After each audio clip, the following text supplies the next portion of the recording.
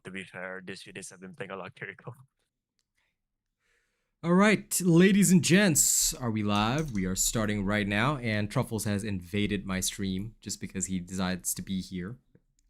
So he's existing in the background. Okay, let's get started.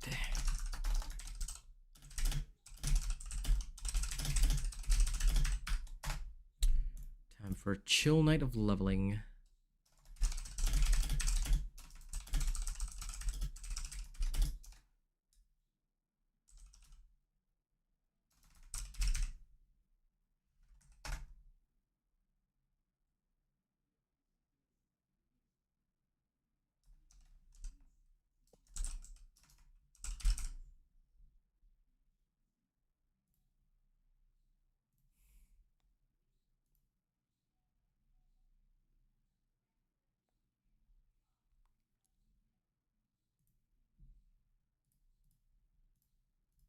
Hello, Unlasted Soul. Welcome, everybody. Don't forget to like the stream, okay? And keep that sound on so we can rock and roll, yeah? All right. Looking good so far.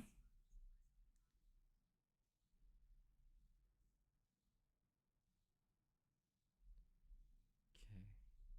Set. Now, let me get my favorite rain sounds going.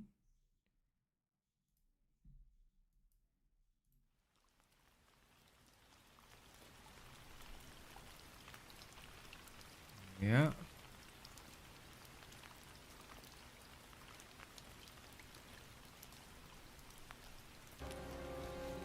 Okay.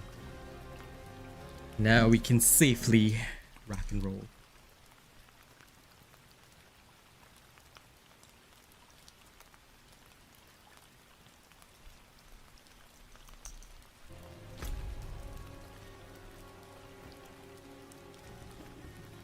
Is the story mode out yet for your Overwatch or whatever? Nope. Okay. Then I shall not return right now. Okay. First things first, what's my level? 61. Shiftar Ruins. Okay. Let's go. Is there no town nearby there? That is weird.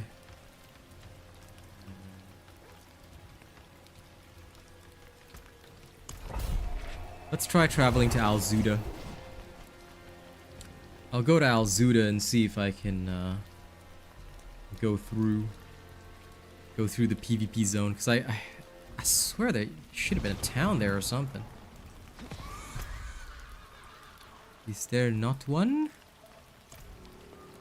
I forget it, I'll follow the road. I've been to the Shifta Ruins many times. I swear there should have been a town there. But whatever, my druid hasn't unlocked the map, so... Again, cannot wait for Season 1, because at least the map will be unlocked and I don't have to suffer. Okay, clip clop.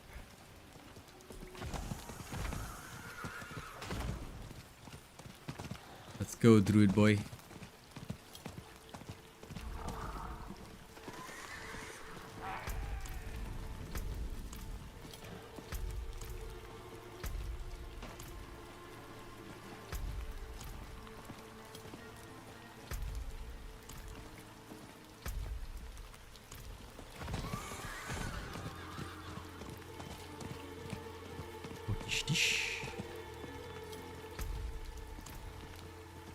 Let me just touch this zone. Okay. No portal. Yeah, I've unlocked it all on my Necro, but obviously because my druid just skips the campaign, right? We start with we start with the map fog again. So I think that one thing which will be helpful, which they've mentioned that they will do, is that when the Diablo 4 Season 1 starts, they will actually make it so that if you've unlocked the map before on at least one character, you'll be able to just basically see all of the map as soon as you start. So I think that that would be very helpful for the future seasons, because I don't think people, if they have to start a new character every season, I don't think they'll want to have to literally, you know, unlock the map all over again, which is going to be a pain. Hey Subby, good to see you, my friend. And how's my day been? My day's been good. Spent most of it like just recovering, because I've been going a little hard. So today I didn't film a video or anything. I just took it easy in the afternoon. But also I just met a few people who, I think they got salty since I posted a video on how to like get World Tier 4 at level 60 but by yourself, which I posted yesterday. And obviously the idea behind it is that you don't have to rely on anybody's support to do it. You can just, you know, rock and roll. But I think they got upset because, you know, like they were all like, ooh, well, you could just get your friends to carry you. I'm thinking to myself, yeah, sure. Except that once you get into the higher levels, you still can't do shit except get carried. I mean, if you want to pay to win, you know, you can absolutely do so. I'm just not that sort of gamer, you know? Because as a content creator, my job's to show people how to do it themselves. But I found that amusing.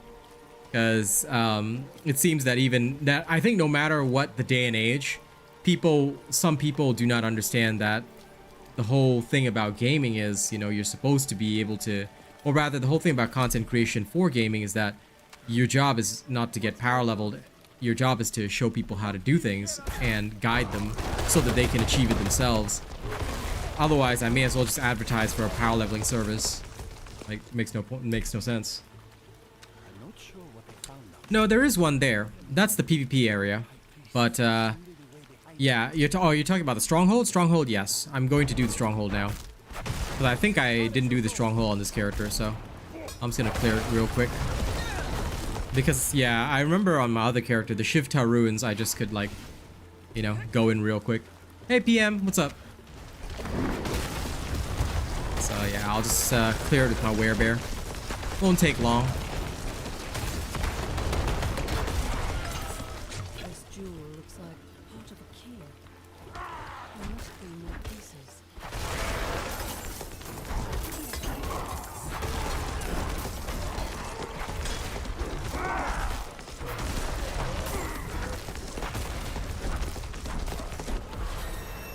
Yep, that's the plan. My job is to make things look cool, you know? So you guys can enjoy and have fun.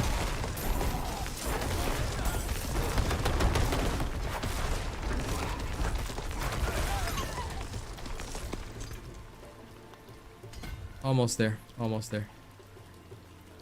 Just need a little bit more.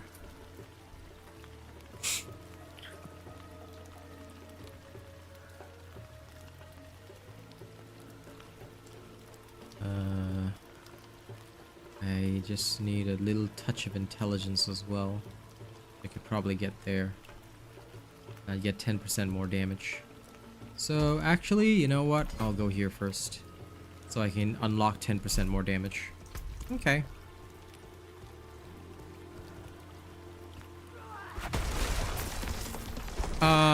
Okay, so PM on Vibe, I can tell the English is probably not your main language.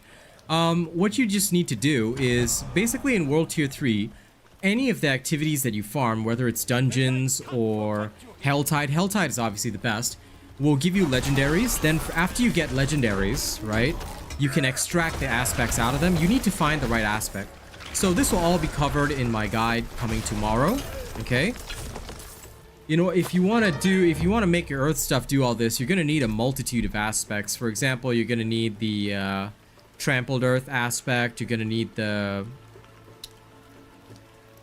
shockwave aspect. And there's one that transforms pulverize. Yeah, this one. The Ursine Horror as well.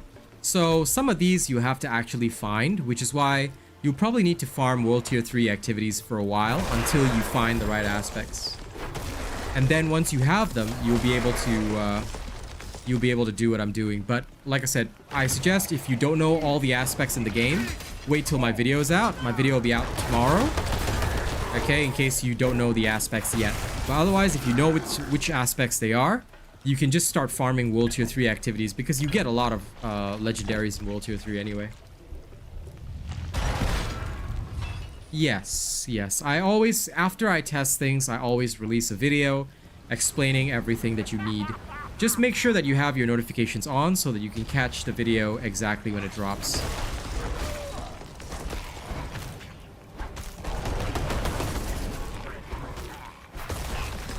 I mean, of course, you can also do it yourself, but just be aware that if you do it yourself, you have to know what the aspects are.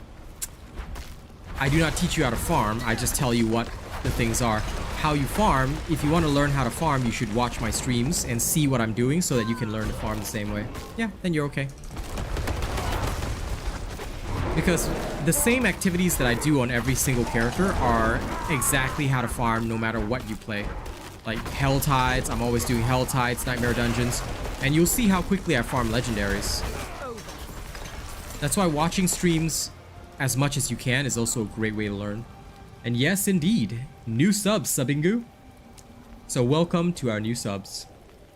And which character do I enjoy playing the most? If we're talking like purely fun factor, then obviously I would actually say the Druid is the most fun because there is nothing better than playing a werebear. Playing a bear is awesome. So Druid I have the most fun with, but if we're talking in terms of power level, then the highest power level would be the Barbarian because the Barbarian is just unbelievable. Of course, Lonzo. Each world tier drops higher and higher loot. So obviously being in the highest possible world tier is great. But the thing that you need to understand is that you also need to be able to hunt effectively in that world tier. So for example, although I can access World Tier 4 right now, like I can go clear the Capstone Dungeon right now on my Druid. Because the level difference between myself and the Capstone Dungeon is only 8 levels. I could go literally clear it right now on stream if I wanted to. But the point is that even if I did that, the base level in World Tier 4 is 73. Because the minimum level for the enemy in the world tier, in the higher world tier, is always 3 levels higher than the Capstone Dungeon. And enemies do not scale down. So that means that enemies will be more challenging, plus they don't scale down if I were to enter that world tier, right? So even if I could access it, there's no point in me being there. So what I usually do is I stay in World Tier 3 until I have reached a comfortable level. And then once I'm ready and I can effectively farm in World Tier 4, that's when I advance up. Because again, there's no point in accessing it too early because you will just get crushed. And you also won't be able to do the Hell Tide. Unless you like get people to carry you, but again, you know, that depends on your attitude towards gaming. For me, I am not the type to get carried. I want to be able to do things myself. And of course, as a content creator, I'm here to teach people how to do it themselves. So I wouldn't get carried anyway. Do I do Diablo 4 giveaways? No. That is not me as a streamer, because for me, I do this as a business. Obviously, I'm trying to make rent myself. So I don't believe in giveaways. Of course, if you're the type of person who looks for giveaways, then I humbly suggest that my place is not for you. There are many other streamers out there who do a lot of giveaways to desperately get viewership. I wish them well, but that's not me. I'm here for people who want to enjoy my streams and want to enjoy my shows, but not for who are here for free stuff, because I really dislike people like that. So giveaways are the one thing that I'm not into, and I don't like people who talk about giveaways or ask about giveaways, because it's just I feel the wrong attitude to streaming. Like, if people want to enjoy me as a content creator, it shouldn't be because I'm giving them something. It should be because they genuinely like me, you know? So maybe that's why my viewership is lower than others, but yeah, I'm not into that. Well, good. I hope so, PM on Vibe. Never mention a giveaway again. I think giveaways are the lowest and the worst thing in history. Unless people are very rich or very desperate for viewership that they want to spend money on that, I'm like, no, you shouldn't be doing giveaways. Yeah, no worries. I appreciate you understanding my perspective on it. Like I said, I think giveaways are only done by people who cannot attract people to their content, or by people who are desperate for viewership. Either that or they're very rich. Like I said, I probably would do it if I was like a 2,000 viewer streamer. Then sure, fine, you know, I probably have a lot of extra income, in which case I wouldn't mind. But as a smaller streamer, I think it is probably the worst way to build up your community, because then when you don't do a giveaway, nobody's gonna be interested in you. You know what I'm saying? So I'm not into that. I want people to be interested in what I have to say and do first. Then maybe later on, if, you know, I'm established and very rich, then I would do that. Going okay, Sammy, going okay. Talking about some of my beliefs towards streaming. Because I think a lot of people, and it really does annoy me, you know? And maybe somebody will probably take this clip out of context and, you know, say, oh, he's a horrible person. But I've seen so many streamers do giveaways when they're small and when they have no means of earning a real income from streaming. They'll take money from their job, you know, money which should be going to bills, family, or whatever. Or maybe they're just that, like I said, maybe they're just that rich. I don't know. I don't have rich parents. But they take that and then they will go and do constant giveaways of like expensive stuff. And they try to attract people to watch their content. And like, it doesn't cultivate a real community, because then when you don't have money and where you're not putting up money on the table, is anybody going to care about you or watch you? You know, like, why would they give a shit about you at all? You know, so I'm like, as a streamer, I don't want that to be my legacy or the reason that I do this work. You know, I don't want it to be why people watch me, because I think that would be sad. And not only that, it would create a vicious cycle where I'd have to do that month after month, and it's not really healthy, since right now I'm not even making rent just by streaming. You see, I'm still semi-reliant on donations and of course memberships and stuff like that. My ultimate goal would be to just rely on viewership alone to pay all of my bills. Rent would be paid off at like 30 viewers. If I could reach like 60 or 70, I think that would cover all bills every month, which would be really great. So I'm taking my journey in steps and goals, even if it may end up slower or different. But ultimately, I don't want this to be a losing business, you know? So for now, I'm just aiming to break even, because when I first started streaming, I saved up like 2 years worth of income, just so that in case I literally got $0 for 2 years, I could survive. So right now I'm just making sure that I break even every month and building up my viewership, so that when I do eventually get there to that level, then I can be completely independent, so that even if nobody donated to me and people just watched my content, I'd be able to survive. And ultimately, I think that'd be a really great goal, because, you know, that way I don't have to beg for donos or worry about who's donating to me. I can just purely focus on enjoying content and doing what I'm doing. Yeah, grind's going okay, River Archer. Just unlocking the stronghold. Oh, sorry. I unlocked the stronghold already. Now I'm just doing this nightmare dungeon. Trying to speed clear it.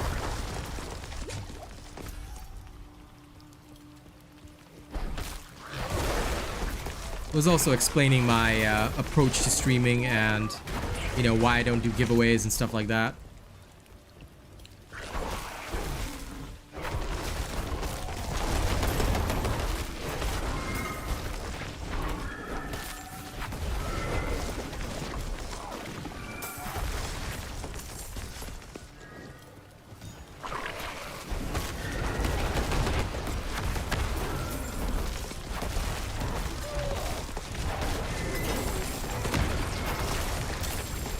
This will be a level 60 build, so like I will explain it at about, of course I'm above level 60, but I'll just explain it from, it will be a late game build, same level 60 as like all the other late game builds, because at the end of the day, like you can easily get this build going by 60 even if you don't have all the pieces.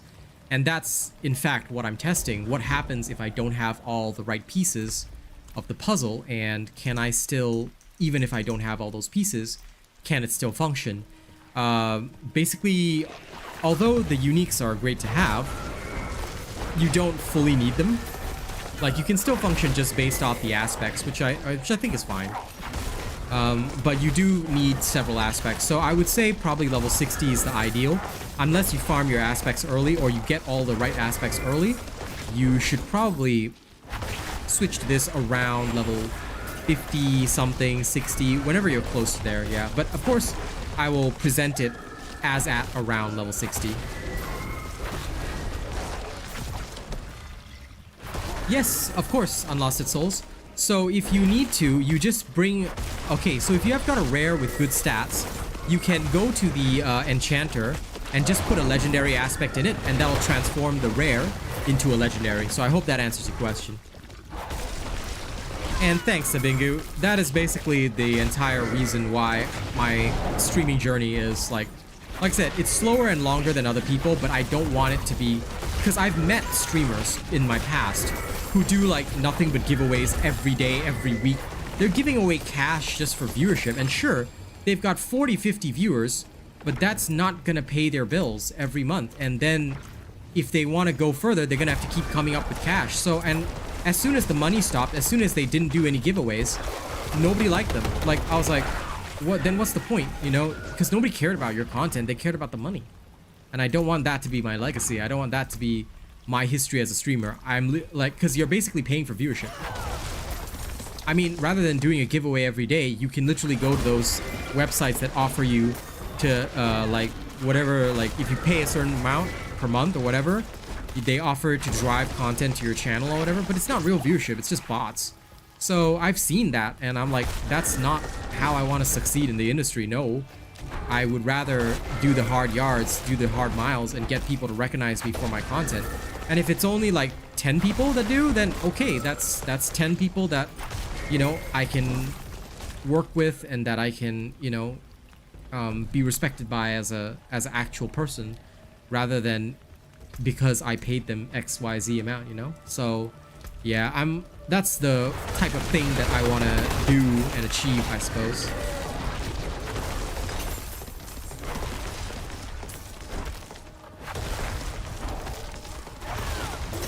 The curator. I can't remember who's the curator. Is that the capstone boss for World Tier 3?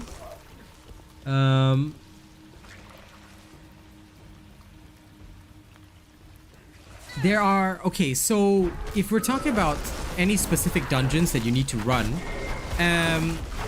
you can find out...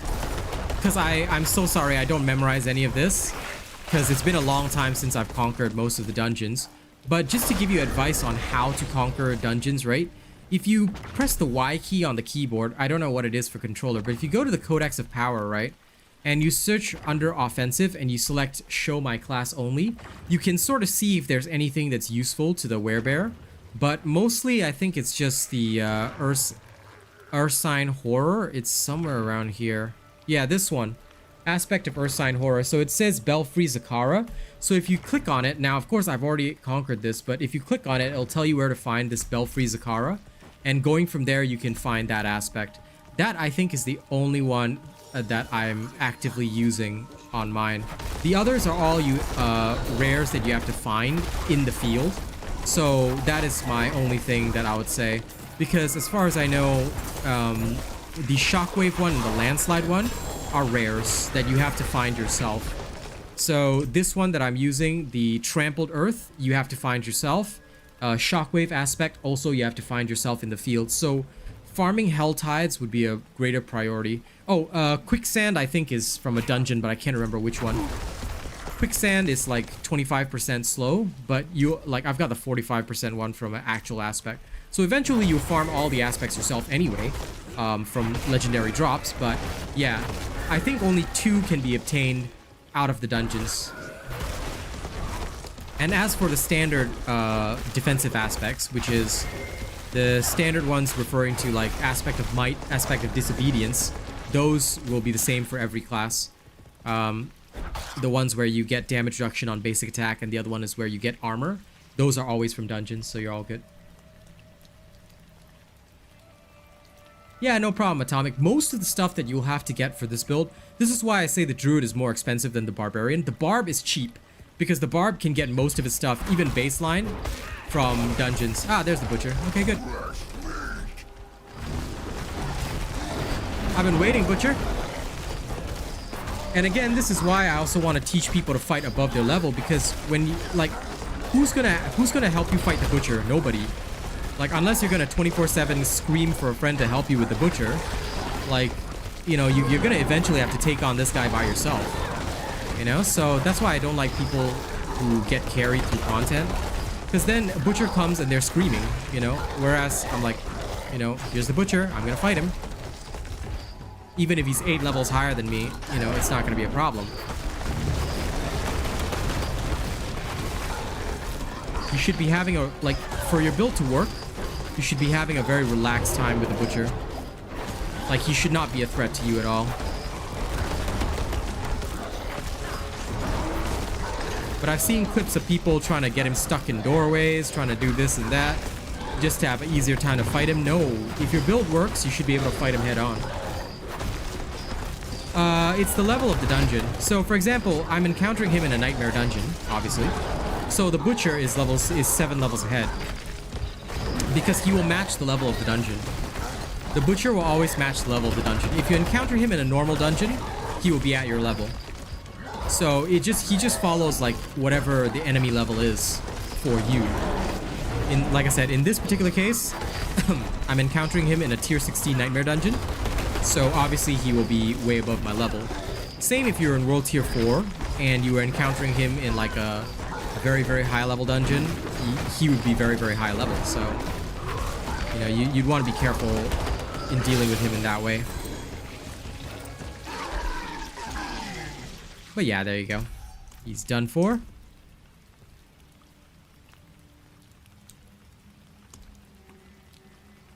Also, let me see. Are there any potions I can just drink?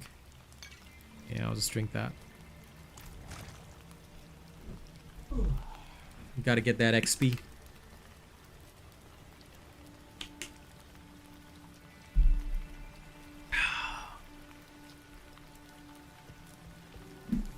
So yeah, if I missed any questions, feel free to ask again, just in case I did, while I was explaining some other stuff, but yeah. Butcher just basically is your gauge. If you can handle the Butcher, you are actually ready for the next level up. If you can handle the Butcher solo, I mean. So for example, if I look at this dungeon, I'm level 62, Butcher level 69. I killed the Butcher, no problem.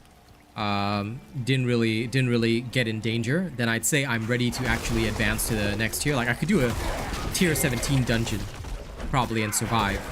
But for the sake of efficiency, I'd probably stick to tier 16 where I'm at now. I'd probably stick here for a little bit longer, and then when I'm ready, I'll move on. So that is usually how I gauge my own leveling performance. Like, I don't want to...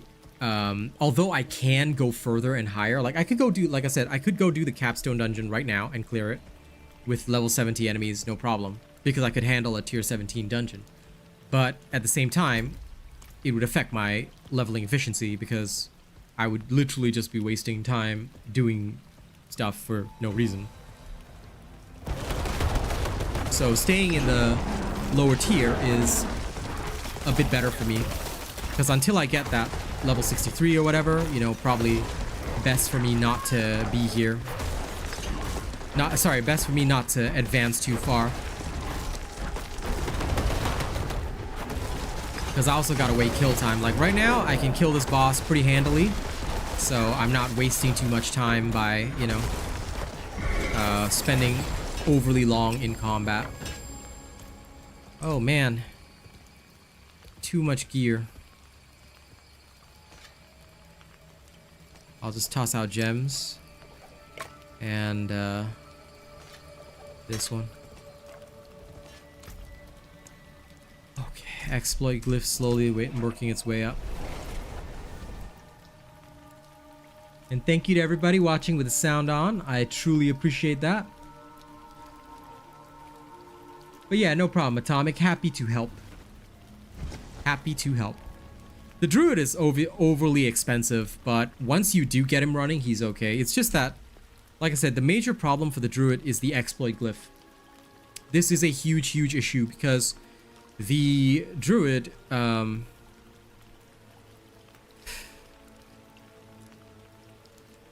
Druid is just a pain when it comes to the exploit glyph, because you don't get to even activate the exploits glyph's effect until you have actually, you know, literally sat down and activated all the nodes around it, which is, like I said, again, very, very difficult and annoying to do.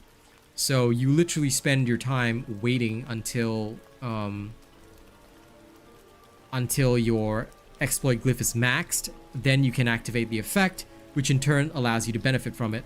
Then you have to go back and then do your werebear glyph, which is your main source of damage, which ideally speaking, if you could, you should have activated, like you should have maxed this out first because it would have given you more bonuses to damage. So Druid is a bit expensive in that sense as a character to really get running. Compared to the Barb, which has everything available right from the start. It's like so straightforward that it's like no sweat, you know, you can just go hard right from the get-go and, you know, have no issues whatsoever. That's the only honest to God downside for me. I'm like, I love the Druid because the Druid is so super fun. But at the same time, I'm very well aware, painfully so, that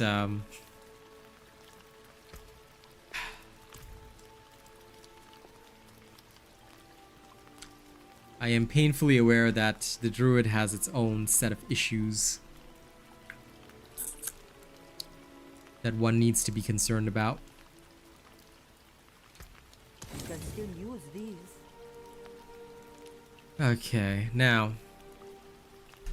let's go look for stuff that is above the special level. I can break that down. 'Cause I'm only looking for certain items that are very, very potent that I want. There's that.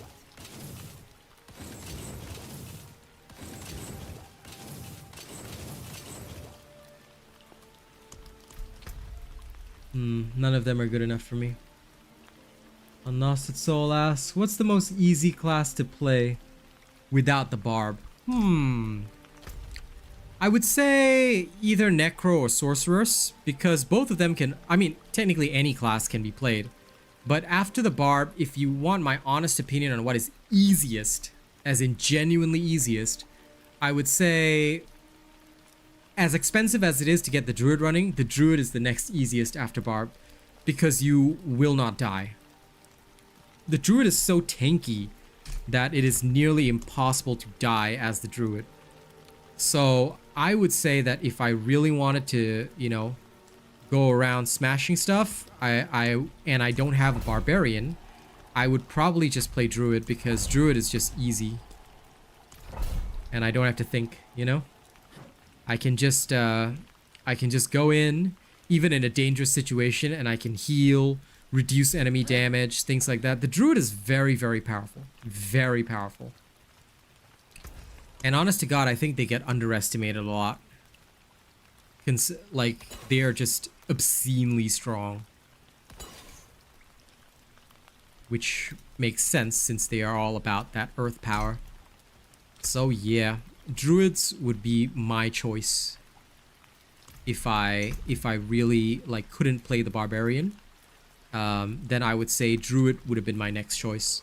Now that I've experienced every class, Druid or Rogue. But Rogue, I want to thoroughly test it myself before I come to that conclusion. Because based on what I've seen and heard, Rogue is so strong, and they do have one feature which makes them similar to the Barb. That is to say, they can have 3 weapons, which means that their damage, realistically speaking, would be above every other class in the game, same as the Barbarian. They won't be as insane as the Barbarian, because Barbarian has a 4th two-handed weapon, and 2 of those weapons are two-handed. Rogue only has 1 two-handed weapon, which is the crossbow, crossbow/bow. But the fact of the matter is that they also have the 2 swords as their main weapon, and swords are well known for being the strongest weapons in the game because of the crit damage modifier. I don't think they'll be glass cannons, you know. Well, if built the robot way, because the way I've got it planned, Lady Neo, is I should have 20% damage reduction for 5 seconds. Using the right aspect of might, disobedience, one of the two. And by stacking other aspects as well, I should be able to get a huge amount of damage reduction, plus damage reduction chest and pants. Unless there's a chest and pants that is ideal as a unique for the Rogue, I should theoretically be able to get about 60 to 80% damage reduction, which would turn me from glass cannon status to like pretty damn solid. Well, yes, Alfonzi, I do keep up with world events, but, you know, this is a gaming stream, so... We're here to escape reality, not talk about reality, but hello, Alfonsi. I am well aware that you and your weird news are very normal. Ladies and gents, this is Alfonsi. He's a weirdo. Truffles, are you okay, or have you suffocated back there? Oh, he's gone.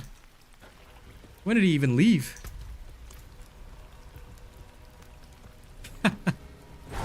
Alfonsi.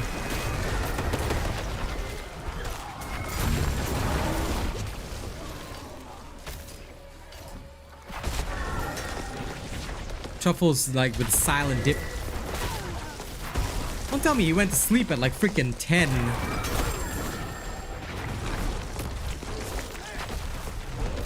10:30. It's because that's wild if you did, man.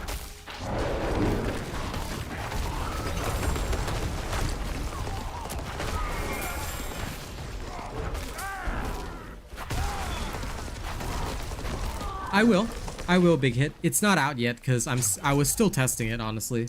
Like I didn't have the like everything set up, so that's why I was like, okay, I'm gonna chill and wait until everything's ready and then present it. But yeah, it'll probably be out tomorrow because I was still trying to get Vasilis in the vain hope that I might be able to present the full build, but I still have had no luck with Vasilis at all, so unfortunately, not I can't show the full build, but even half done, it's still pretty good. Just that without Vasilis, you have to rely on the Werebear basic attack for building up your spirit, which is not as efficient. Barb does the most damage in the game on Lost its Soul. What are you talking about, bro? The Barb hits for 1.8 million at level 62. The Barb has the highest damage in the game. So I'm not sure what Barbarians you've been watching, but if you've been watching my Barbarian, you should know that the Barbarian has the highest damage in the game. So I'm not quite sure where you got this idea that the Barb is so tank and you would like more damage. The Barb is both tanky and has the highest damage in the game. Don't forget, for anyone that does not know, okay, the Barb has the highest damage in the game. Why? Because they've got 4 weapons. If you stack all the right affixes, you have the most affixes in the game, which means you've got the most damage modifiers in the game. Exactly. The Hammer Barb can hit the most out of any other character. Like, other people can argue whatever damage they want, but the fact of the matter is Barb has the highest damage. I mean, I'm not even in World Tier 4 with Ancestral Gear yet, but I can already hit 1.8 million, and my build is not even fully finished. When I fully finish the build, it'll be easier. If you play one-handed sword, then of course you have no damage, bro. You need to follow my build if you want to maximize your damage, dude. That is my honest advice to you. If you're not maximizing the damage by following my build, then I can understand why. I can understand why you might feel it's tanky because you're playing the wrong build, dude. If you play you should never play one-handed weapons on the Barb, and following a proper build is important. Can I ask why you didn't follow my Barbarian build? Is there some reason why you didn't do it? Because if you didn't, I would suggest giving it a try. If you want to enjoy the Barbarian, you should be playing my Barbarian build. I mean, if you don't want to do that, then I can't help you, but making a statement like, you know, it's tanky and doesn't deal damage, I'm sorry, that's misinformation, buddy. Barb has the highest damage in the game, hands down. Because no other class has 4 weapons. Only Barb.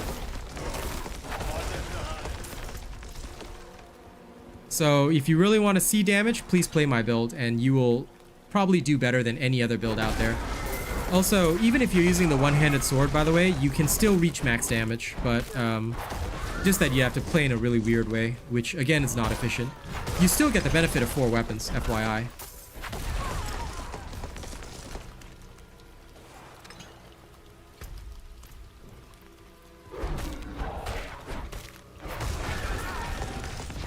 No, you should never do that, Big Hit, because you are not that dependent on cooldowns. The Druid cooldowns are relatively short, So what you're searching for is, most of the time, the only time I play one-handed, like with one-handed affixes and stuff, is if I really need like the modifiers, like the innate modifiers. So for example, on the sorceress, the wand and the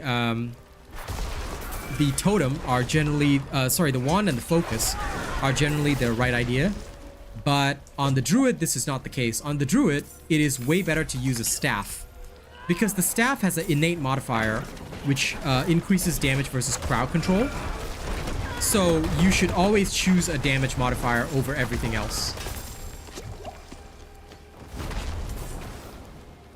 Sure, if that's what you want to do on Lost Its Soul, then by all means have fun with your one-handed sword. But yeah, I always avoid using one-handed weapons if I can, because the two-handed weapons will modify the legendary aspect by 100%. So for most builds, everybody runs a two-handed weapon so that they can boost up their most critical aspect. Like in the case of the druid, the shockwave aspect would get boosted like from 80% extra damage to like 168 damage, which is really awesome. So that's the reason why people mostly use two-handed, and you would seek a affix that improves damage. So two-handed swords, two-handed staffs, these are the most, or rather the best weapons to use for most builds. The only build that doesn't make use of that is obviously the Barbarian, but the Barbarian, it's because you can still get the affixes from your two-handed slashing weapon, sword, and the two one-handed weapons, swords as well. And then you use a two-handed mace as your bludgeoning weapon for your main DPS. But that one, you don't care about the innate affix. What stats should you look for? This will all be covered when the video is out.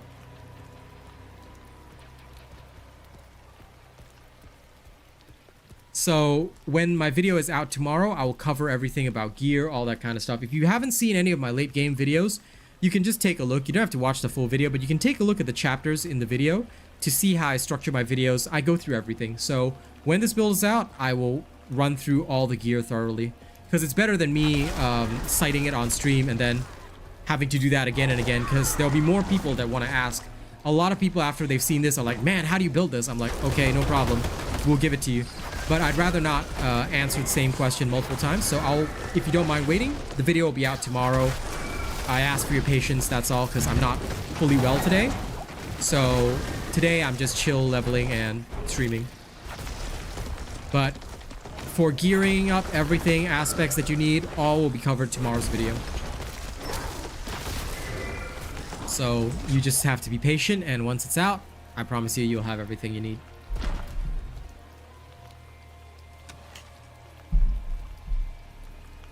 Because where I can, I like to save time. I don't want to discuss the same thing multiple times, because I know there'll be more people. If I were to just discuss it on stream rather than making a video, more people would definitely ask.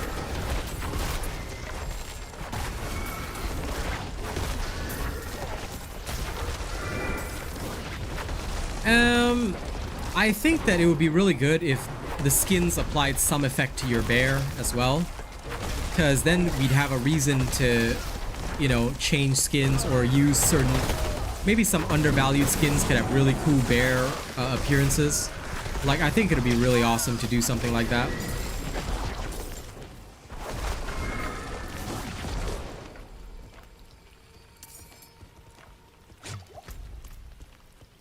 Hey, like I said, you know, you do you on Lost Its Soul. At the end of the day, I can only advise you guys on what to do.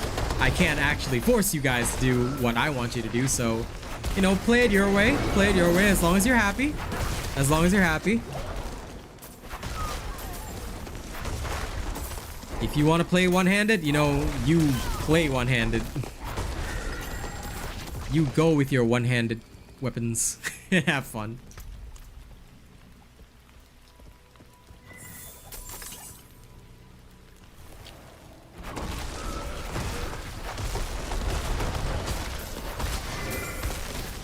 Ultimately, any content that anybody puts out is just a guideline. You have the ultimate power to decide for yourself.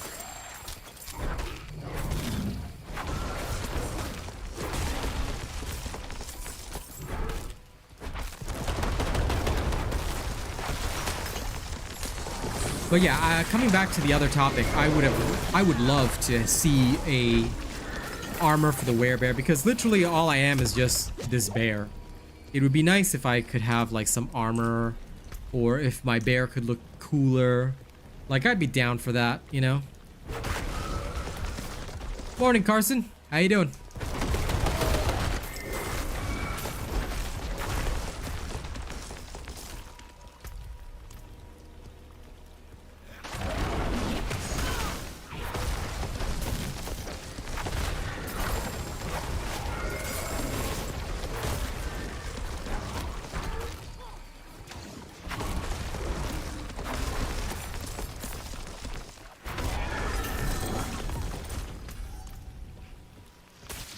Nice.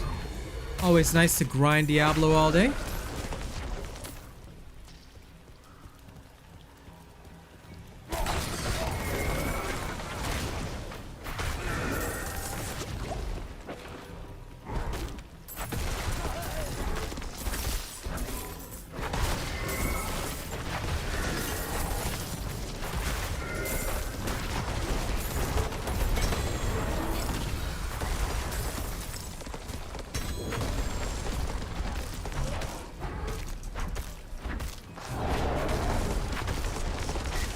What is this one random snake just doing here? Okay. That was an experience.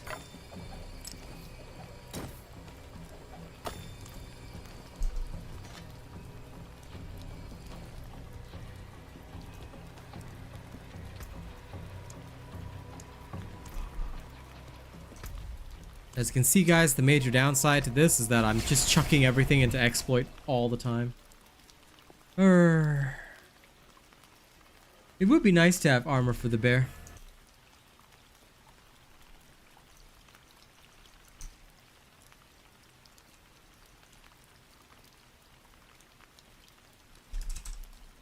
I'm gonna check on my buddy.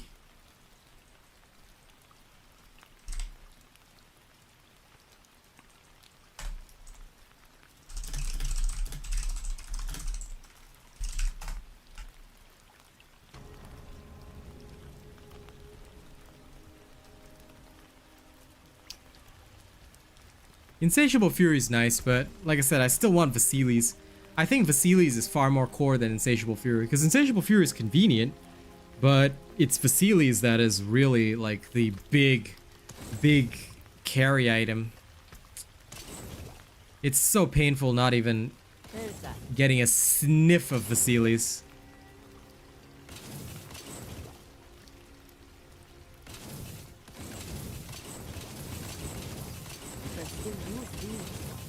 That, and it would give me a chance to really test how my character will function with without the extra basic attack speed and CDR. But that's life. Okay, Helltide's out. Let's go.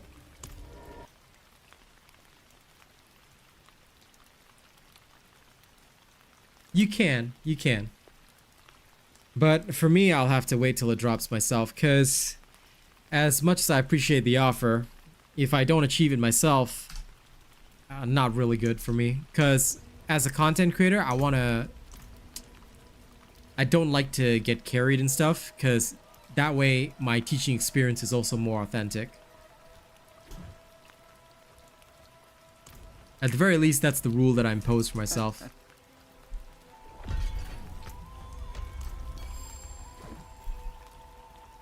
So, I shall grind until I actually get it. But thank you. I appreciate the thought. That said, this druid has horrible luck with uniques. Although, I guess I could say the same of my Barb, but my Barb doesn't really even need uniques in the first place. In fact, the only unique he has is, like, extra, but not even, like, really useful to him. So it's like, whatever. Rage of Harogath. But I guess it's a great stopgap measure in the short term. Although it would be way better if I could roll a DR chess piece. Well, thank you, Carson. I appreciate that, my friend. It is mega appreciated. Alright, time for my bear to Time for my Syllabear to go around killing things. So like, as you can see, you can get legendaries from almost anything. For those that might be confused on farming, you can get legendaries anytime, anywhere, and that's why the legendary aspect grind is not too difficult. It's more uniques that are a pain, so I try to avoid, like, except for this druid, I try to avoid builds that are unique dependent, but for most builds, they don't rely on uniques, which is really good. The sorceress, to an extent, does rely on it with Raiment of the Infinite, but yeah.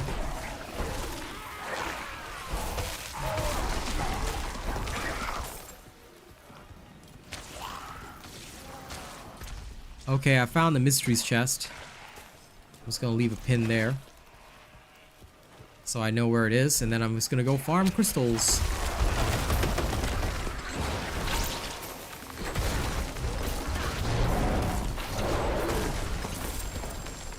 There we go.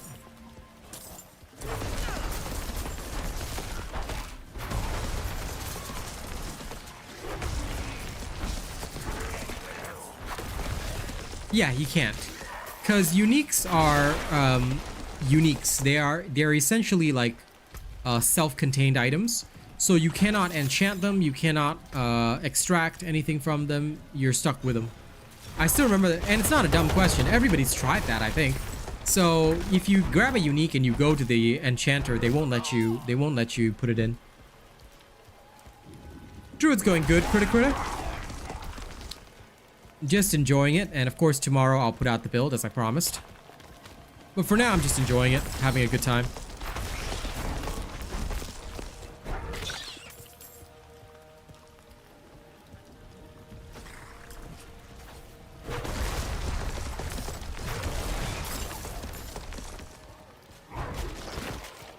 As always, the druid is strong beyond words, so no real need to worry.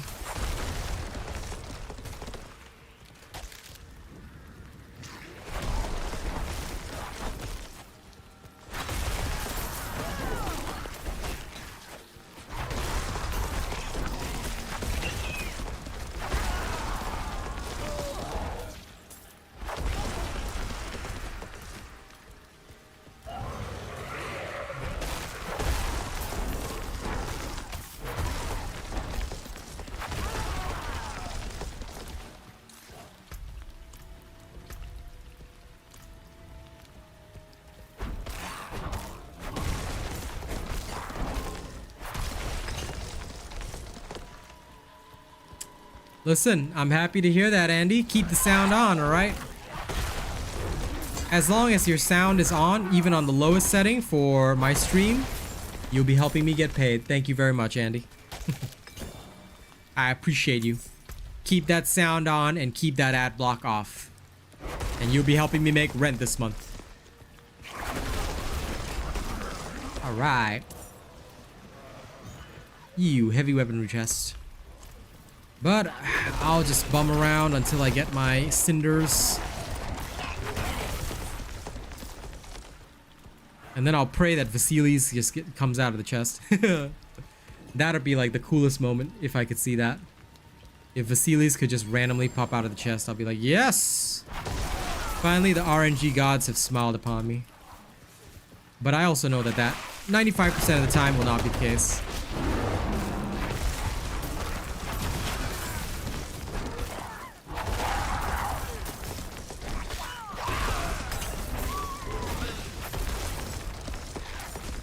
Oh god, Helltide Assassin. This guy's a pain.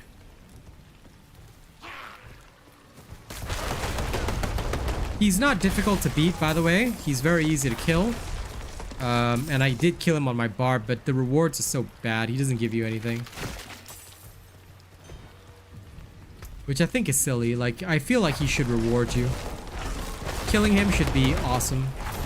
And like, that's why players should seek him out constantly. So that whenever he spawns, like, you get a nice fat reward for killing him.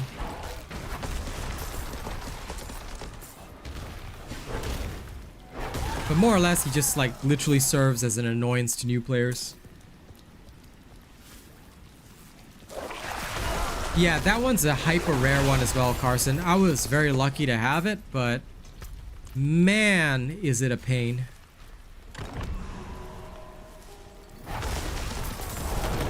And if you're wondering why I grabbed that altar, I just want the XP. It's only a tiny boost, but even a tiny boost counts. So, if I can get an XP boost, I will.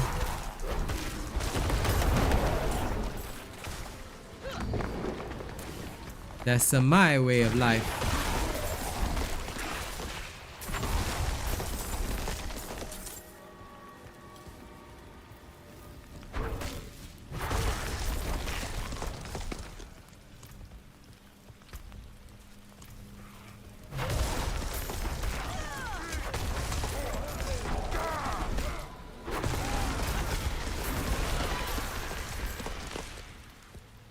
Hello, filthy tables. Is your table filthy today?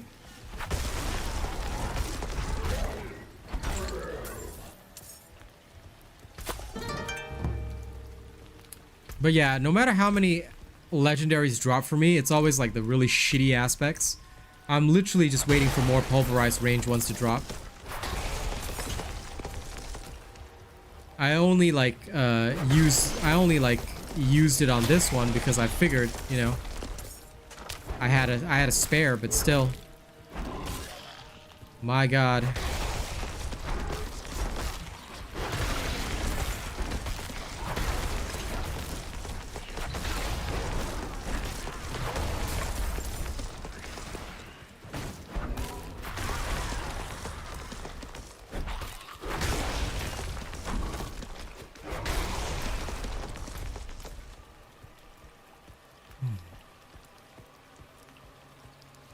Hey, look at Subingu giving gifts. I'm so sorry, bro. Today I can't rap or sing, but I will owe you. I will owe you one tomorrow. I be in the resting mode today. Well, congrats to Skyfall. I don't know if they're here, but there you go. They has received the gift of life. Well, I appreciate it regardless. Thank you. I'm always very grateful for anything I receive.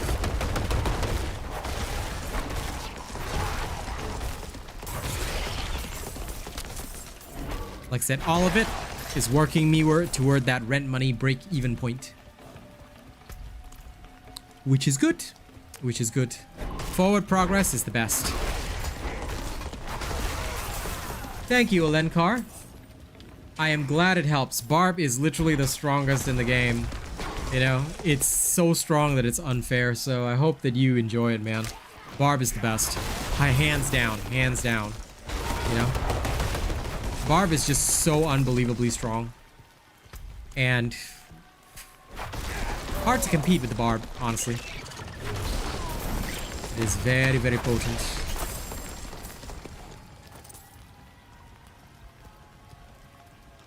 Well, listen.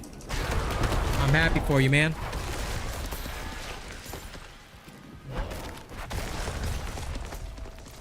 Hopefully, I will be right up there in a couple of years. Well, so long as I keep sticking to good streaming content.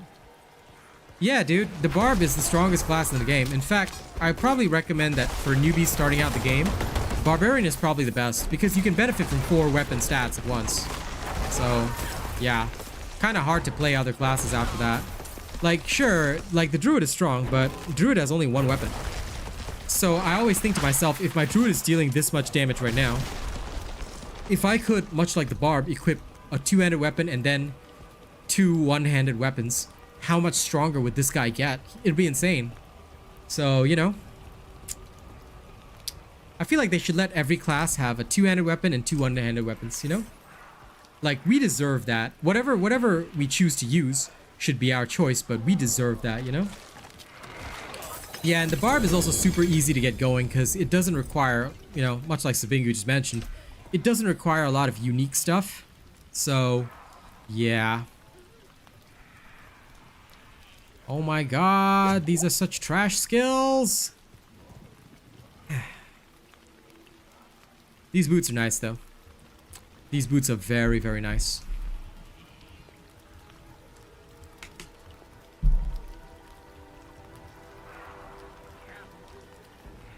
If only they had spirit cost reduction. But you know what? I'll take this back with me. I'll take this back with me, and I will, I think, imprint on it. I think I'll imprint on these boots movement speed in place of dexterity, and then I am going to run these.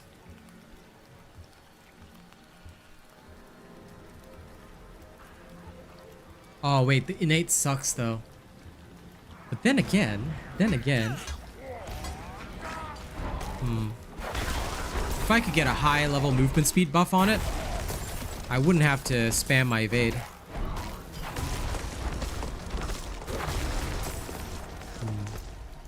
Decisions. I think I could run it for now. Hey, OG, look at you. Okay, I will owe you as well. I'll owe you a rap tomorrow. Thank you all. Thank you all for giving me these opportunities. Okay. I will do my best not to disappoint you.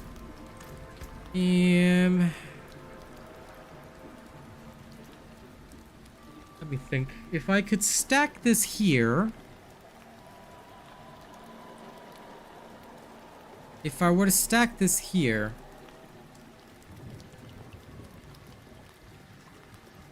I could. And I could save Paragon points at the same time. Couldn't I? Because I could save on some of the intelligence buffs. So I would effectively get the same value, but for...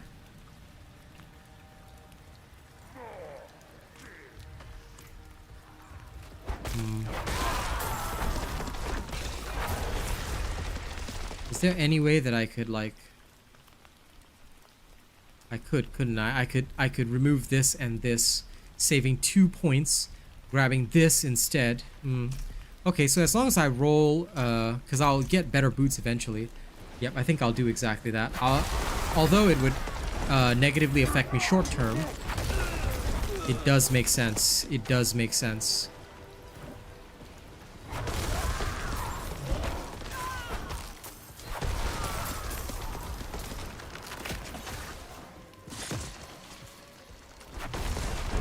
Okay. Sorry, I'm nerding quietly in the background because I really want to see what I can do with these boots of mine. Since they are a 700 pair.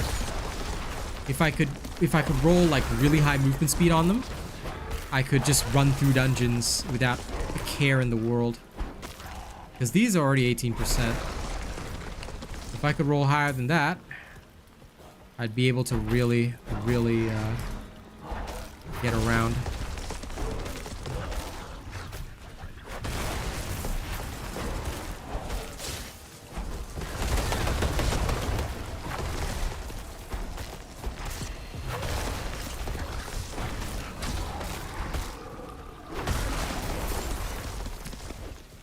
This is the last portal.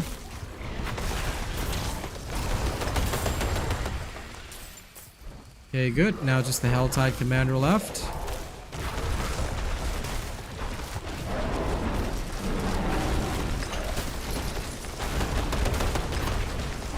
Where did these punks come from?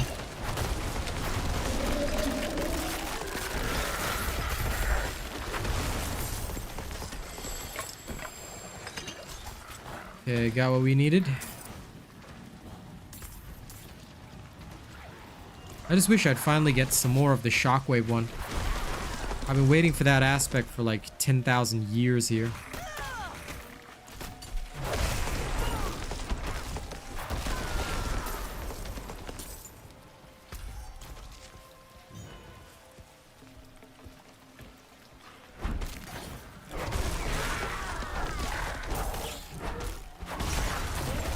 Well, the world is pretty global.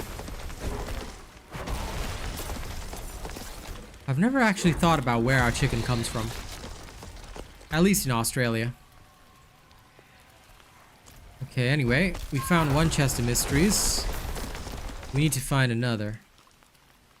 So the question is, where is it? I'm gonna go search.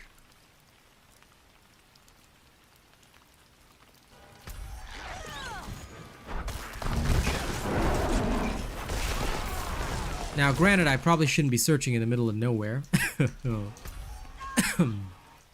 Okay, we found that one. Ah, it'll be this way. Okay.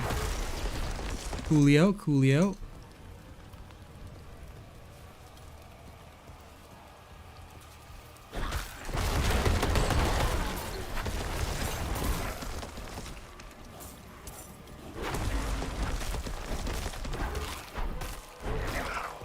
If only that was an actual place, eh?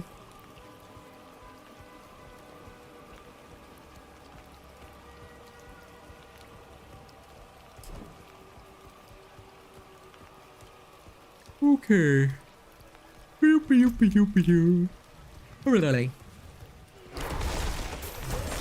Now.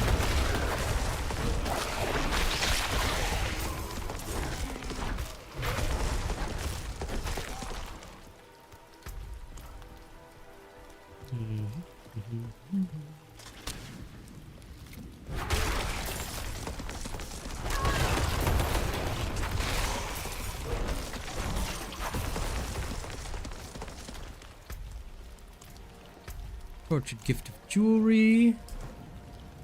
You know, just for shits and giggles, I think I'm gonna go up this side of the map. The chest that's there will probably reset, but it doesn't matter.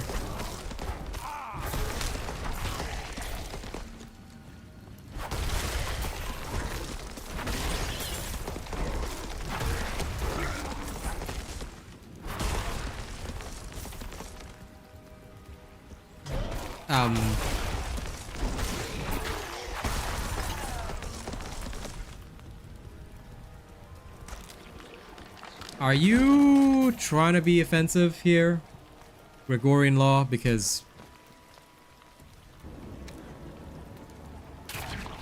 that I don't think you understand the jokes that you're making, but I mean, I'm just gonna ask, are you trying to be funny, or you just weird like that?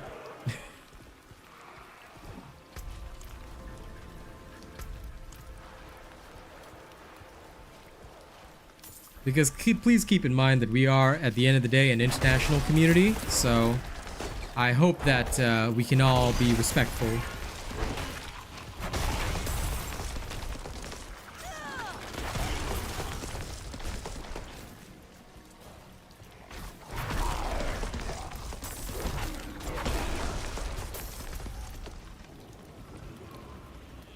The Storm Druid is great for early and mid game, but yeah, it falls off a little bit, not because of the damage, but it falls off mostly because of the tankiness.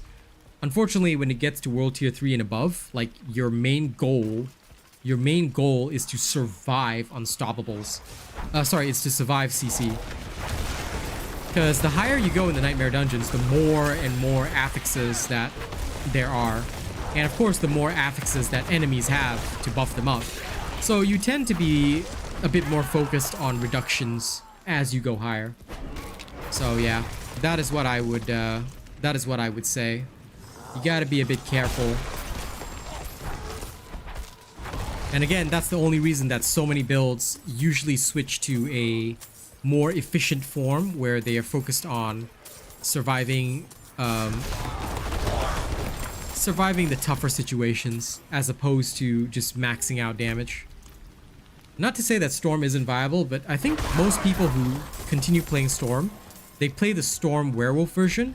But again, that also requires a lot of uniques, and I wasn't really like hyper keen on it, which is the only reason I went Pulverize Earth, because I felt that Pulverize Earth costs less to bring online, which so far has proven to be the case.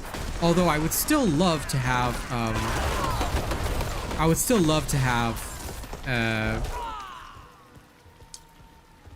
the Vasili's Prayer. I am not like so dependent on it that I will completely die without it. You are more like aspect dependent, I guess, which is okay. Since those, I mean, although it is still RNG, like they're still relatively okay to farm compared to having to farm a unique.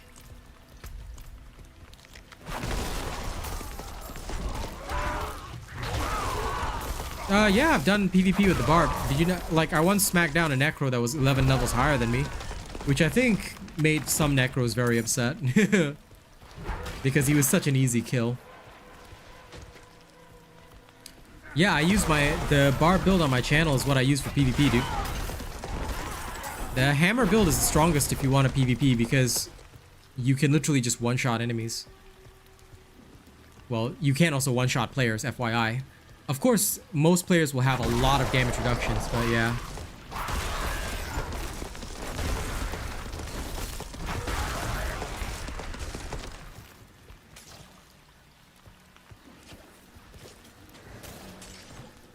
But yes, I've been in PvP many, many times.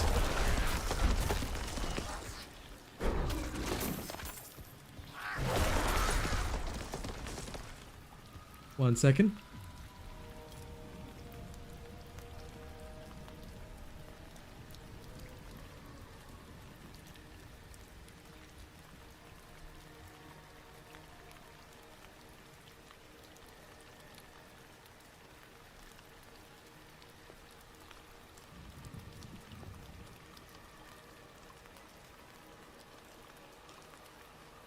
Yeah. My girl's power just went out on her street. Lol. I was telling her I hope it comes back later. So she can join me. But yeah, have you not tried my hammer barb in PvP? Because if you haven't, Alenkar, that will literally open your mind. You should try it out. I think you'll really enjoy it. There's no better feeling than just somebody tries to kill you and you just smack them down with a hammer. Just give them a big hammer to the face. Can feel pretty good. Okay, anyway. Now that we're back in town, we're gonna do some wild stuff. Okay, we're gonna try some things.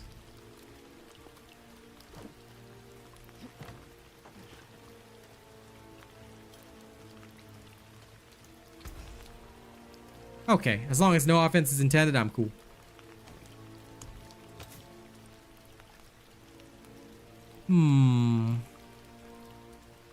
Let's remove dexterity.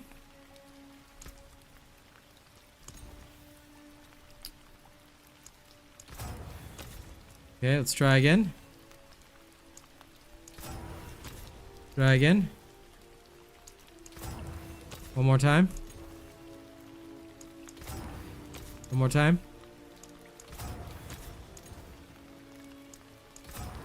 One more time. I'm gonna gamble until I get move speed. One more time. Oh my god, it costs 1 million. Okay. No. In that case, it's not destined to be. I'll wait till the next set of boots.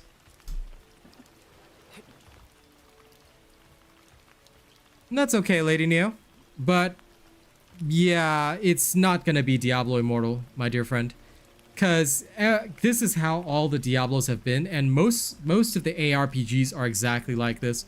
So it's probably a system shock for those that have never, you know, that have never played this type of game, so I can understand that. But at the same time, just so you know, this is how it's always been, and this is how it always will be, unfortunately. Because that's just the reality of things. Fair enough, Gregorian, fair enough. To be fair, I don't know much Aussie stuff myself. I grew up here, but I'm not like super into Australian culture, so for safety's sake, because obviously international community, I want to make sure everybody's all happy. You know, just making sure you're meaning no offense and we're all good. I can break that down.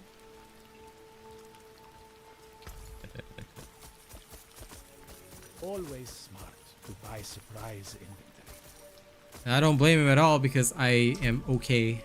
Like I said, doesn't really affect me, but I like to keep everything here respectful, yeah? So let's make sure we keep to that, shall we? But yeah, when it comes to the resets for the season, it's like how it's always been. So pretty much everybody's gonna have to get used to it. Because if you want to enjoy a Diablo game, that's basically how the seasons are, and that's how the seasons will be, unless they make a drastic change. I just don't foresee them doing it, but at the same time, I'm not quite sure how they're going to adjust the seasonal storylines as well, because there's supposed to be additional stories coming. I just hope they won't do them like Bungie. I'd rather they switch to a power creep style, but not do DLC like Bungie, because that's just going to get weird and it's just going to result in an overly long story that nobody's going to care about. So yeah.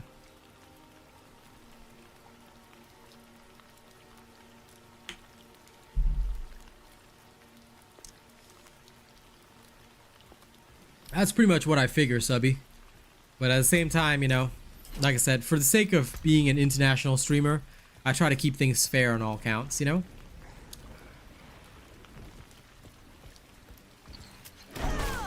I try to avoid generalizations where possible. Just keeps for a cleaner stream environment, you know what I'm saying? And that way also, in future, if I grow bigger as a streamer, people won't say that my personality changed and that I'm a rule lawyer and stuff like that. Because one of the most dangerous things, right? If you are a bigger streamer and you don't have a lot of mods who are like on the ball 24/7, which again is why a lot of bigger streamers end up having to pay mods. It can be pretty dangerous if you let your chat run wild. So that's another thing I want to avoid early on. Like I said, a lot of decisions may probably make me less popular as a streamer compared to others, but you know, at the same time, I'm just gonna try and make sure that, you know, we breed this good culture early. That way, you know, later on, no problems. Otherwise, if I don't breed it early and then, you know, I suddenly shift my perspective later on, you know, there'll probably be more hurt butts. And I think that should be something I will try to avoid. You don't have to do the story again, Lady Neo. You don't have to do the story again. Just so you know, in case you are confused about what the season reset means, you don't have to do story again. You skip this campaign, story, whatever. Your altars all carry over. Altars all carry over. The maps, and if you've discovered the entire map on one character, map carries over. Okay, they're gonna implement this change for season 1. You don't have to touch the story again if you don't want to. It's just that you will start at level 0, and there may be a seasonal storyline, but I'm sure they will explain how that is implemented. All right, so yeah. Because the best way for them to implement this is have a skip storyline and then have an optional like seasonal storyline that they could add to the main thing, where people can do it if they want to. If they want to. Do your best, Filthy Tables. But yes, Lady Neo, you don't have to do the storyline again. So just in case you were under the impression that you'd have to, no. No, you don't have to. Yeah, you're basically just starting a new character for that season. But much like with any new character that you start after finishing the story, you can just hit skip campaign and you're good to go. If they make us do the story again, I will personally quit. Because there is no point in making people who have already done a story do it again. There is no point. So that is just my honest thought. If they make you do the story again, I would legit say, Blizzard, what the fuck? That is the dumbest shit. Because every single sale they've made, they're gonna lose half their player base overnight. Okay? I mean, I'd still create content because, hey, it's good money, but at the end of the day, I would probably, you know, like my first video is gonna be Blizzard, what the fuck? Because there's no point in making us experience the same story again every 3 months. Like, that would be ridiculous. And I would scold the hell out of Blizzard for that. But yeah, I don't think they'll do that because if they're already gonna like make altars and map fully discovered, then they seem to be looking toward player convenience. So I think as long as we've beaten the story once, you know, they're not gonna make you do it again. That's okay.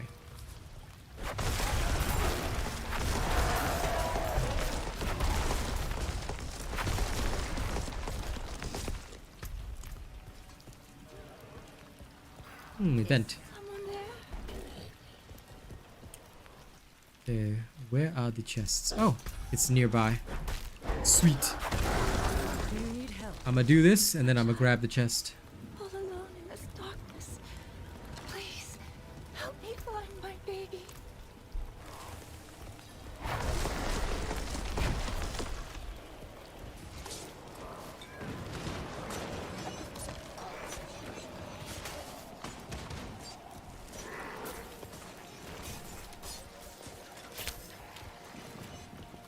Is that Werebear Druid using Hurricane?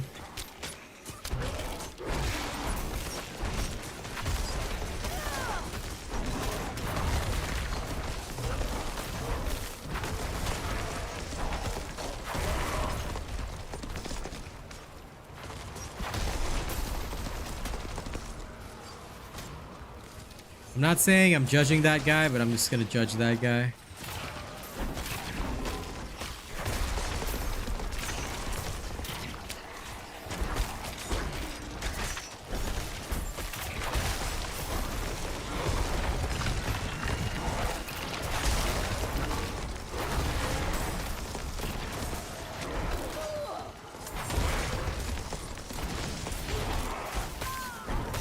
LOL.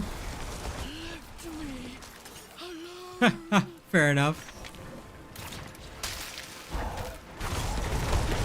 Well, don't worry, okay? I do not have a secret love child.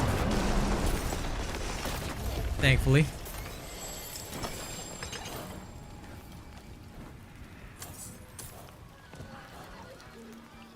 You know what? I might end up seeking 3 mystery chests this time just because I have so many.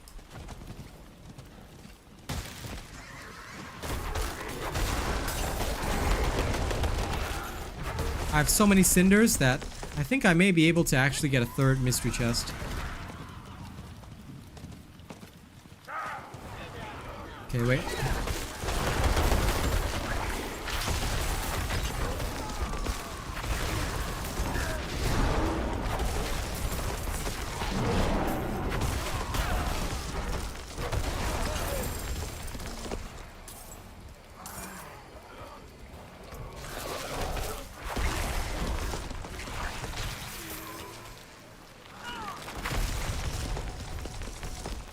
Okay.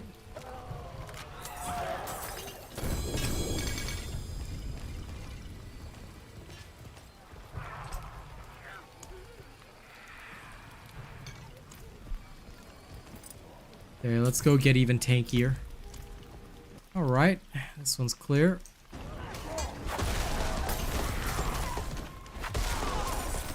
There is one up top somewhere. Okay. There. Let's make our way.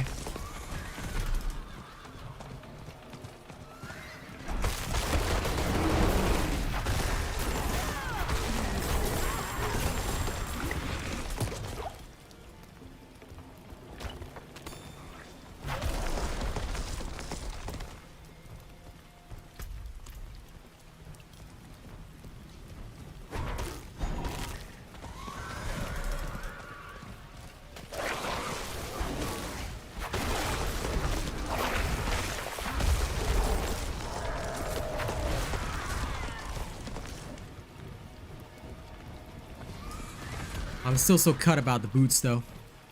Like, I can't believe I spent all that gold and still couldn't even get the favor of RNG to roll just the once. Frickin' movement speed on those 700 boots. They were nice boots too.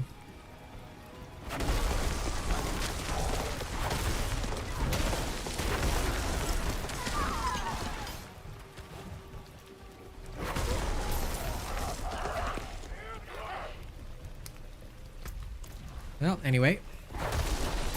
Them's the brakes.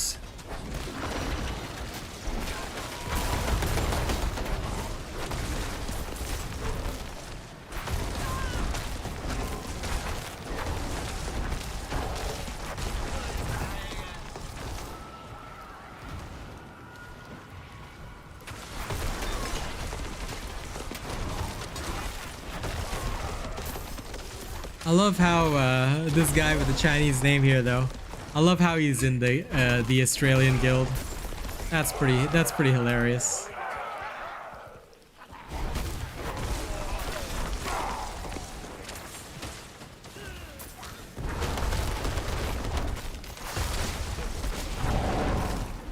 "100% Chinese name," and the guy's an Oz guild.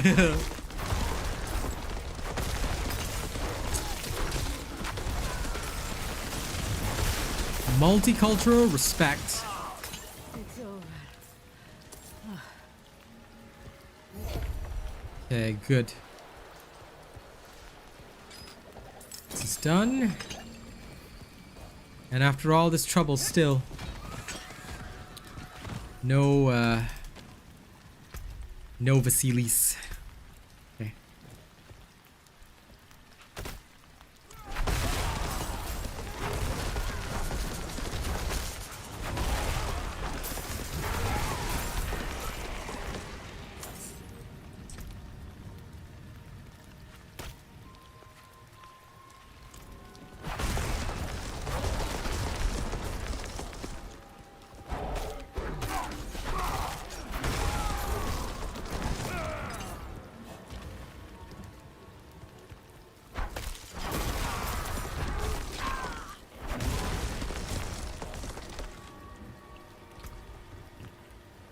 This one's pretty good. I'm gonna chuck that into my thingamabob.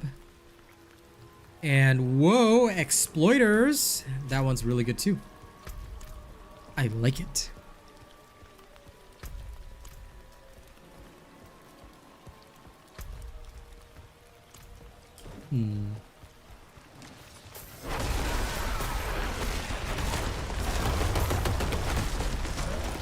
Okay.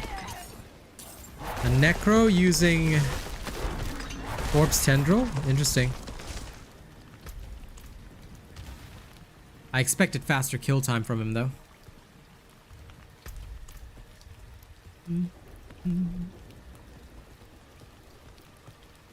And as always, big thank you to everybody keeping the stream with sound on. Love it. Now, how fast can we wipe these fools out? Whack. Just need a little more. Just a smidge more.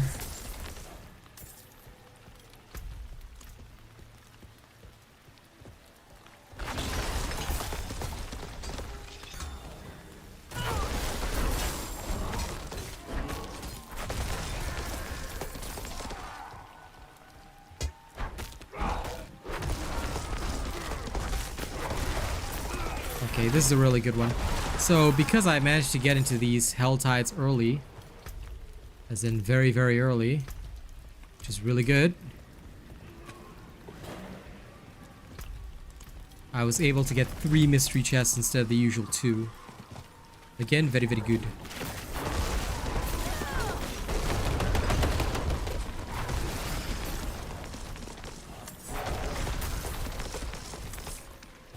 I should have enough cinders by the time I ride up there. Hello, Boog. How you doing?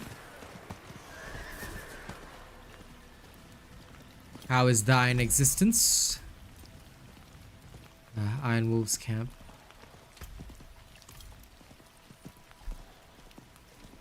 Gonna have to ride slowly through it. I'm glad you're alright, buddy.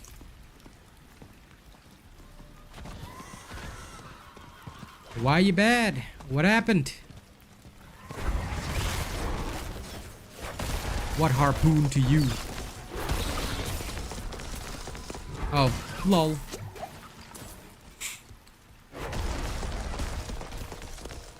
You caught the flu?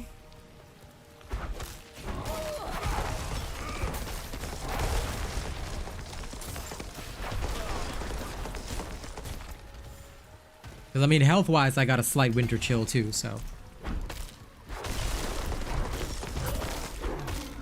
Oh, fair enough. And nothing wrong with it.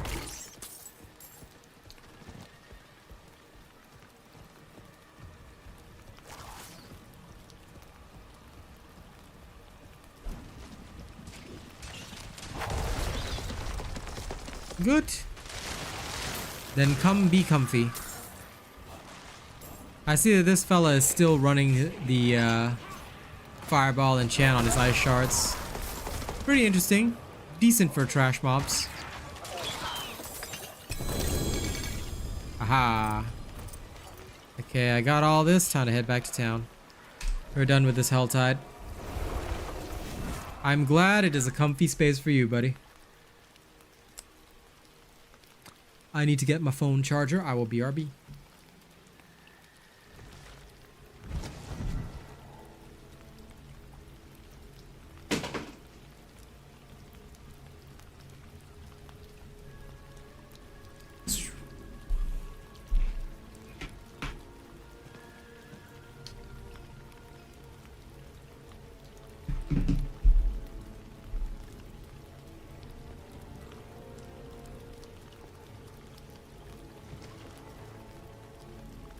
Well, I should hope so. 'Tis the whole reason I stream the way I do. Thus it must be comfy. Or else I would be very, very sad. Okay, there is armor.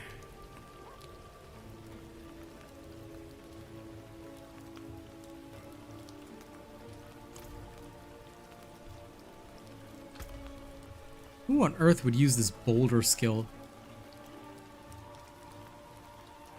That is absolutely terrible. This would be a nice amulet, but yeah, no.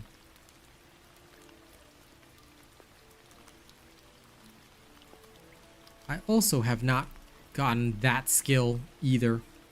Like, I keep getting all these weird ones, but not an actual skill. Like an actually strong skill. It's just some of those really, really weird ones.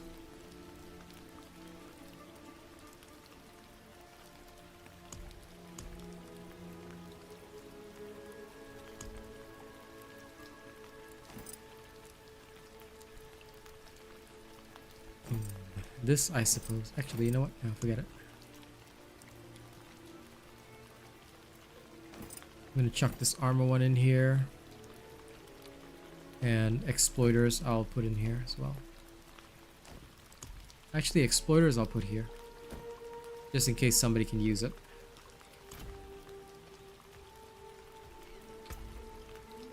Okay, good.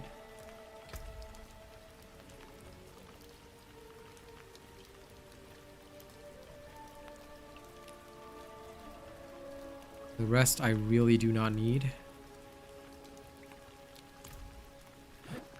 Yep, all of them can go.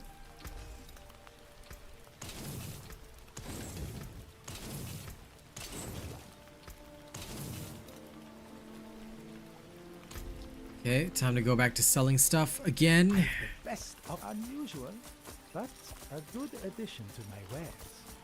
Because my character goes broke so quickly.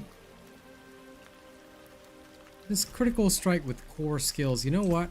I'm gonna take out that armor one just in case. I'll keep it in my inventory in place of this other one. And I'll keep doing it until I get an even higher spare.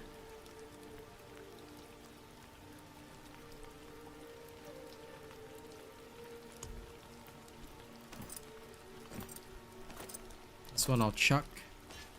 This one, core skills, increase attack speed. I'll just leave it here. Inside there. Damage reduction close and distant enemies. I'll leave that there as well. This one I can leave there as well. Although the skill is for the wrong class, but I know another class can make use of it. And the other one I will delete now.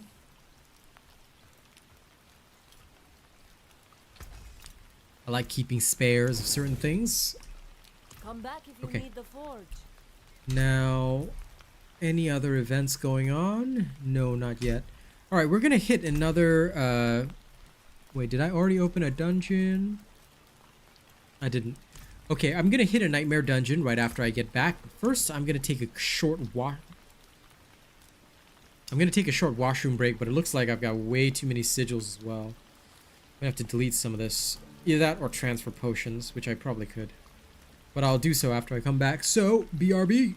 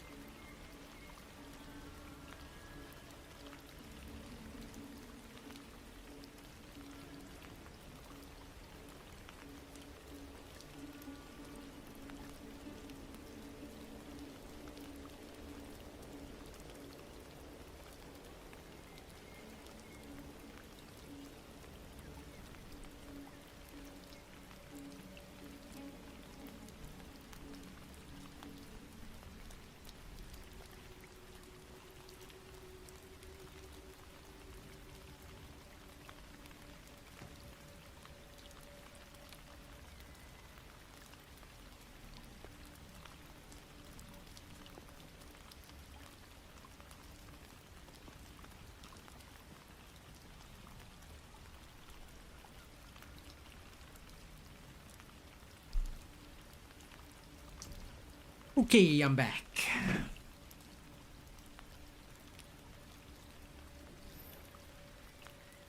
Yep, always back. Now let me see. Conclave, Nightmare Sigil. Yeah, let's go. Okay. Where is it? Okay, it's there. Don't think there's any... Oh, I guess this is the nearest. Good to be back. I'm gonna tell you guys in advance, my stomach is in such poor condition today, unfortunately. I don't know what. Actually, I do know what I ate. I ate way too much chili. I can't stop myself. Love chili, but you know. I am weak to it, unfortunately. But such is life, I guess. The life and times of me.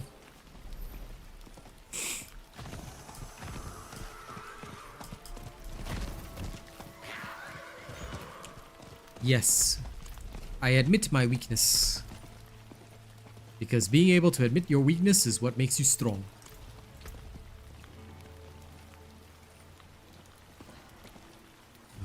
Okay, got the werebear damage here. I just need a little more willpower, which is fine.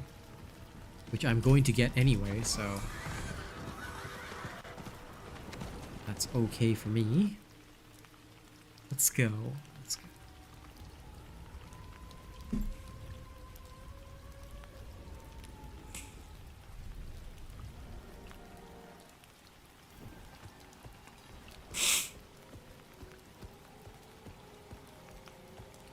I still need to level up my exploit.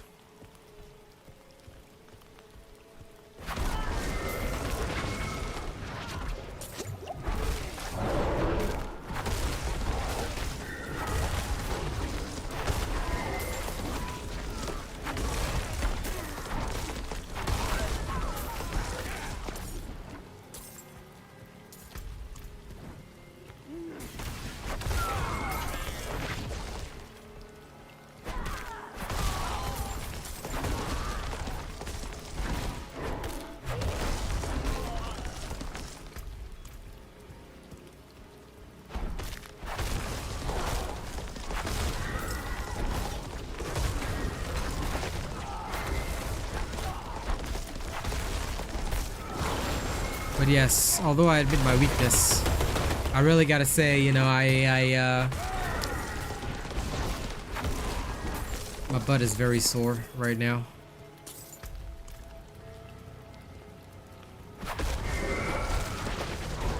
Let this be a lesson to everyone.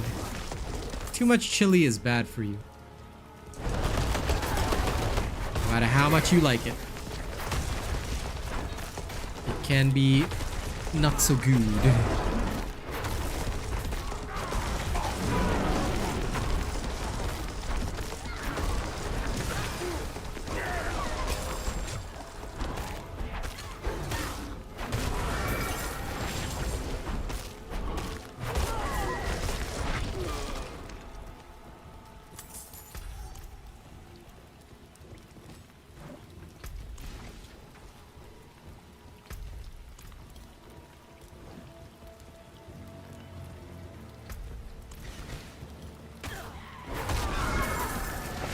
Question is, where are these sanguine channelers? Hello Kyle Leaf, thank you very much for the super chat. I appreciate it tremendously.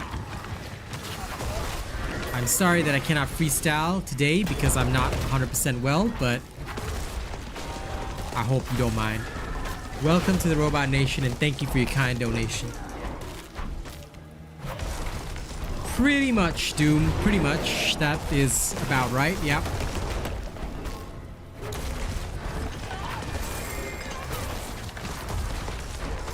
My regrets are immense.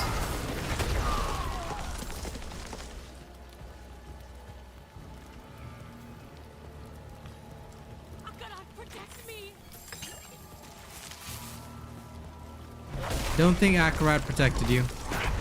That poor fella got consumed. Okay, we gotta search the slain villagers for stuff.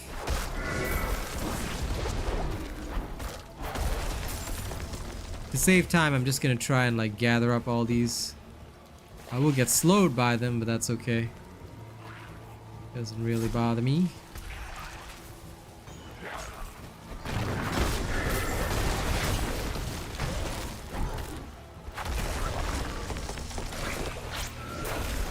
Alright, see you later. See you later, Subby. Thank you very much.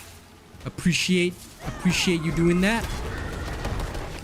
You have a good sleep, brother.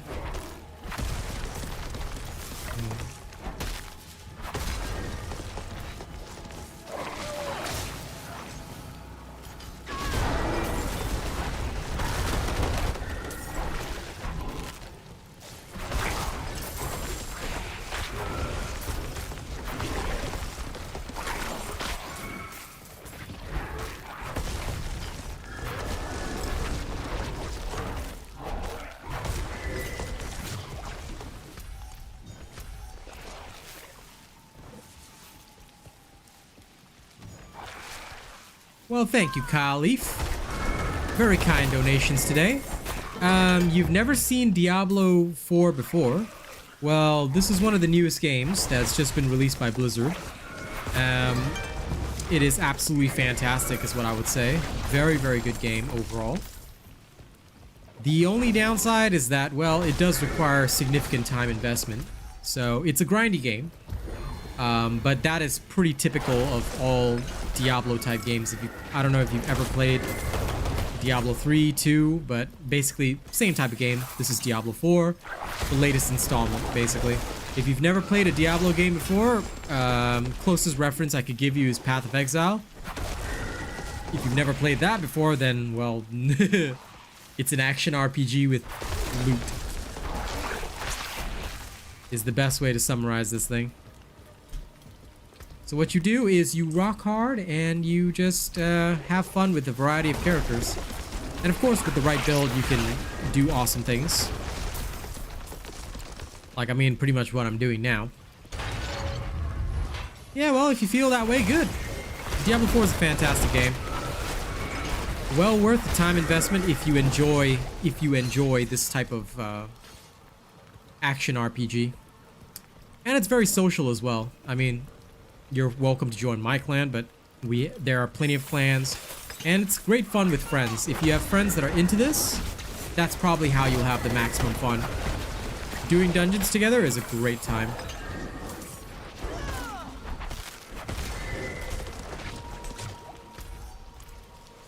Okay.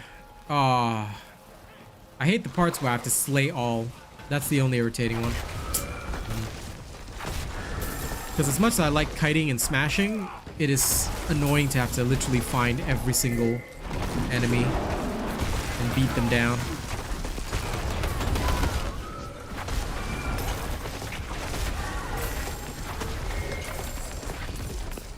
Although my bear can do it.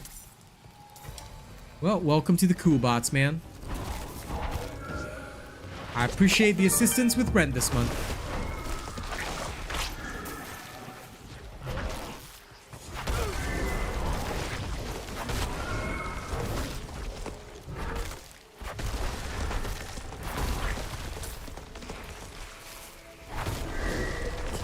Okay.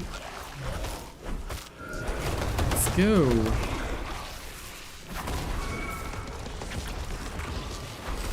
Okay, I'm gonna go grizzly mode.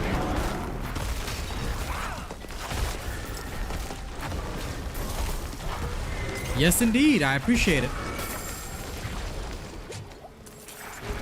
And for those watching with the sound on, I appreciate you guys as well. Thank you all very much for your kind support. I always appreciate whatever I get.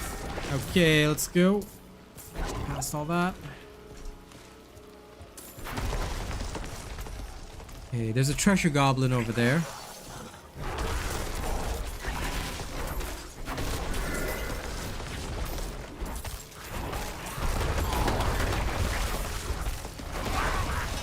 Okay, good.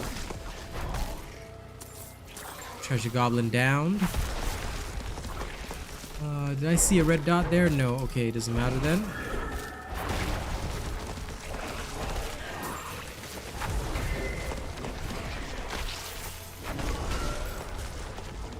Because the only downside to slay all means literally slay all, so... normally I would just leave some stragglers behind because I don't care, but...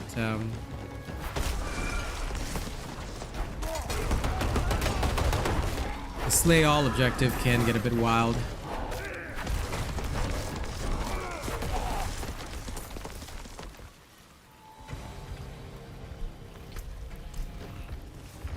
Is that the butcher? Hey, it's the butcher. Nobody cares about your fresh meat, buddy. Let's go.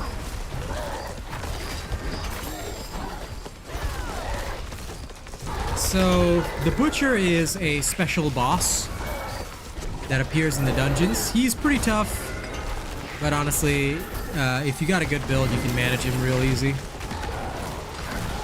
I'm just gonna be immune to fear anyway, so I'm just gonna come over here, do that.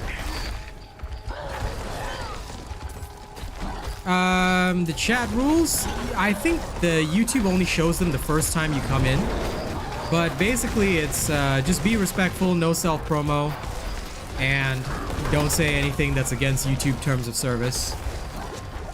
That is literally it, so yeah.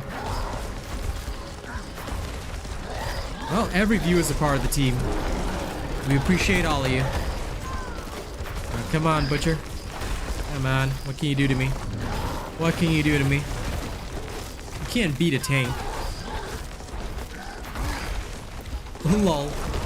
I gotta admit, I love the butcher's headbutt skill. It's hilarious, and it suits him to a T. So when they redesigned the butcher to have the headbutt skill, I absolutely love that.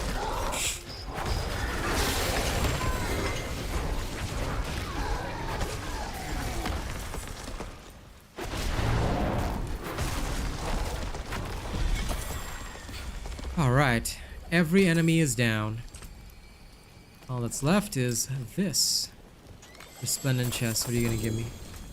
Oh wow, 3 items, okay. Let's toss out a couple of the weaker items that we don't need. I'll take the sacreds because they're worth more. Ursine totem. That'll do. Now let's pour all the XP into exploit and straight back to town.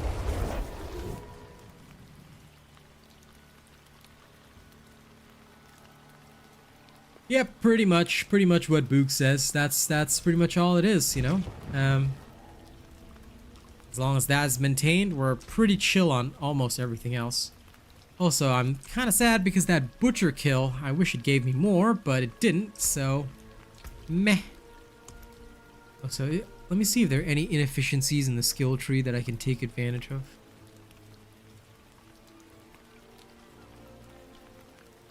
So I have all that I need.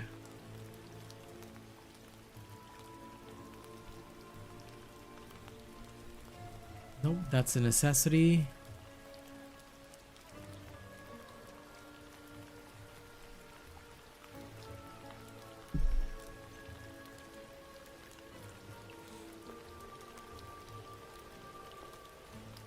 If I could, I'd throw some points in here. Because that'd be so good. But other than that, no, I seem to be efficient, so we're okay.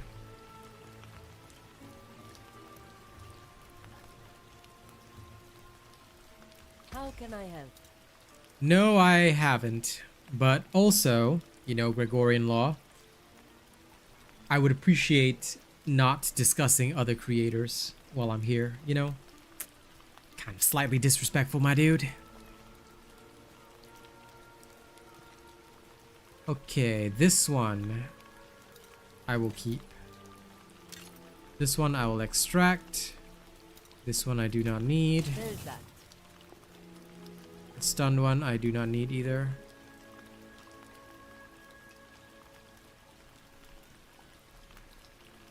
Four skills deal 33. Yeah, that's fine. Okay.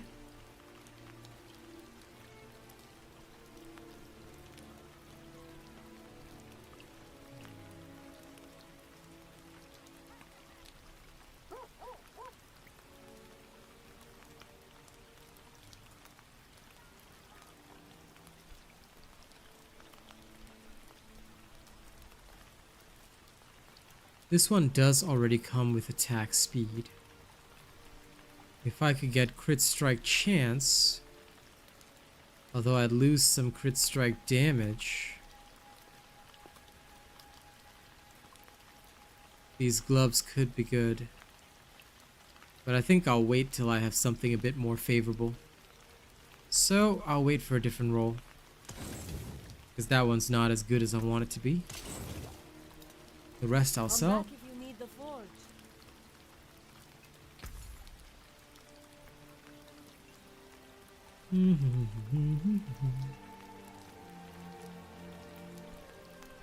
Okay, cleared.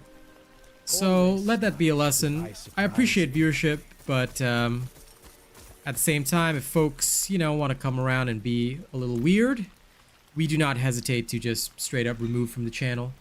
Because I love viewers and I love viewership, but also not gonna be a despo. So if you're gonna act weird, all right, I'll just straight up remove you from the channel. I mean, no sense in me keeping such people around.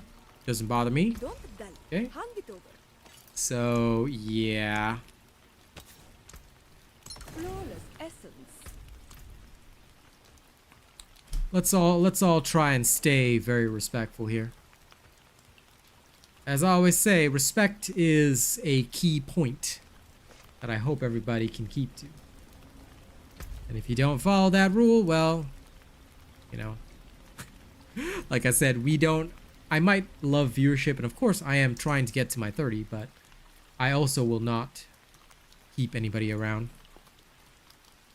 They can probably still watch the video content, but I'm doubtful they would because, you know, I don't think many people would just randomly pay somebody or get somebody paid, you know, if they don't like them. But yeah, I mean, if people like, you know, Namaslay, Asmongold, all those kinds of people, they're welcome to go watch their content and their streams. You know, this is a robot show, so, you know, if you wouldn't go up to, like, let's just say you were standing in front of Linkin Park, and would you go up to Linkin Park and say, man, have you seen Breaking Benjamin? They're so awesome. Like, yo, I'm sure you'd show some respect to Chester, right? So if you show some respect to Chester, show some respect to me. Hey, newbie, give me a second, yeah?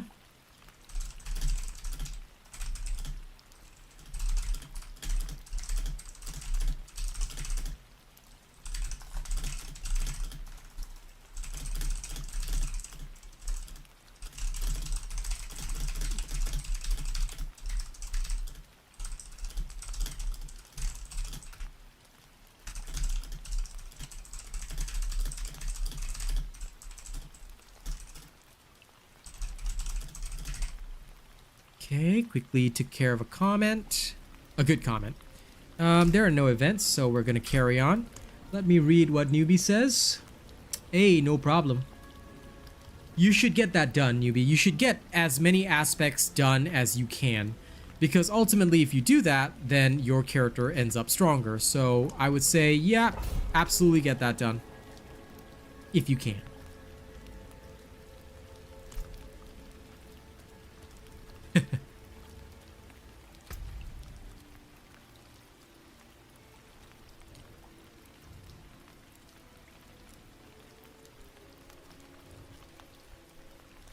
Yeah, some people are a bit weird, but you know what? It's like, hey, if you wanna act out, this is not the place for it. You can go back to Reddit. You know, that's kind of how I view things. Where is the dungeon? What? Did that not activate?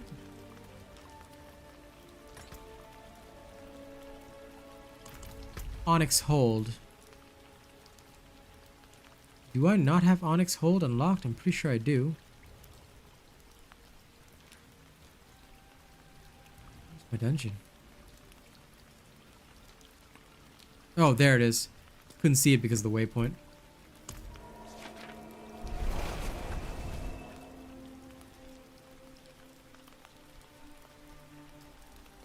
Like I said, I'm relaxed, you know? I'm relaxed. And like Boog says, we don't have to talk about it too much. We just ban him, move on. It's okay. Like, it's not gonna make me any less of a streamer, nor is it gonna make me, you know, like upset or anything. This is just the normal part of, you know, when you're a small timer, you know, that is just what happens. So I'm relaxed. I'm relaxed about it. And I don't mind talking about it either. Like, I wouldn't talk about it too much or focus too much on the issue, nor would I let it ruin my stream mood. But, you know, I also don't mind if people want to talk about it a little bit, let their feelings out. It's all good. Yeah, pretty much. Like I said, I'm just relaxed over it, you know. It's not gonna like bother me heavily. Yes, Druid. This is the Werebear Druid. Pretty much, yeah. Definitely no hyperfixation, you know? Because at the end of the day, I'm me and nothing's gonna change that. You're a fan of Zelda and Fortnite, huh? Well, interesting.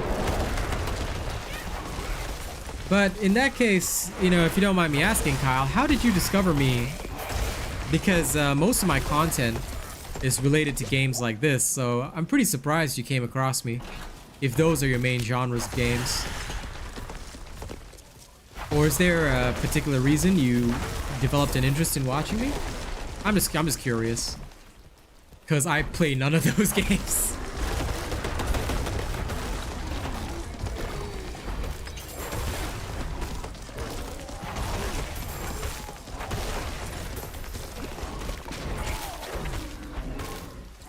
And good. So this is in response to newbie, but yeah, definitely that's a good thing. I think that you should focus on getting, like, you should work on the codex of power for the stuff that you need first. So what I would recommend is go straight to your codex of power, and I would say show my class only, and then start working on all this stuff here. You know, see, this is I think the ideal for you, because this is what I would do.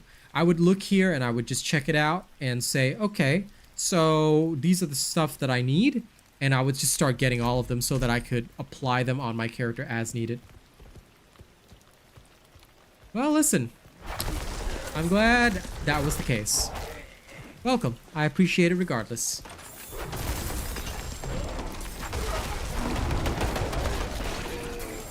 But yeah, Diablo is definitely, for me at least, this is game of the year.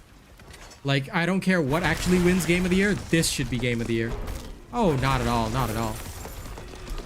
If you spell bad, I can probably still understand you anyway, so don't sweat it too much. And if I can't understand something you say, I would, you know, ask, and I would just ask anyway.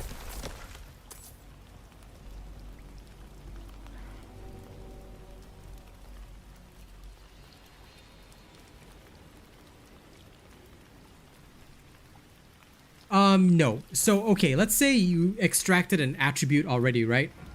What'll happen is that it'll say imprinted, atomic. It'll just say imprinted, right?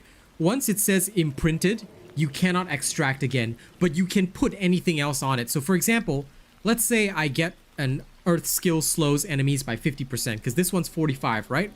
I can put a 50% on this one if I wanted to, but I cannot extract the 45 again because I've already imprinted on this.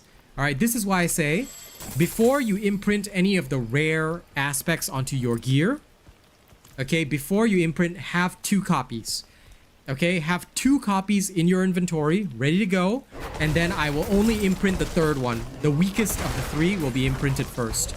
This is just so that while I'm in the leveling and gearing up stage, I don't have to constantly, like, lose aspects, or especially rare aspects, you know? So yeah, just be very careful with that. Yep, I always make sure I've got at least 2 copies, so that if I do find some really, really nice gear, you know, that I'm ready to work on, you know, I'm not immediately in danger of losing it.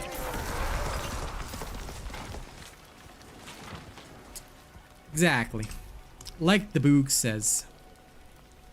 Also, my god, I think I am gonna have to toss a potion or 2. What should I consume? Fuck it, I'll just consume that potion. I've got too many sigils, so I'm probably gonna dump some of these. I'll just keep a few of the 16s. Because I'm probably gonna move up to 17 very, very soon. But yes, I am in the hopes that my advice helps. I know that was an awkward as hell way to say it, but you know, sometimes the brain just like doesn't want to cooperate on what you need to say.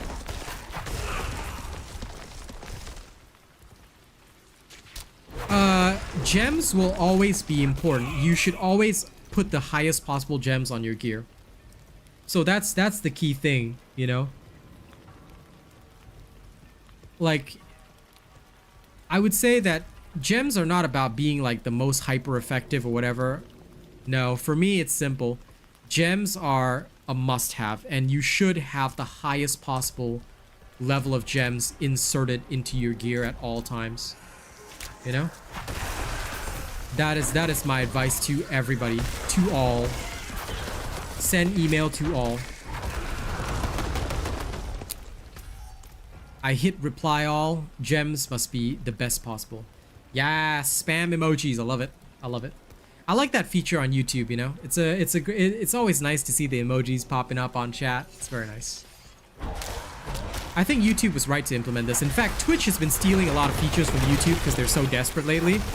They've stolen YouTube's super chat feature for Twitch now. It's so weird. But whatever, I don't care.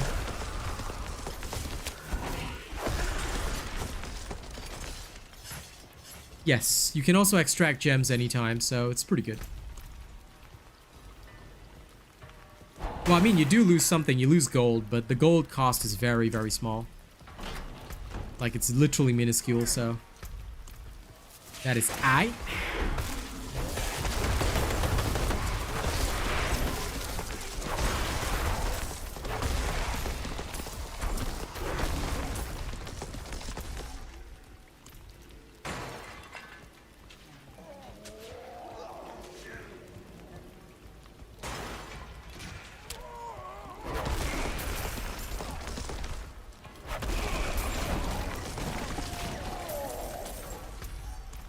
One day they probably will, my friend. Yes, cursed well. I knew it. I knew that well would be cursed. Good. So for those who don't know why I get excited over cursed wells basically are an additional event that you can participate in, and if you do, you get obviously additional rewards. So it's very, very useful.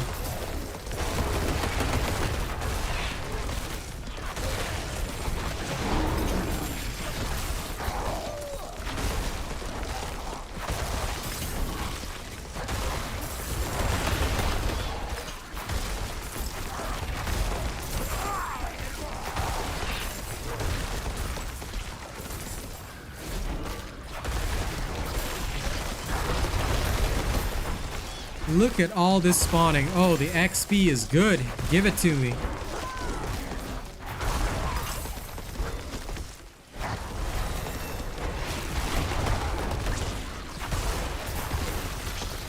Well, yes. The more that you fight, the better. So, I get very excited over events like Cursed Wells, things like that. I mean, normally they'd be like dangerous, because the only time you'd use healing wells is if you're in danger and, you know, you want to heal up and stuff like that. So the cursed wells are kind of fun because, like, for new players who are not experienced, they are a death sentence. But for me, they are a whole bunch of additional XP that I get to collect. And after that, you get a reward chest as well, which is very useful. So all of that combined together means that every time I see a well, I will try and use it straight away just to get, like, the cursed, like, hope that I get the cursed well.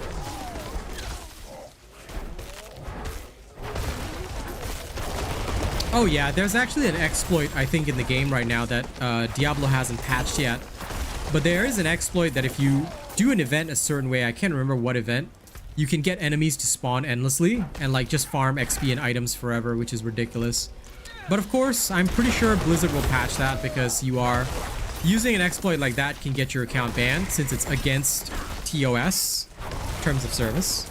So of course, I as a creator would never encourage people to do stuff like that, because obviously you're not playing the game correctly and you are using an exploit. And if you get banned, I cannot help you. I'm not an employee, nor am I even a Blizzard partner. I have no authority. So if somebody uses that exploit and gets banned, well, GG to you, man. congrats on wasting your money on the game because they're not going to refund you, obviously. And congrats on losing your account, you know? All right, now we're going to get a big boost. This thing is a very important boost. By being able to deal 62% extra damage to healthy targets, basically my first hit is going to be extra special. This is more useful for AoE clearing. But as long as the targets are healthy, yeah, this is good for wiping out hordes really fast. It's quite a lovely damage increase, which I like.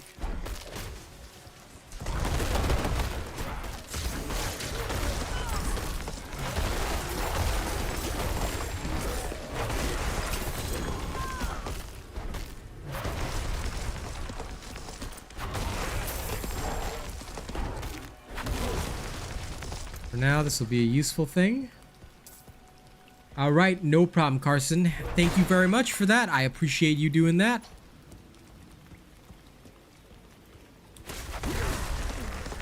Well, it depends. If the new players are properly following the builds that I put on the channel, Kyle, they should be all right. Because most of the time, like, I will usually have a build ready so that people can, like, follow it and enjoy. Because games like this are very build dependent. As long as you know what kind of build to create, what kind of stuff to put in and gear to look for, you're usually okay. But if you don't do that, then it usually results in problems. Because these types of games are not by any means like super easy or anything. You know, you do have to at least think to some extent and strategize. Because that's how the game is designed, you know. But Diablo 4 is more forgiving than all of the other Diablos because it doesn't lock you into your choices. And what do I mean by that? Diablo 4 allows you to re-specialize your character pretty much anytime, consequence-free, which is really good. And basically, you don't have to worry. Like, if I wanted to totally change my character right now, I could. And again, it would not, like, have any negative impact on me or my gameplay. Like, I could totally change, as long as I had the gold, of course. And gold is easy enough to come by in this game. As long as I have the gold, I can change to whatever I want anytime I want. Granted, it depends also on what type of gear you have, because some gear is more intended for certain classes, so you gotta be careful of that. But other than that, you know, it's consequence free. Sure. In fact, Diablo 4 has had the most sales this year because it is the most newbie friendly of the Diablos. And I think it's brought a lot of people who don't play this type of game into the game. You know, I think for a lot of people, even if you ask in my chat, for a lot of people, I think it's their first ever Diablo that they're playing. 3 was a very good step in the right direction, but although Diablo Immortal was 100% pay to win, what I would say is that Diablo Immortal was also a big catalyst for many of the changes that they implemented in 4. For example, Diablo Immortal was the first real MMO type experience for a Diablo game. And I think they saw that it worked well because in a year of Diablo Immortal, people wailed, and it was a free-to-play game, people wailed on it so hard, you know, which is crazy. So I can understand why they chose the path they did. They learned a lot from Immortal, and definitely the best part was not making this pay to win and making all the free skins look so awesome. Ah, this is a really good one to extract. I love this one. This one's good.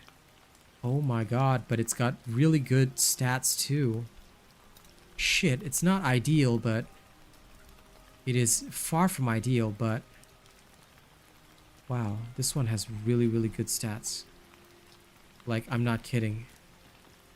If only it had better damage stats.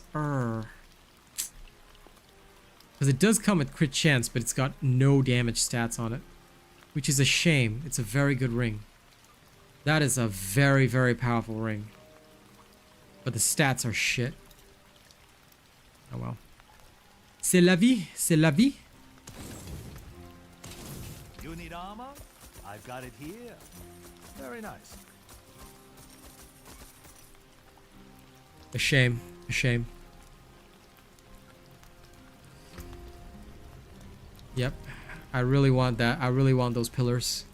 Because that'll be helpful when I do get a ring with like maxed out stats. I'm so gonna put the pillars on it.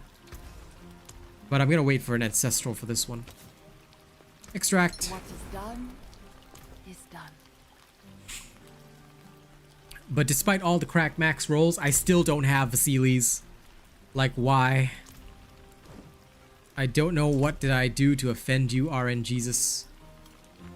But thou doth not give me Vasilis, and I don't know why. Ah, yes. You seek power. Oh, Bobby, you will love this. I was a major fan of Diablo 2. Didn't really get much chance in 3, but for different reasons. But that was because, like, back then, not only was I not a creator, but I was very poor back then and also not a streamer. Now I've got a lot of opportunities, so I figured that since I know the Diablo franchise well, it is time for me to get my shine on. And the Diablo community has been very welcoming. They've been very, very good to me. So I gotta admit, I am very pleased. Vasili's Prayer is a unique helmet for the druid that basically modifies how your skills work. So it turns earth skills into werebear skills, allowing them to benefit from other bonuses, and this makes it super strong. But unfortunately, it's obviously you are at the mercy of RNGesus. Is there a cow hidden level? There are people trying to find the hidden cow level, but I don't know if one exists. And honestly, I am probably not the creator to ask about it because I usually don't find those things or care about them. Unless there is a need for me to specifically go into one. Like, I don't... It's usually just a nice, like, addition. You know? Like Whimsy Veil in Diablo 3. So I'm not sure if there will be a cow level, but... that's not to say they won't include one later on. I'm sure there'll be some weird steps to include one at some point. But for the time being right now, there isn't one. At least to my knowledge.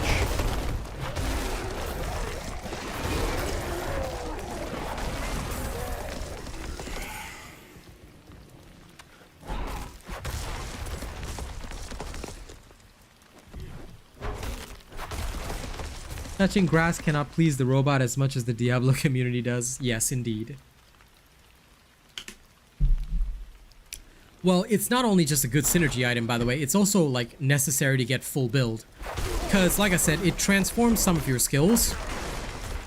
So, although it's not needed to play the druid and do well with the druid, like, I'm still fighting 7 levels above me without, you know, caring. So, I'm still leveling very efficiently, but... although it's not like the absolute most necessary thing in the world, it's very good to have because it will really help you do a lot of stuff. Kind of like the chess piece that I'm using called Insatiable Fury. This one is also really, really strong, and by having it, you gain a significant boost to several skills. Like I said, all very helpful. Not necessary, but very helpful. The legendary aspects are far more necessary and helpful, though. So it's more important to focus on the legendary aspects that you use. But unfortunately, because there are 2 required uniques for full build for this, you have 2 less aspect slots.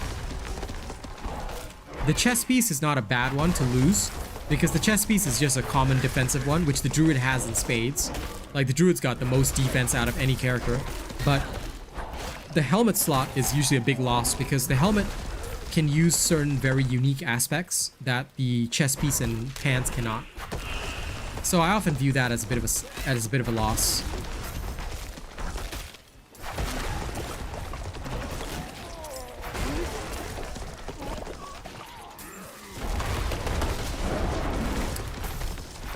Back in D3, I just played a common summon Necro.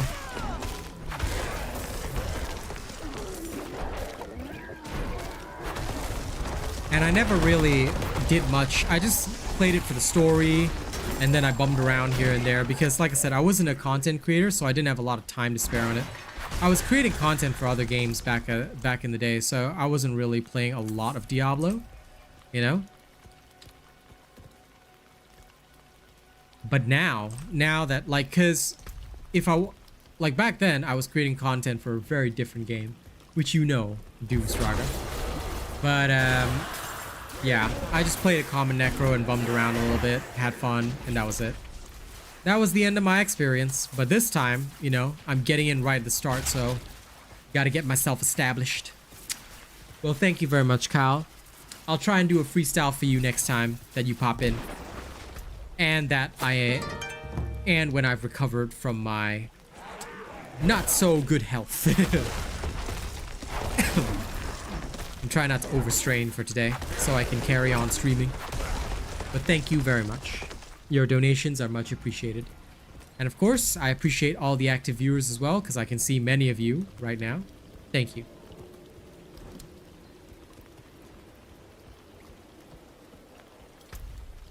Alright, onward. Skeletal construct. Have to smash it down. Pretty much. I mean, to be fair, compared to all the other styles of druids, Pulverize is probably the best choice for reaching the higher levels. It's so easy to fight above your level, no risk of dying to Butcher, and the damage is fantastic too. Plus, the only downside is needing to grind the stupid exploit glyph until you max it out, which is a pain, but it is what it is. Once you max it out though, this build really comes alive. I probably will soon enough, so thank you very much. I appreciate that kind thought. I was gonna dump these gems because I really don't need them. Okay, time to find the languishing corpses again.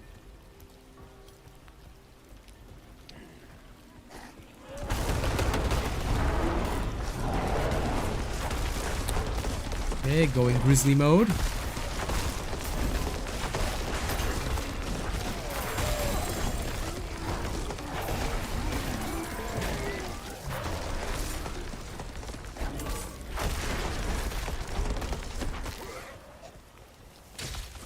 Micro stutter in the game? I don't understand what you mean. If you're talking about the micro stutter between regions, that will forever stay. Like, there's no way to get rid of it. So I'm not quite sure what you mean by micro stutter, because loading stutter is forever. That's on Blizzard side. You literally cannot get rid of it. So I have no idea what you're asking about.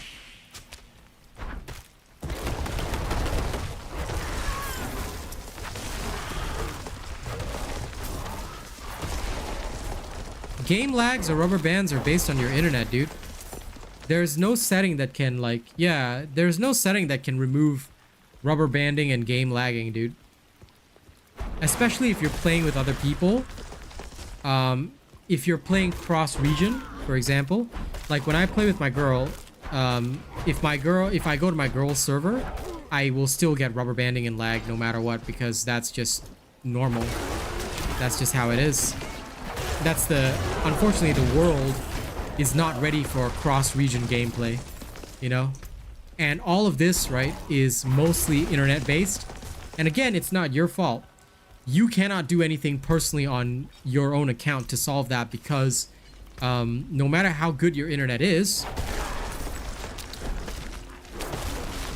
the game servers will have to, like, find an equitable instance. So just as an example, if I were to play Overwatch, right, and it's more obvious in Overwatch because you can see your ping. If I were to play with my girl and she comes to the Australian server, she'll have 200 plus ping. So no matter what, there's going to be some rubber banding, lag, and delay in shots, things like that. Here, ping is not as much of an issue, but rubber banding and lag, unfortunately, will always occur.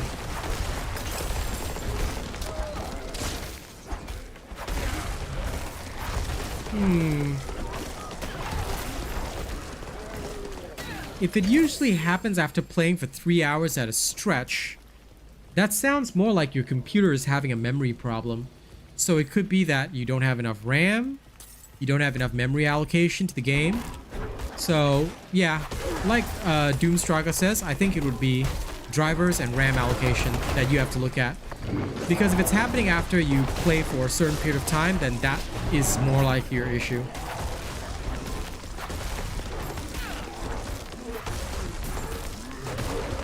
So again, there are no settings that can solve that. Even if you played on the lowest settings, again, it like when you play games like this, you usually have to have decent hardware for it to run absolutely smoothly. Yeah, Cursewell.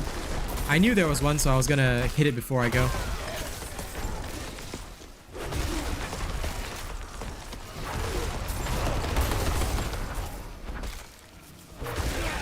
You have a 3070 and 32 gig RAM. What settings are you playing on then?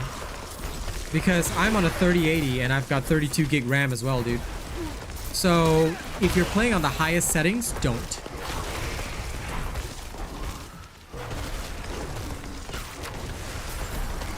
Just set your settings to medium and your DLSS to balanced. That's what I do for every game.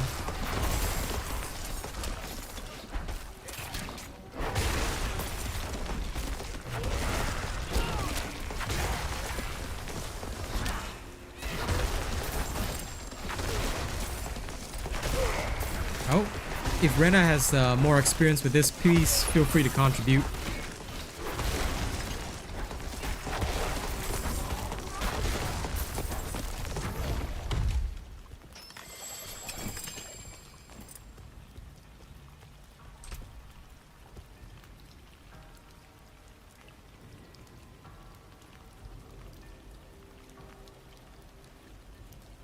Let me see if there's anything worth keeping.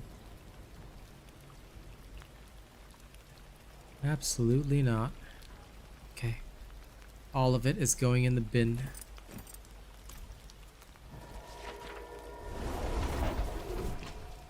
It's a random drop, Atomic. So all glyphs are a random drop, dude. I knew you were talking about the Barbarian glyph, don't worry. But yeah, all glyphs are a random drop. So the best way to get glyphs is to farm nightmare dungeons. Otherwise, just pray for it to drop. All you have to do is pray to RN Jesus, because only RN Jesus can help you. Unfortunately, Asian Robot has no powers over loot. So if you want glyphs, you have no choice but to farm. That's all you can do.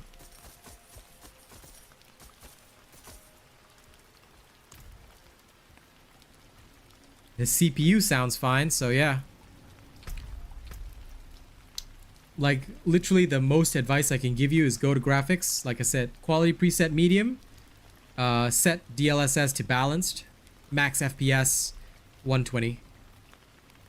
You can use the Overwatch style settings of going to like double your what you call it, PC refresh rate. So I could go up to I usually go up to 240 on Overwatch just for like that maximum smoothness, but I don't recommend it. If you're already getting stutters without doing that, then yes, unrecommended to do that. Okay, I'm gonna need more 17s, so let me go remove the 16s and go grab some 17s. Need something blessed? Yes, we're going to salvage, craft, max tier, give me 6. Fortune walks with you. Readjust. Okay, 17s are the lowest. Let's get to work. Potion's almost finished, so increase dodge. Let's go.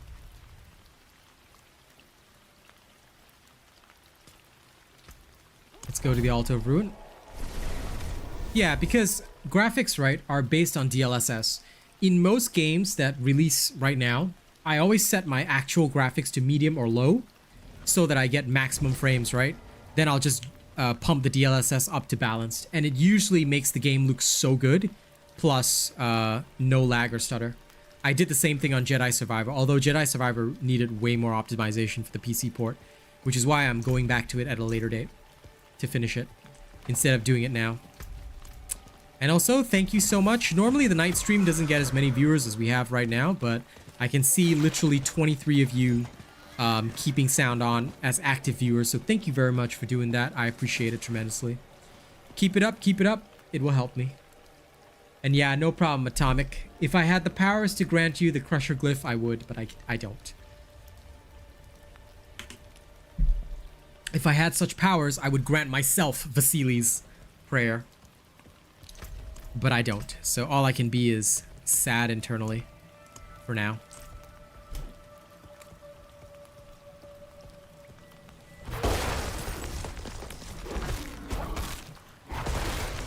Yeah, it's okay, Rena.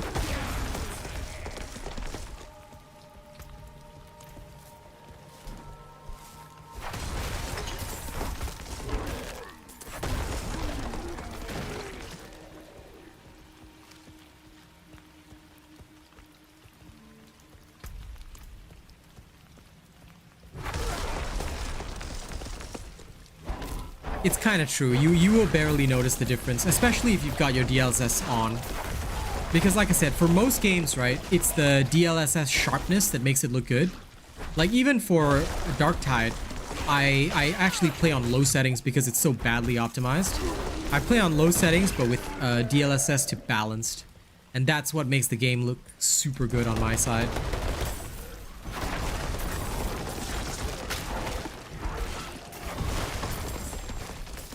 Sad, but that is how it works, you know? Ah. Okay, now, ladies and gents, I think all of my werebear powers are coming online. Yeah, I can see it. I can see the throne. The power. The power.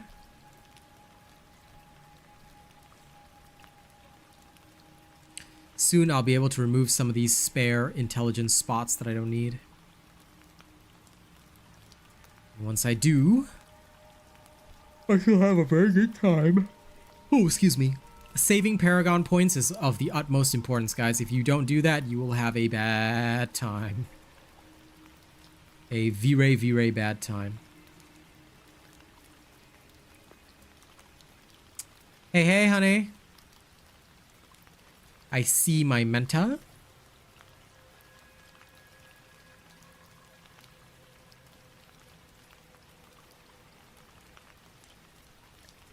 I do need this eventually as well. Just because of the extra willpower. It would benefit my werebear form. But hi, Kazi. Did the power return to your street? Yet?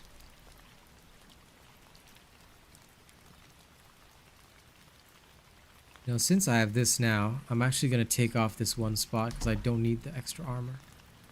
Rather, I am going to...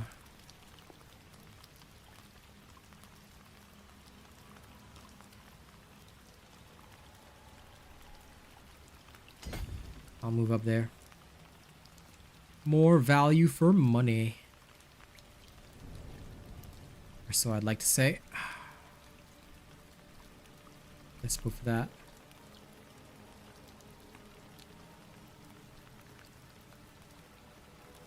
But I won't move up now. Actually, should I? I'll think about it. I guess I can move down for survival instincts first instead. Since I no longer need that.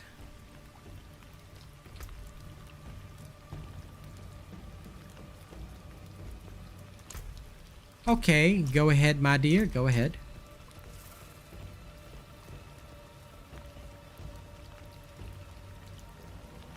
You should always use more damage, dude.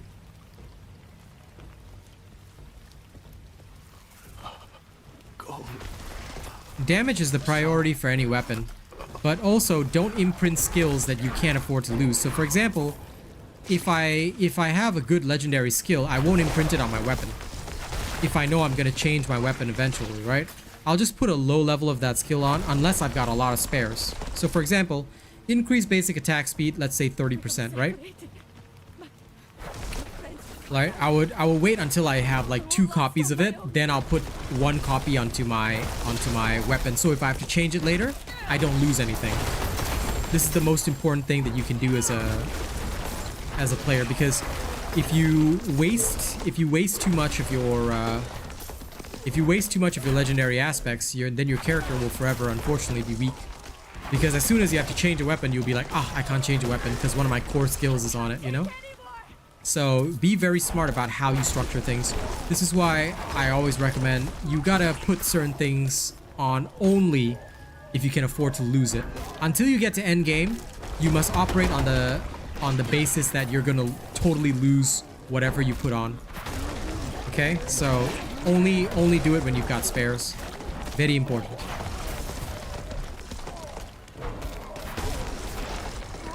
Oh my god, these things take so long to die.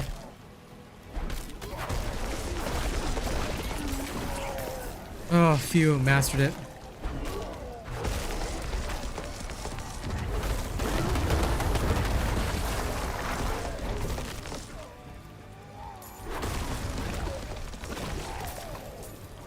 Thank you, Wanderer. Okay, great. Without you, I'd be dead. Think I can manage from here? Please, take this. Hurry up, give me my loot. Okay, good.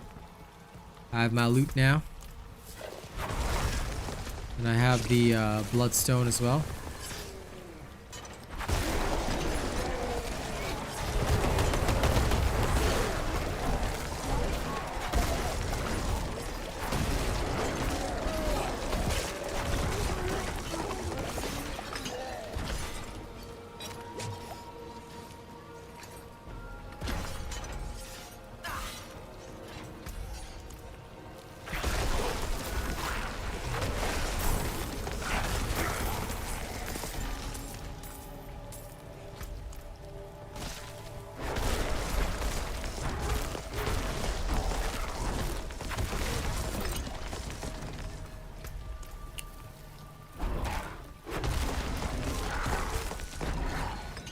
Okay, that's clear.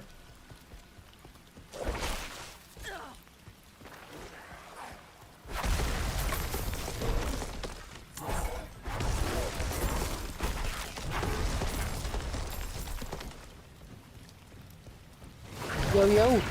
Hey, hey. How you doing? Doing good.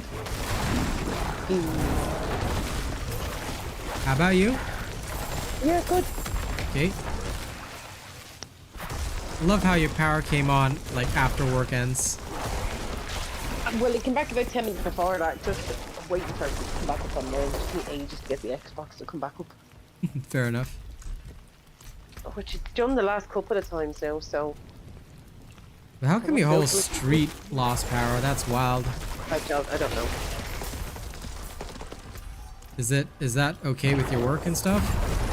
Yeah, Alright. it happens, you know? Good.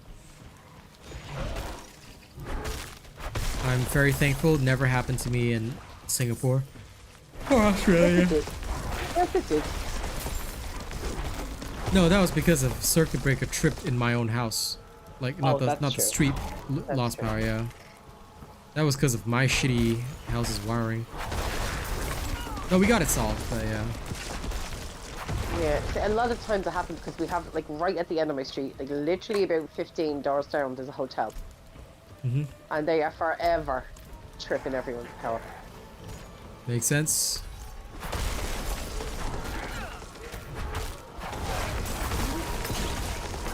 Such a trippy time. You in a dungeon? Yes. So I will summon thee after. Sounds good. Just finishing my nightmare. Mm-hmm.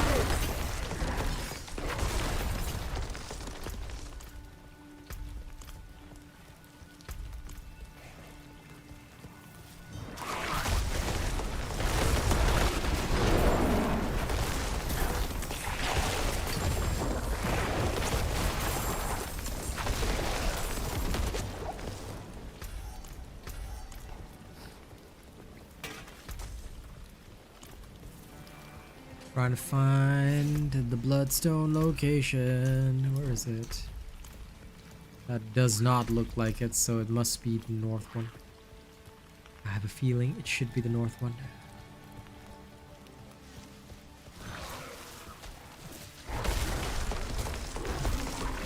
Nope, I was incorrect. It was actually the east one.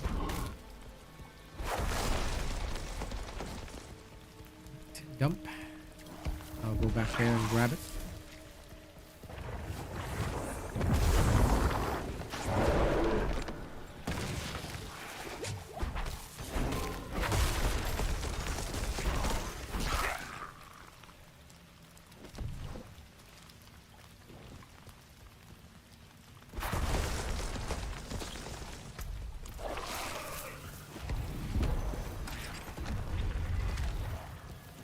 And drag all these creatures with me and give them a smash. There we go.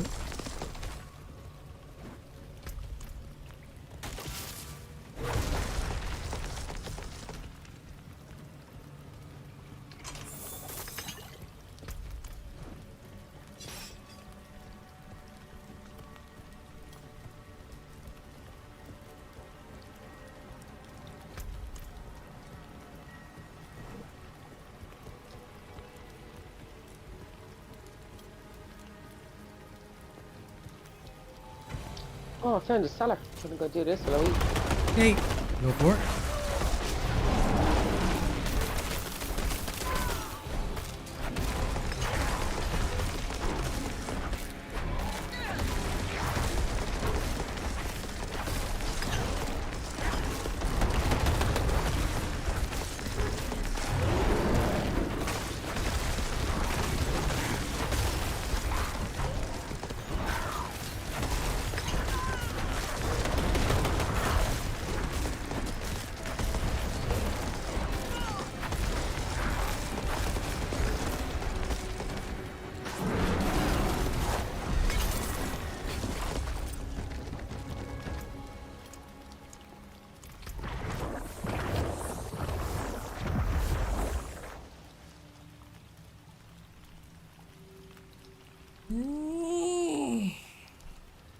Okay. Okay, that's done. Now, I shall head back. And I will pick you up. Yeah, I'm just finishing off this cellar. Give me a second. Yep, it's all good. I gotta dump my It's one of these equipment stupid anyway. purge the cellar, save the song nonsense. Yeah.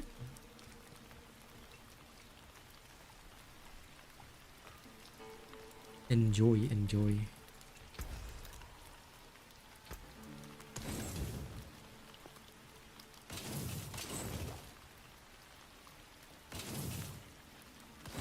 The forge is always hot.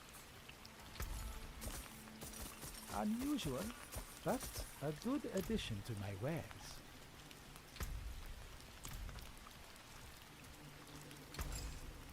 I have to unchuck it. Then chuck a flawless skull in there. Are your hands clean? Look, but don't touch. Okay, settled. I love how this Alright, one seller go. says, "Are your hands clean? Look, but don't touch." I'm like, yes, okay, whatever, desert man. Okay, let me check if there's any events going on. Okay. There didn't seem to be when I was looking, so. Yep. Invite to party. Oh. Thou art level 61. Okay. We shall stick to the tier 17s then. Till thou level up. Why? What's wrong with going higher? Because I'm on my druid. I don't have as much DPS. I thought your druid had loads of DPS.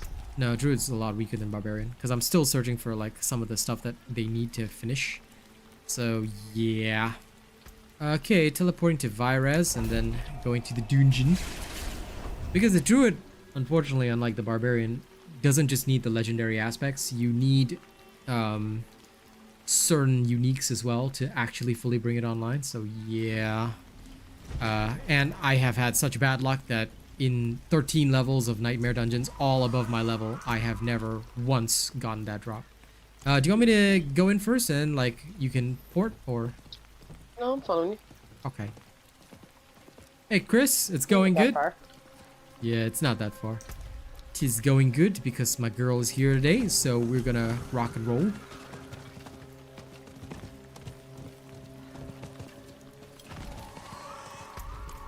All my druid really has AoE. Single target damage is lacking. For now. For now. Because my exploit glyph is also 3 levels away from like full completion. So I'm like in that just keep swimming mode for now.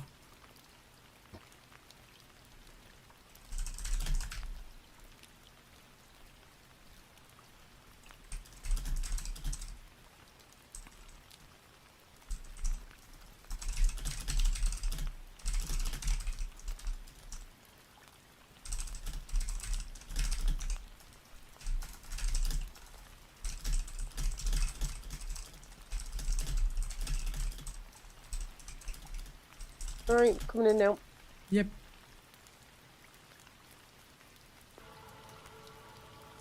I'm just waiting for you inside. No major affixes in this one. It's just that everything is poison, so just be careful of that. Right. But other than that, it's fine. Yeah, like I said, no real major affixes. Same spooter slaying thing. Okay.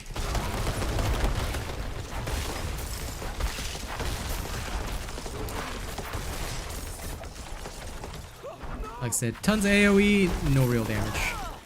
You need a sapphire? Mm, Flawless? You need a flawless sapphire? no, don't worry about flawless gems because they'll drop for me too, and we'll be fighting Yeah, like no. level 70s. That's So why I'm asking if you need it. nah, I'm all good. You can take and sell. Right.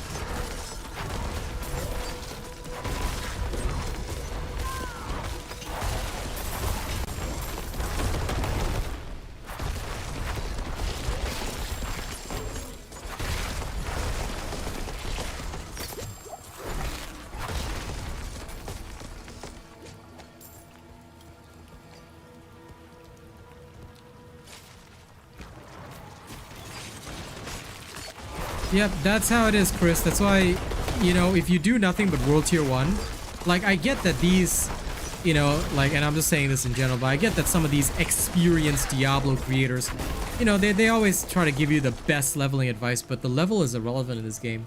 It's about gear. This whole game is about gear. That's why when you do everything on World Tier 1, you end up under geared, and then you try to move on, or you try to go hardcore, and then it does not work out for you.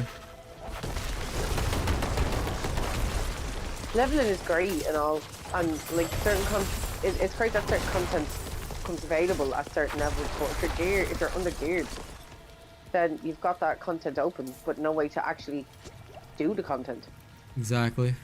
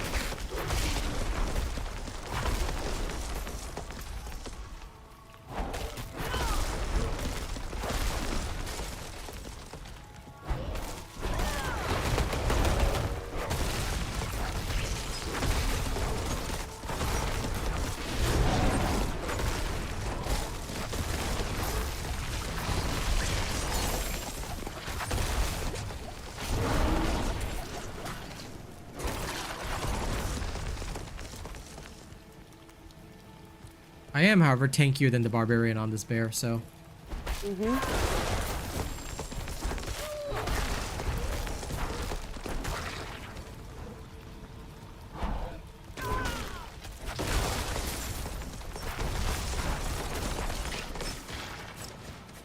The villager should be down here somewhere.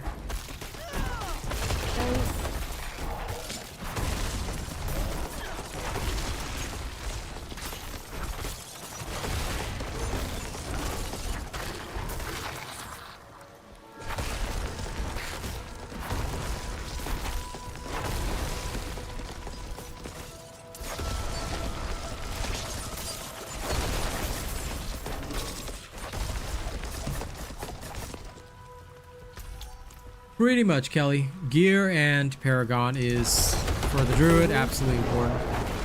Because, yeah, like I said, my Druid is not even fully done yet. And, like, Barbarian was fully done, like, at level 60. Even before that, actually. But the Druid, because of this stupid exploit glyph, which you need to level 15 to even get it running, is a very different animal. No pun intended.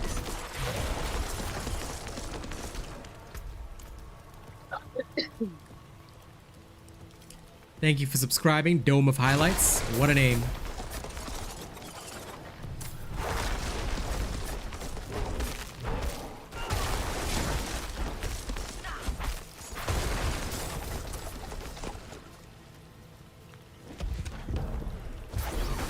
We are the lightning. Zap. Zap. Zap. Zap. Zap.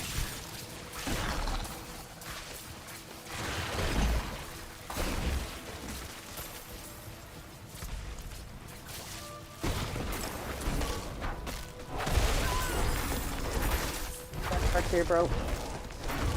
Yep, there was a chest up here as well. Hold on, dealing with the Only spoolers. some gold. Yeah, I've got some up here too. Yes. As thou took the different road. The road less traveled. Well, no, I went back to get the chest and make some notes from here. So. It's alright. Either way, it leads around, so it's the same thing.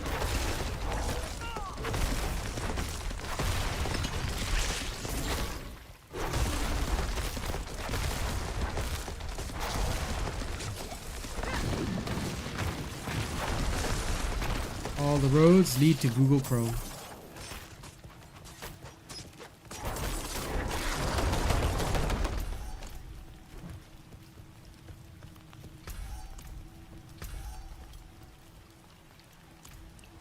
Okay. Sweet. You must be tired today. I am. I can tell. Because for the first time she didn't laugh at my lame joke. Sorry. All good? You sure you don't want to take a rest today? Yeah. Okay. Quiet. I'm so sorry. Please Let repeat. Vasco You wanted to turns what? I said I'll just be quiet unless Vasco turns up. Okay. It's not real safe. Yes. Here we go. Oh, I'm going the wrong way. Yep, it says up here.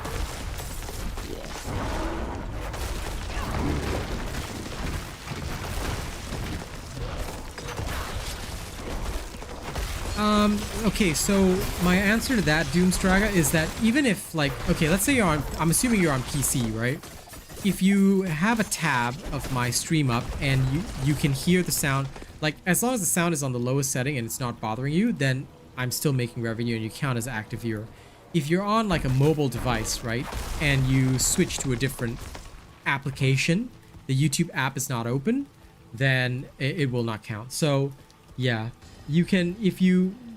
Down here. Oh, and if you mute the tab on your Google Chrome, it will not count. You can mute your device, but not the tab. So if you mute the tab, then they do not count that because you're basically muting anyway. So they will know that. Yeah. So if you're on a browser, it's fine, but you can just keep the sound setting on like the lowest dot possible, and that's better than muting. Like, as long as it doesn't bother you heavily. Yeah, it differs from Twitch, and Twitch is, well, anyway, Twitch is a very poor excuse for a platform these days. Do you know that Twitch stole YouTube's super chat thing? They now call it hype chat. And they're giving 70-30 split like YouTube because they're despo. Oh wow. Yeah. So yeah, Twitch is a failed platform. No, YouTube might be a bit more strict. I don't think it's a failed platform. I just think that they're very behind in the way that they run their service. Honestly, the reason I say it's a failed platform is because of the revenue split. And the fact that their ad revenue is trash. Yeah. That and also no videos, because for a YouTuber, you make off videos, you make off your streams, all of it. So ad revenue becomes like a great way that you can survive. And that's how we've been surviving, you know? Of course, donos are nice, but you don't get them every day. But yeah, it differs very heavily from Twitch in that regard. So you do still have to keep the tab unmuted, but you can set the sound to the lowest possible and it will fully count. But if you mute the tab, unfortunately, then it doesn't count. But if you generally have no time to keep me on, then please, by all means, you can turn me off. It's okay. You know, I appreciate whatever time you have spent, regardless. You will never hear me not appreciate the time that you guys spend, so it's all good.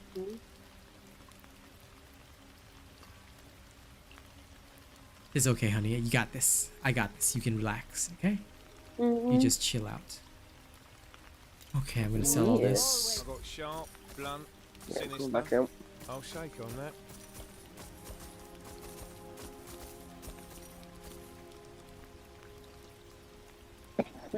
Enjoy the swamp.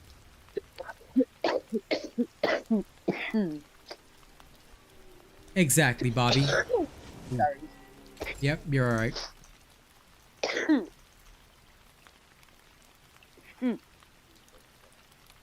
Okay, I got the sound. Don't worry. When you're good, I'll readjust. So you go ahead. Yeah. You don't have to worry. Like if you mute your computer, like if your computer sound is off, that's totally fine. You know. So like let's say you're on a laptop, right? You could even keep me on the lowest setting on the laptop. It would still be fine as long as the sound on YouTube itself is still running, and the tab on Chrome or your browser is not muted. It's fine. But you like if you end up say this is incorrect. There we go. Okay, redone. But yeah, if you end up like muting the actual internet browser or the application where you are using to listen to me, then no. Don't hurt yourself. But if your PC sound is off, then it's totally fine because that is controlled by your PC itself. So YouTube doesn't check that. They can only check what goes on with their browser and or the application. Okay. Now, I'm just gonna wait patiently for my honey, guys. So relax, and then when we're ready, we'll go into another one. Sorry, I'm just looking over the stuff that I got. Yeah, absolutely fine. Which is all trash. Yep, okay, absolutely fine. Although I wonder. Hmm.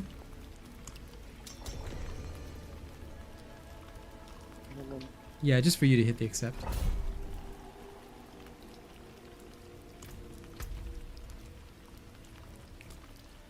Okay. I'm gonna travel there to save you time. Yeah, you take your time. Take it easy.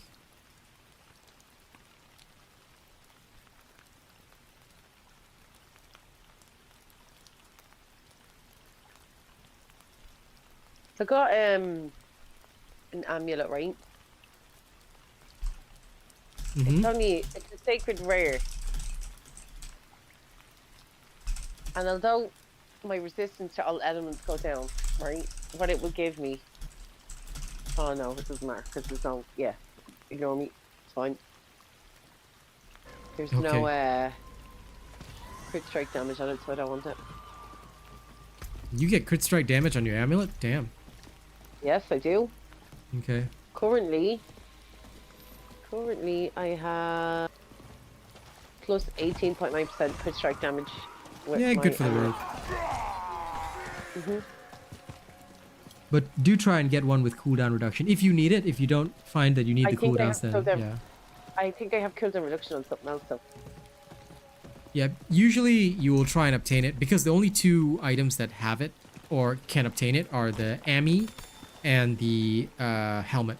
So usually people will try to stick those two on those and then whatever other stats they want. If they can. Yeah. But if you don't find that you need too much cooldowns, then it's alright. Okay.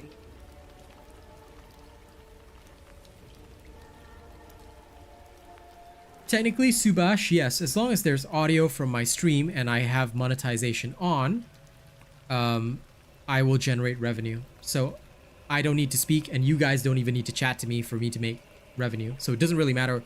Like, if you guys don't want to chat, you don't have to, you know? And I personally, like, if I wanted to do a silent stream the entire night, it would be totally fine for me. But the thing is, obviously, as a streamer, you wouldn't do that because you're not very entertaining. And you can purple port to me whenever you want. Yep. I am, yeah. No worries. Sorry, my allergies are in overdrive today. Yeah, I know. But it's okay. Suffer. I am. You'll be alright. I've got the chat handled. I'll just ask you the minimal stuff and you just relax and enjoy the game.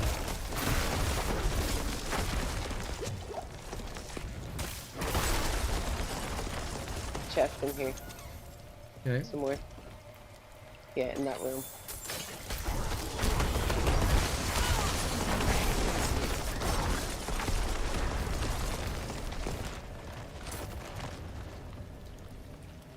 I am So, yeah. about to level up.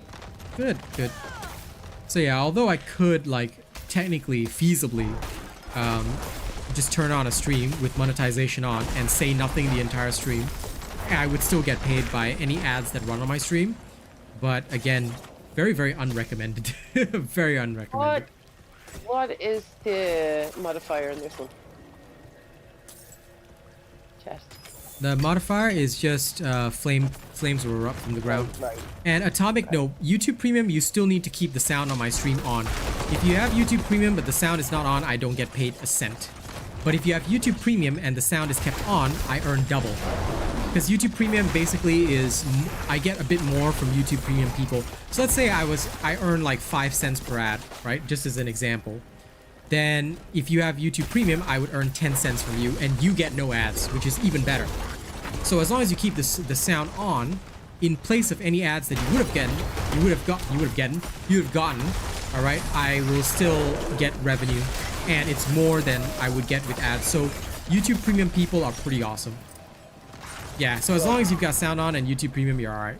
And I'm all right.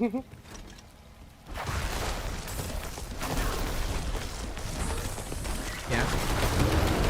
So the sound being on is the main key. But yeah, in fact, like for YouTube Premium people, you could literally, I'm not saying do this, but I'm just saying that it is possible to do this, right? You could technically turn on my videos, put them all on autoplay, right?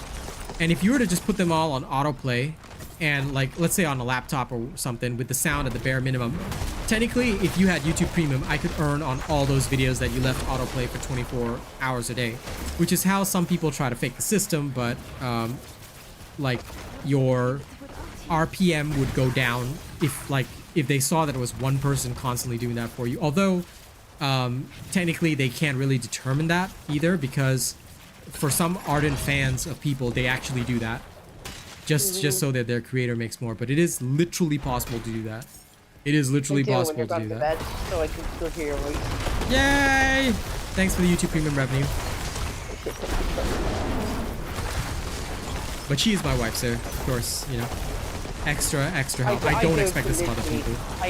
Yeah, no, I literally do it so I can, what I'm saying, I can still hear his voice. Yep. So I watched back like older live streams that I didn't get to see before. Okay. Try to watch back the live streams from like, if you don't mind, right, 1 week ago, because the new ones are still under YouTube review. Yeah, I will. Because of the stupid false reporting. Oof. They don't give up, do they? They really don't. They don't. Sure, they're losers. Why would they give up? That's all they have. It's every day. It's every stream now, no matter what. Yeah, of course it is. Yeah, I just submit it for review every time and it clears. So I'm like, eh. Yeah. Don't even worry about it, bro. Why do you feel bad after beating Lilith Kush? Because it's Mommy Lilith.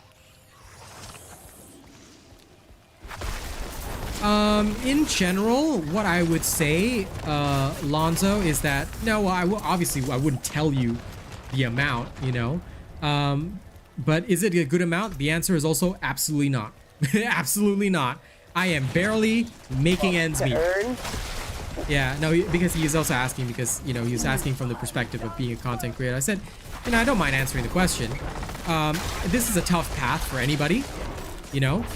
I do not recommend it unless you really, really are passionate about it. And this is, you know, a lot of people do it because they don't want to get a real job or stuff like that, you know. But if you want this, then you have to treat it as a real job, you know. And you cannot, like, for me, I don't want to, as much as I do get donations and stuff, I don't want to rely on it. And the first thing that I would say as a content creator is that if you are one, all right, if you have to ask that question, then you are already in, like, assuming that you are planning on, I've got you. Assuming that you're planning on full time, if you have to ask that question, you're definitely not ready. Because what I did before I even started was I saved up 2 years worth of my previous job salary, just so that in case it didn't make a cent for 2 years, you know, my family wouldn't be out on the street. So I literally made sure that that was the case. Hey, how come I can't revive you? Oh, okay. No, sorry, that was me. Also, I just want, because obviously I watch a lot of people on YouTube. In order to be making the kind of money that people think that all YouTubers need, your video would have to be, like, if you create a video and you want to earn from that video, your video views have to be in the tens of thousands. Yep. In order to create, in order to create the kind of money that people think YouTube provides, because it's minimal. Yep. You're barely earning a cent per view. In fact, less than that. So, yeah, you have to. And if people watch with, like, ad block on, you make nothing. So it's even worse. That's why I say to people, you know, you really want to make it as a content creator, very, very, very, very tough road. It really is. Oh, and yes, sorry, totally almost forgot about that, Boo, because I love helping people out with information. But yes, if you're a content creator, and just etiquette rules, right? Never mention it on somebody else's place, because it can look like self-promo, and sometimes you only get one impression with your audience, so you don't want to ever be seen as the guy that, you know, approaches others and, like, tries to insert themselves into their audience. You never want that reputation following you, because you'd be surprised how many people remember you, even from the smallest things. I still get hounded by people from a game that shall not be mentioned just because I didn't do what they wanted, you know. It can be that bad. So yeah, of course, like, I know you're not trying to do any of that, but I would just say, no matter how badly you need info, never mention that you are one or that you're trying to be one, stuff like that. It looks like self-promo, and basically all it does is it turns people away from you. And also, it never looks good for the person you're asking info from anyway. Yeah. But I can also understand the desire and need for information. My advice would be, like, if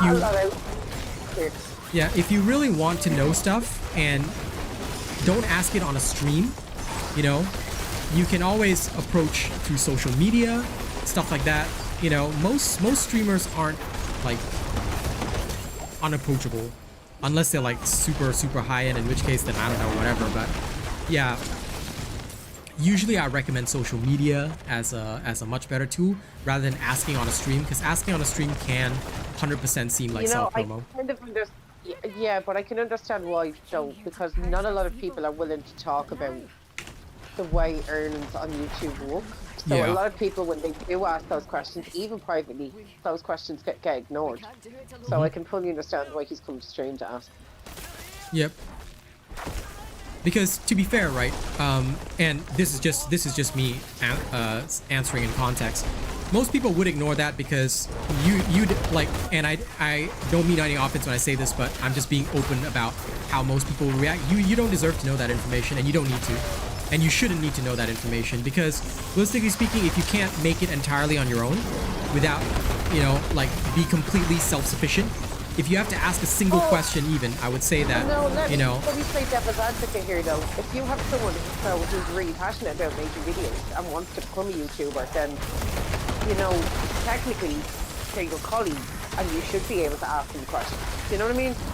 yeah, which is it should be the case, but realistically, like I'm just saying, industry-wise, realistically, right? It's all a competition, so that's why like it's best to learn on your own. Like for me, I learned everything through Google searches. I even took YouTube classes, you know, all that kind of stuff, so that I would have the information that I needed to properly do this. And that way, it also saves you any like negative reputation in the industry, and you don't have to sweat about it too much. So that is also some other advice that I give, because if you are totally self-sufficient and purely, you know, self-motivated, self-driven, you usually are in a much better position than somebody that, you know, isn't. So that is just also some advice that I can give.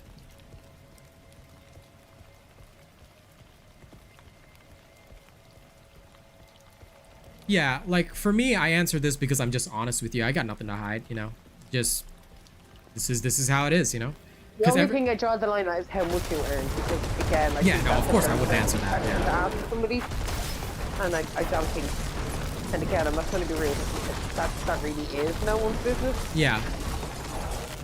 Basically, if it's anyone other than me, don't ever ask anything related to money, salary, or whatever, because I'm chill, but others will not be, and they can report you, and it will be very bad for your history.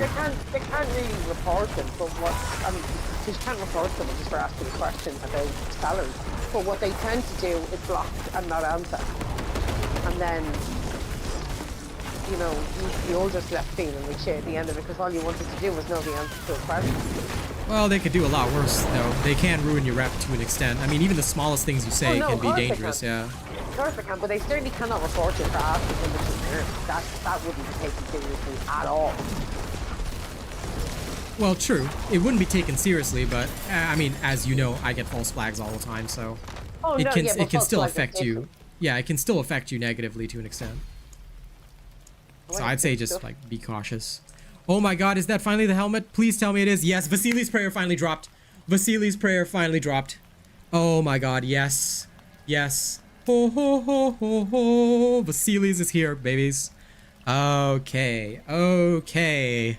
I got full build now. Everybody can off. I'm kidding, I'm kidding. Thank you guys for being here. Okay, don't flag me. Yes, that's a very mean statement. I'm joking. I'm joking. They know I'm joking. I know, which is why I'm not taking it seriously. Come here. Come here. Let me squeeze your head. Give you the iron claw today. You just pick up all my trash. Yep.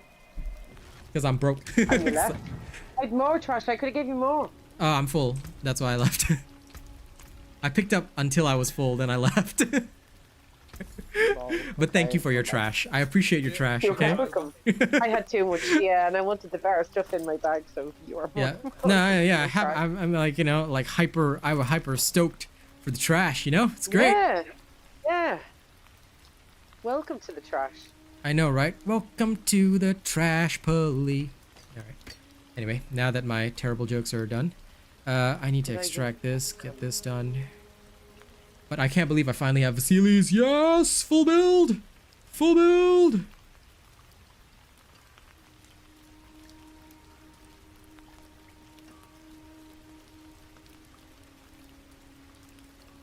But anyway, all random jokes aside, you know, and all the shenanigans aside, the biggest advice I'll just give anyone is just be honest, just be sincere. Because at the end of the day, your audience can tell. And for me, that is what I've always done. I've just been me. You know, well, the things I say on stream are the same things I'd say in public, and the same way I'm on stream is the same way I'm on public.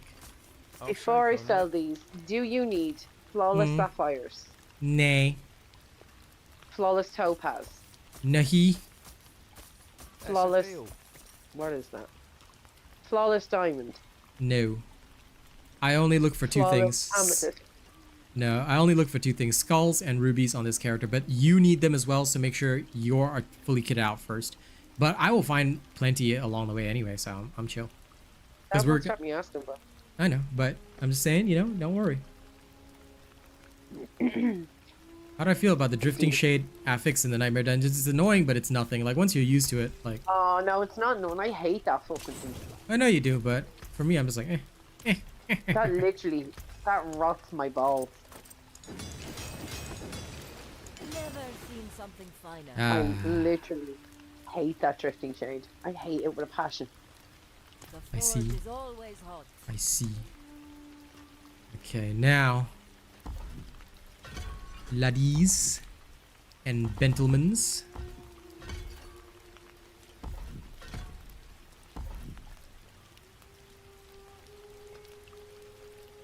Okay, laddies and gentlemans, we are now super ready.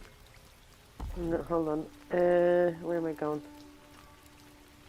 I want to bank. Do we have a house here? No.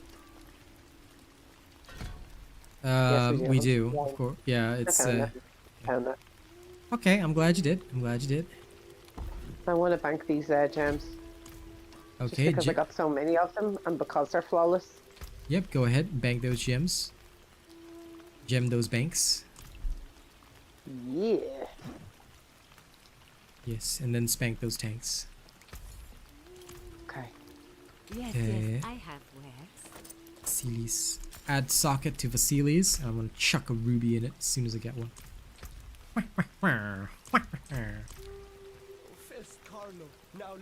First Carlo, now Leah. There's something out there killing us and no one will do anything about it.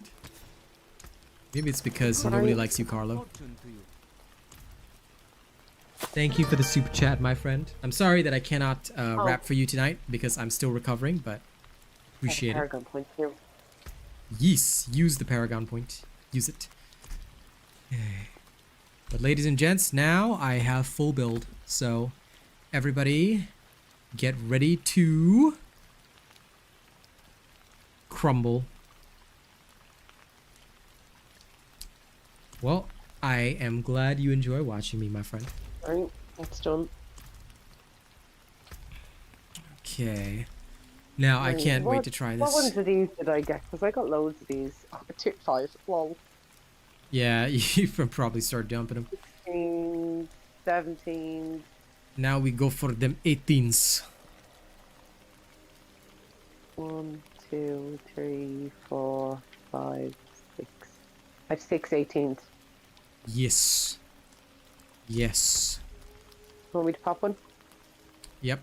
Hit me with anything. I'm just gonna check on events as well. There's a hell tide going on. We should. Do you want to do the Helltide first then? Yep. Let's get you Okay. 2 mystery chests because I want you to have the Forgotten Souls because we can only get them there anyway and we need them for full What upgrade. is that? You know the last thing in the list when you need to upgrade to like the 5th level of upgrades for all your gear, there'll be like this random crystal at the end in the materials required. It's after the yellow crystal. It's also yellow, but yeah, it's called Forgotten Souls. You can only get them during the Hell Tides. So I've teleported to Menestad and I will go. Yeah. Unless you have loads and don't need it, but I always come here because there's good chances of getting good aspects anyway. Okay, I know the location of both the chests for now. I'm gonna mark the first one, which is I have 0 Forgotten Souls. right. Time to go get some then. Right, where are you? I am in Menestad. I see you. I see Yep. you. And I'll be going as soon as you port in. We'll be going down and then slowly to the right. We'll just be following the path. But now I don't have to maul people anymore, so I can use Earth Spike. I'm actually interested to see how this will feel. Yerp, yerp. I'm gonna switch to Earthen Might to try see which key passive is better. Oh, you know what I need to do? Before I go What? anywhere, I need to repair my gear. Yes. Ban on. There's the blacksmith down here. There you go. Go. Get. That's what you get. Yeah, we'll just be walking our way there. Mhm.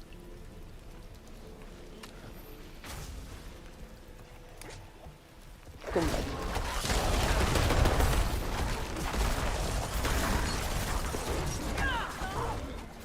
Roar. Rory, rory, roar. Oh, so now I can just guarantee everything is to be a crit. Ah, okay, makes sense. Roar, roar. And my bear is now ranged. Haha, haha. My bear has range. Everybody dies. And everybody hurts. And die. And die. 'Cause no one can beat Druid after you get Vasily's prayer. I can't even get a hit in, bro. Yeah, because I got Vasily's prayer. So good. Not that That's I mind, right. don't get me wrong. I know. That's right, it's so Kill them all and then cute. just collect the souls. Damn right. I will smash him up. Arctic Bear ain't no match for me. Basically, the idea behind this particular build, once you get Vasily's, is that all werebear skills count as earth skills and all earth skills count as werebear skills. So basically, you get all the boosts for everything. You get what I mean? And when you do that, basically it makes it so that your character is super uber strong. And you can benefit off 100, because this character is the only one that can get 100% crit rate thanks to these earth skills. So then now, once you reach this stage, you technically don't even have to have crit rate on your rings. You can actually focus on pure damage and still get massive crits. How sick is that? That's why everybody hurts. Just so you know, she loves my it. Cartman voice. I do. However, I'm not a huge fan of REM, except they have one song called Might Swoon. I absolutely adore that song. Who is REM? They're a band. That's who sings Everybody Hope. Oh, I don't Oh, know you that. sing I it. just An actual song. No Yeah, it's an line, actual song. Okay. Yeah, it's an actual song by a band called REM. Okay. Yeah, I'm not a big fan, but I do like they have a really nice song called called Might Swoon. Sorry, good song. Alright, that sounds pretty cool. I'll link it to you later. Let's see. I'll link to Everybody's Voice as well. Good song too, to be fair.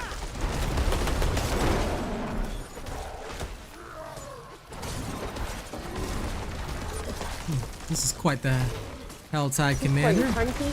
Yep. Quite a meaty boy. Yep.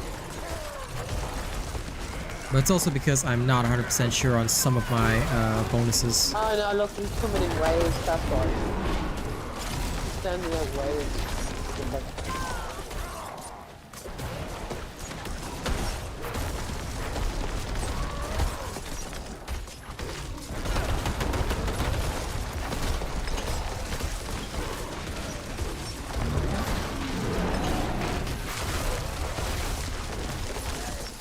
Ah, so that's the one. So when I have that, that's when I need to... When that particular skill is up, that's when I need to unleash the beast. Okay, I see. Learned I have.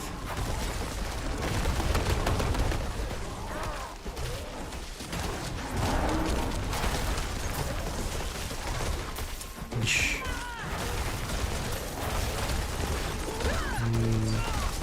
So in big boss fights, that's what I do.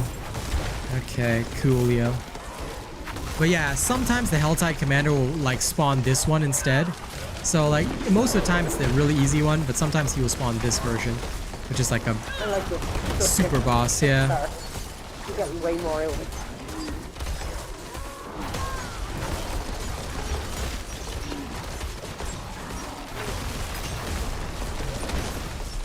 That's where everybody hurts.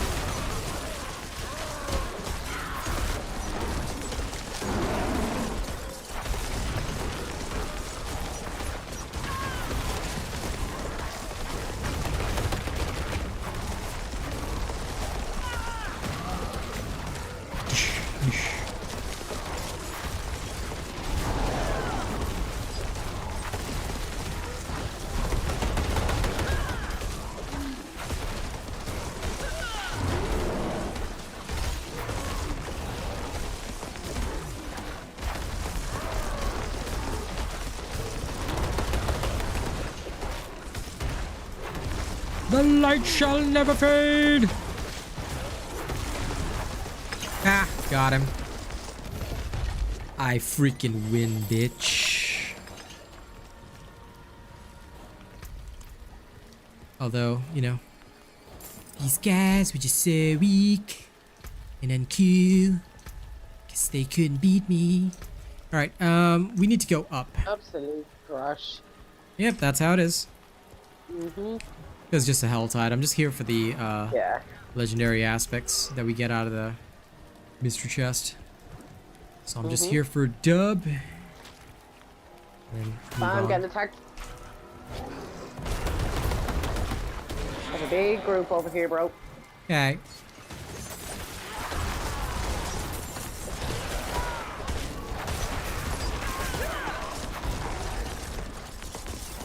You.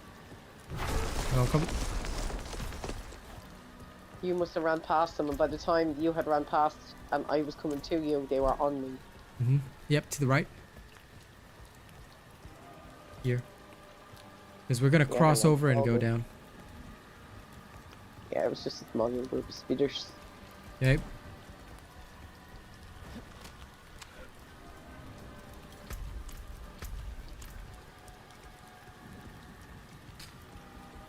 Can I feel the difference? Depends to an extent. I still need more thorough testing with it. But mostly now, I want to determine which key passive is the best one.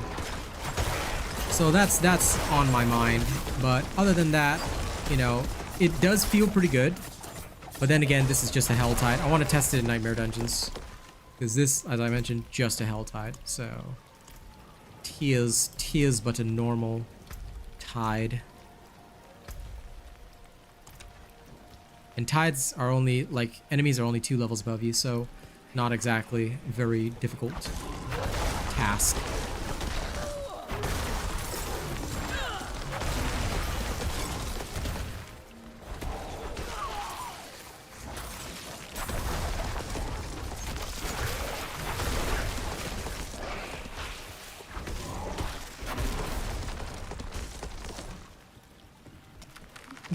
Hey, Frederick. Back here.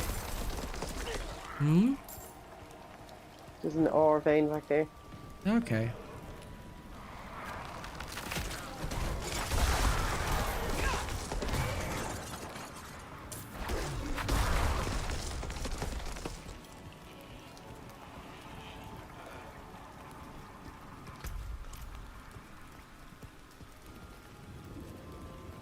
Down further. I'm hoping the chest will still be there, though.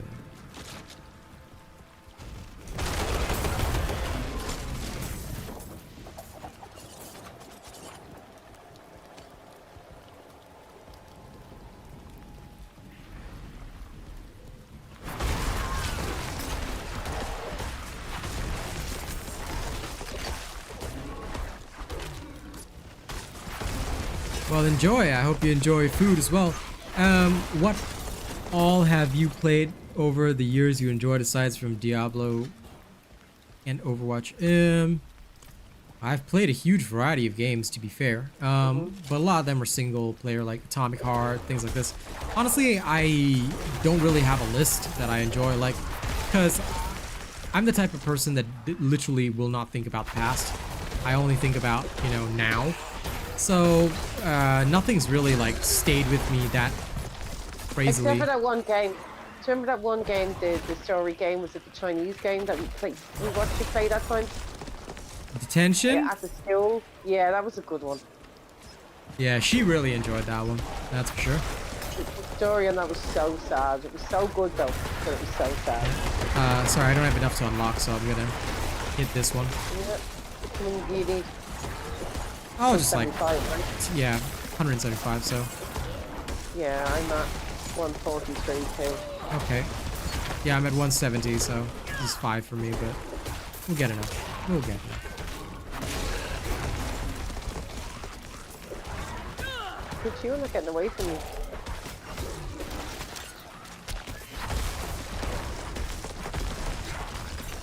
There's one more. Chandler over there.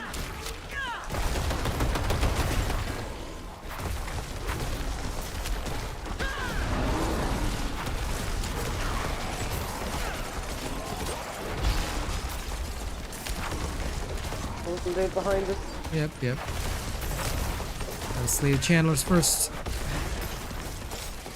Okay. I got. Now there's another one over here. It's dealing with it.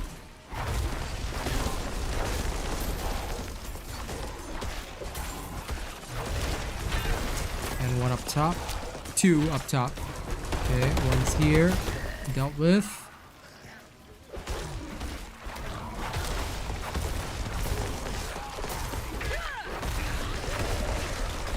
Okay. Done. Now the unascended must suffer.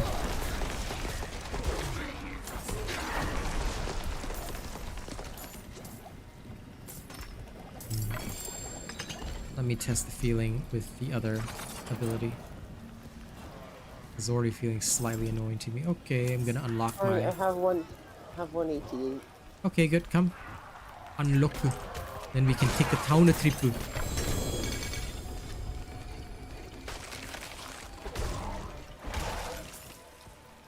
Okay, town trip time because I am a fool. Alright, come on. That's how most men think, yeah. I suppose so. I really didn't think about the past, you know? Like, so yeah. And Sutareteru says, want to thank me for my in-depth guides on the Barb. Really helped. No problem, man. I am here to help. Like I said, I want to be the best go-to Diablo person for you guys. So I'm working pretty hard on it, and I'm honestly glad that you guys enjoy my content. Means a lot. So hell yeah. Keep enjoying, keep enjoying. And we shall You all actually have a got good glow. time. Crit strike damage. Nice. Good. I just need to level it up. Okay.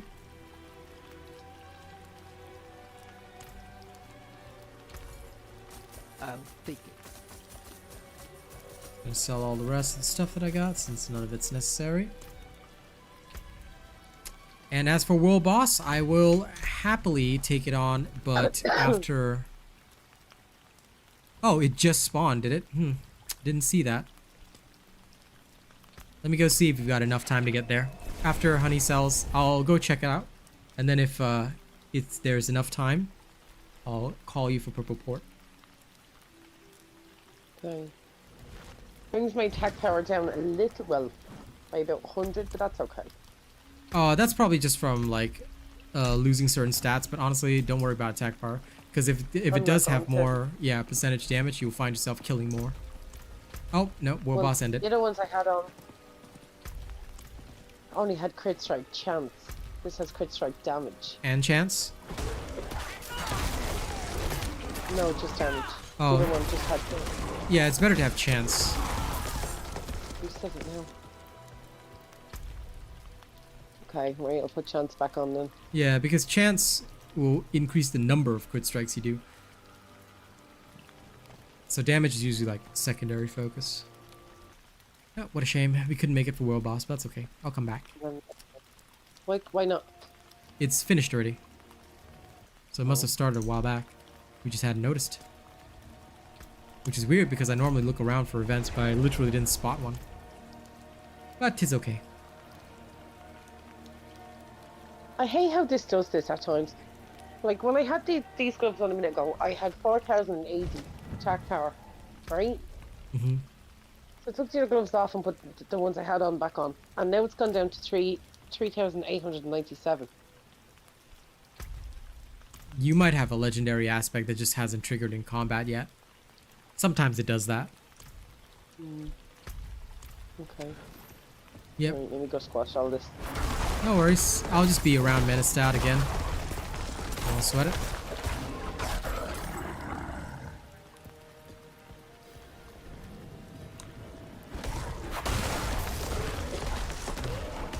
I'll scout the chests and make sure that you can get enough for yours.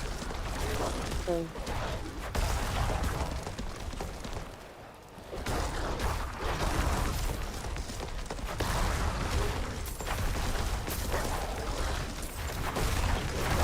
Full reporting to you. Yep.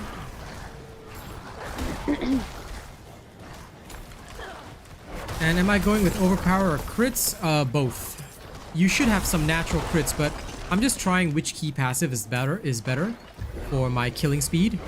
And so far, I think that the natural werebear one, because I'm always healthy anyway, 30% damage is hard to ignore, and the guaranteed crits, unless you have very high lucky strike chance, they don't really trigger enough. So yeah. Murmuring Obols. Yep.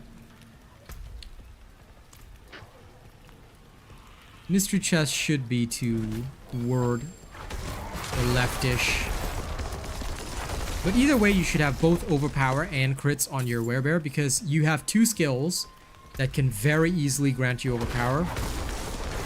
And they should be used and abused constantly because they are very good. Then on top of that, you should have your crits. I mean, crits would be a primary focus, but there are plenty in the builds that can also add to your crits, add to your overpower. So you don't need to focus on it as a stat. Like, if I have it, it's nice, but I would prefer crit damage so that when I do overpower and I crit as well, yeah, that gets a lot better. But I'm not using the Earth Spike key passive right now because having looked at it, right, not only do I have to wait for a lucky hit, but the lucky hit only has a 5% chance of triggering the effect. And, oh, there's a Screaming Hell Vein down here. Yeah. Alright. Yep, where I'm standing. Just waiting for you. There it is. You get stuff out of it. For some reason, when you open that, I also got stuff out of it a second time. Nice. Just like, lol.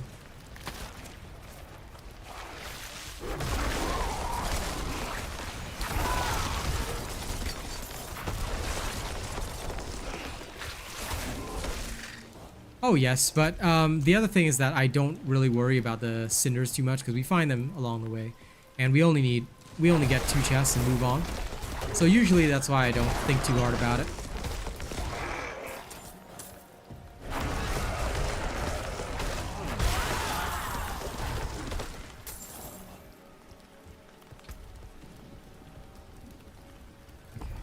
Try. I'm gonna go back to the quick one and try again. No, just an event done over here. Come. Yep, on my way. On my way, don't worry.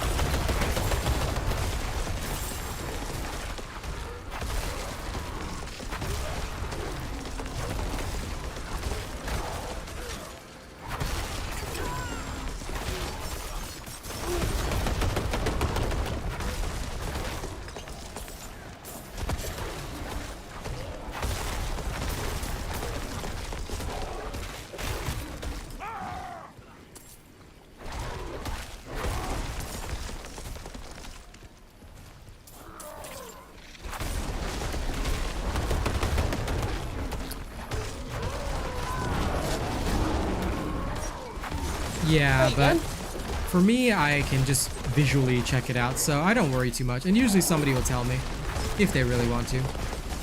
Sorry, Kaz, what'd you say? It's this guy again. Yep.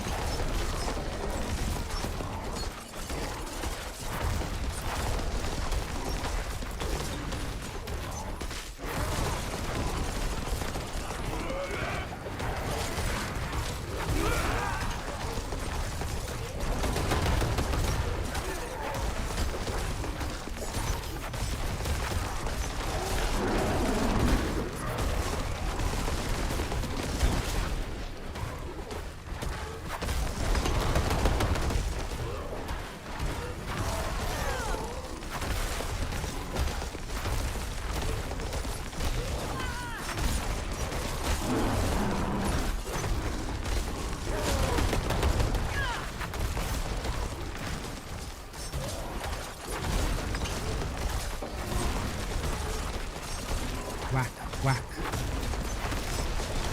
Whack, whack, whack, whack, whack. But yeah, I'll most likely conclude my testing only after I really get into Nightmare Dungeons with this. Whack, whack, whack, whack, whack. It's about to get grisly. Whack.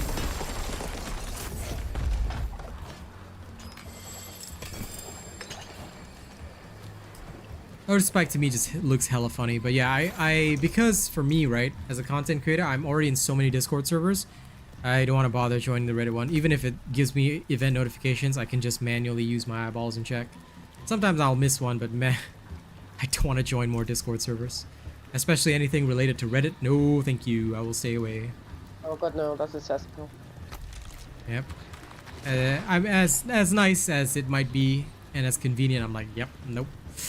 I'm a keep clean. But Overpower is just basically based on Fortify, Frederick, so that's why, although it doesn't seem to add much, I'd rather still have it as an additional layer on top. Because it does take up my damage in a way that allows me to just do a little bit more, you know? So I don't mind it too much. As long as it's just an extra on top, I'm happy.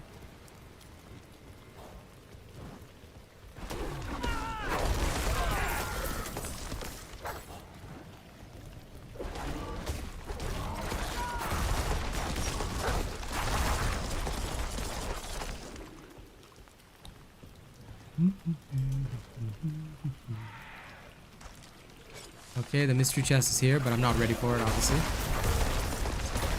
Just coming down to kill stuff.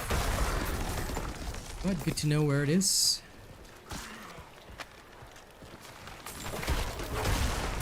There'll be stuff up here.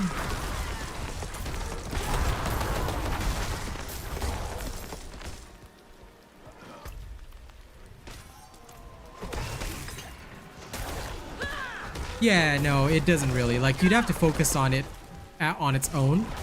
But that's okay because I'd rather my base damage scale with crit, right? So if my base scales with crit, then I just add to that with overpower. And like in the werebear tree, there are several there's one node at least that is quite crucial. That one adds a good bit of overpower damage. I think it's 60% here. So I'm just using that. And that's it. I'm not really even like adding more points to it. Unless later on I feel like upping my damage again, but more or less that is what I've got. I got the one down at the bottom though, thank you. So unless that one reset, I already have that one. I'm going for this one that's here. Hey, what's this? Okay. That is a nobody. He's for a side quest. Good evening, Sev. Sorry. That's okay. You can kill him if you want. Okay. Okay. Oh. But yeah, I think mainly what I'll do is after all this is done, we'll go check out the thing. I'm just heading toward the right so I can find more souls to murder. Yeah, I'm coming. Yep, just letting you know my direction. But yeah, I'm going to test this out in Nightmare Dungeon, see which key passive I like better, because the 30% multiplicative damage seemed to do more, just that I don't have guaranteed crits. But the guaranteed crits thing is a lucky hit chance, so...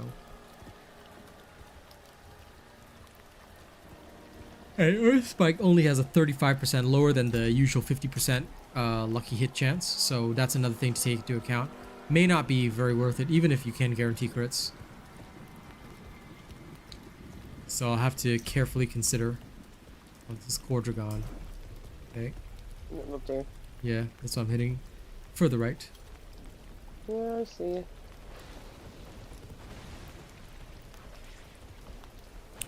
Yeah, T34 Nightmare is a bit low. Because, well, I mean, like, rather than worrying about the tier of the Nightmare, gauge how many levels ahead of you you're fighting. Because by the time you get your Ancestral Gear, you should, theoretically, be able to fight about 10, 11, 12 levels above you at the bare minimum based on my calculations. So if you're fighting close to your level or maybe like 6 or 7 levels only above, it may not be as worth it to gear for overpower.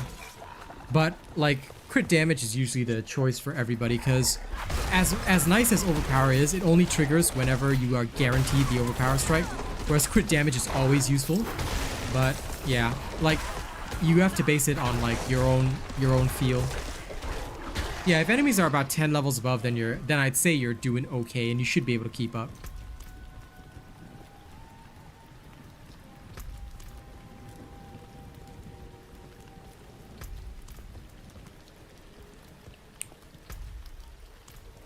Searching for things to kill.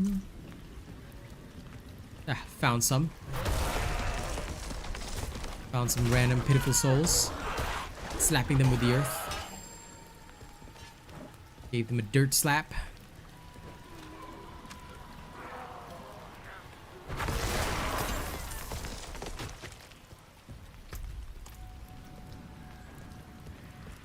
Oh, here. Yep, both up and down. I'll clear up down and then come up. Here.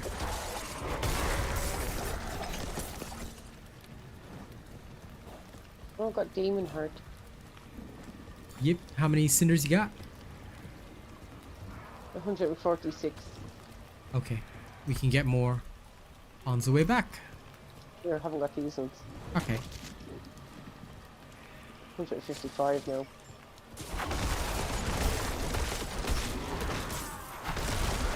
But why wouldn't you just face tank the butcher? Just out of curiosity, Frederick, because the butcher, like, theoretically, if you've got all your damage resistances, shouldn't really be able to damage you. I mean, in my case, I just don't worry about it. I'm just like, butcher. I'm not. I shit myself on the butcher 200. Because the druid has, like, so much tankiness that normally you just phase tank it and you should be fine. Should, theoretically. Alright, 169. Okay. Yeah, we'll have more than enough by the time we get back.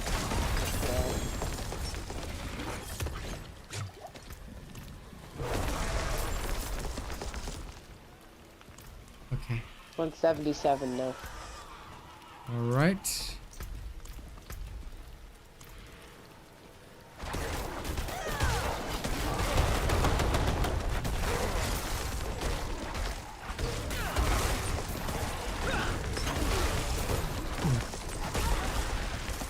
Literally never seen the butcher leech any health from me, but maybe he does in T4.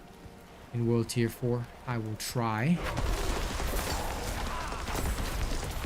Because most of the time he doesn't, so I'm like, I never really thought about it. Okay, do you have enough? Still funding. How many do we need? 175? Yeah. Yeah, I have 185 now. Okay, we can just ride for it then. Let's go! Once we're out of Menaced, I mean.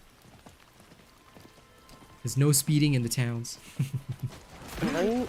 Yep, you gotta follow them road laws. Okay.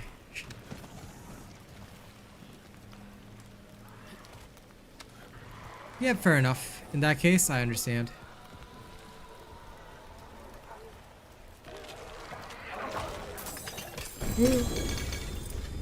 Well, tier 4 butcher sounds like fun. Okay, great. Back to town.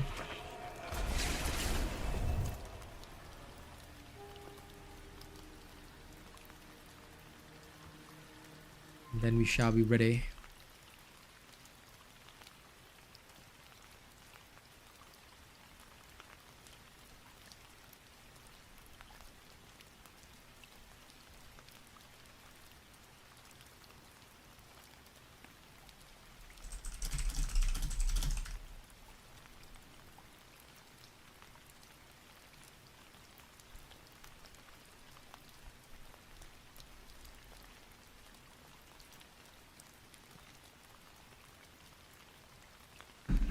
Thanks, Mom.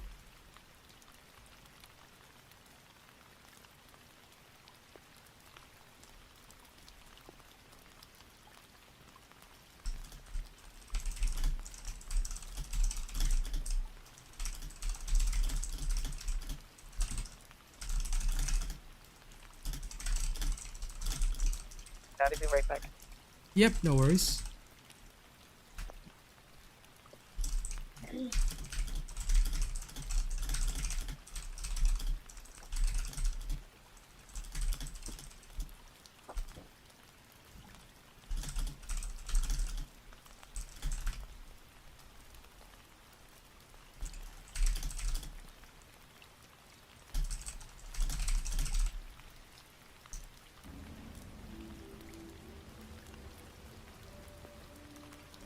I love how desperate some people are to try and sell the Rend Barbarian build right now. They're like, no, Rend is good, but I mean, we've all seen my Barbarian in action, so I'ma just, I'ma let them do what they want to do. I wish them well. You can take what's left. But that's why I always tell everybody, try for yourself.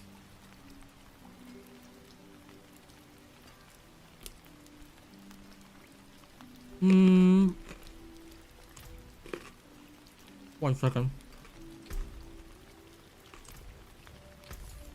I'll take it.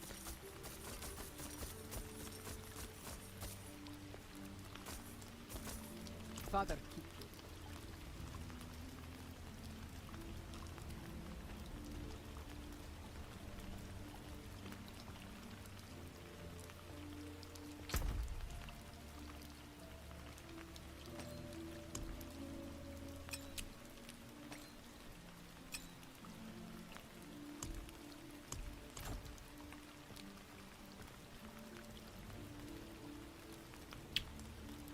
My answer, Yves, is that what you need to do first is fully finish the mid-game build. So if you need to see what the fully finished mid-game build looks like, you can look at the build planner and calculator and try to fully finish it. Once it's fully finished, get to World Tier 3 and start upgrading to the late game build. Alright? So have you checked out my late game Barbarian build yet? Because if you haven't checked out that video, it'll tell you what kind of gear you should be looking for, what you're going to need, stuff like that, what legendary aspects. I suggest you go there and go through that, because that'll be very helpful to you, and it's the big next step for you. You need to focus on that in order to prepare for World Tier 3. So that is my honest answer.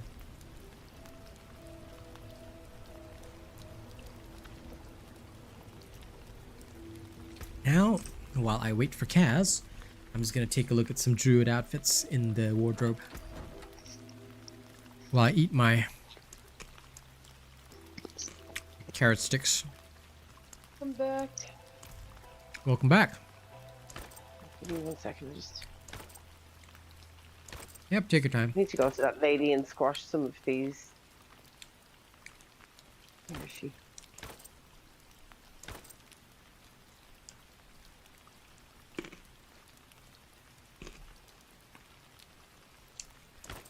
I need to go to the cultists and squash some of these tier, the small tier dungeons, because Mhm. too many of them now. What are you eating? Carrot sticks. Nice.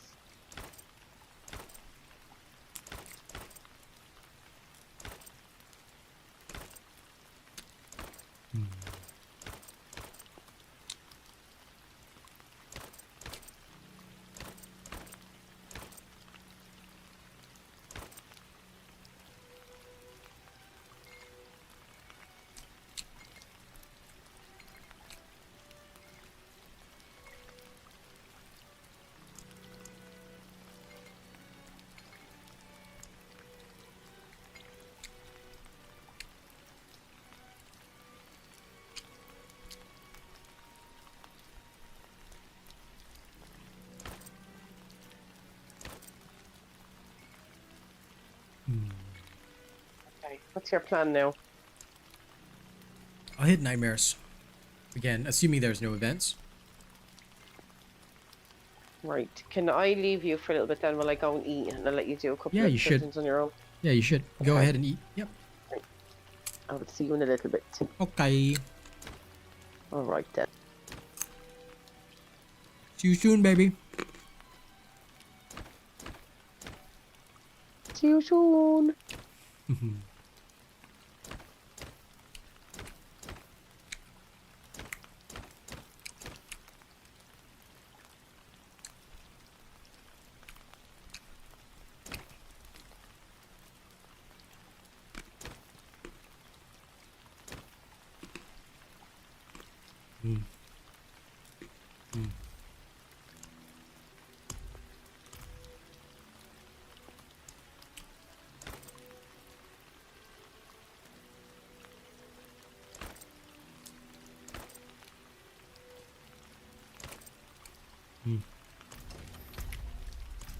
better. And you know, I kind of agree with you, Frederick. The clear speed on Rend is just bad. Like, I view it as more of a PvP build. Like, that time you completely destroyed that dude. Like, that's how I see it. I don't see it as a very strong overall build for leveling. Hammer of the Ancients is far better. I mean, it's hard to resist a 1.8 million crit.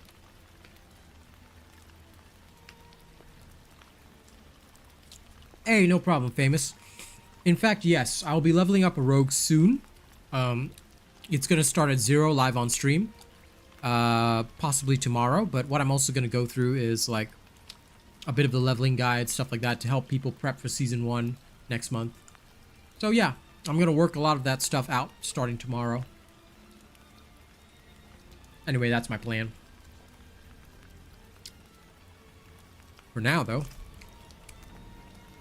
what I am gonna do is, while my girl goes to have dinner, I'll quickly go do a dungeon. Take my Iron Barb elixir. I'm gonna get rid of some of my tier 17s and go straight for 18. And yes, I'm eating carrot sticks because hungry. But also on a diet because I need to lose weight, so. Safest way to do it, carrot sticks.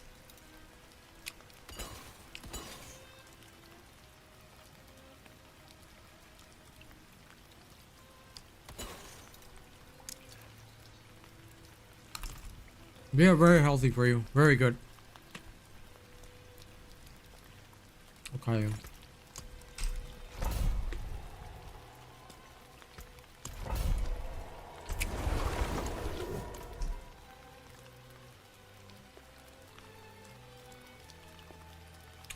Now I'm gonna try out the key passive for Earth Spike, and we're gonna see how that works. Could be good, could be bad. Let's go have a look.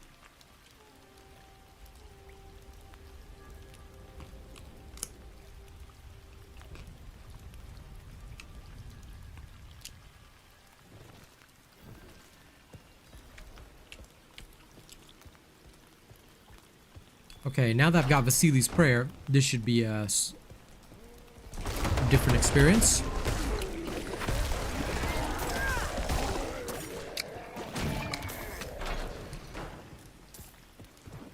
Slay all enemies in the rotting penitentiary. Is that gonna be a butcher over there? Might be.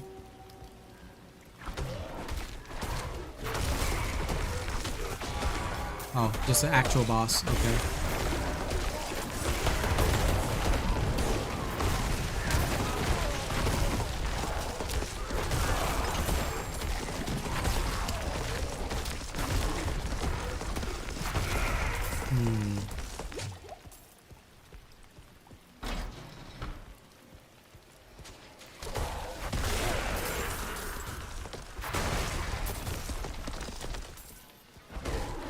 What? What, Frederick? What I thought you were getting food. What? It sounds like you were literally trying to buy a hooker or something.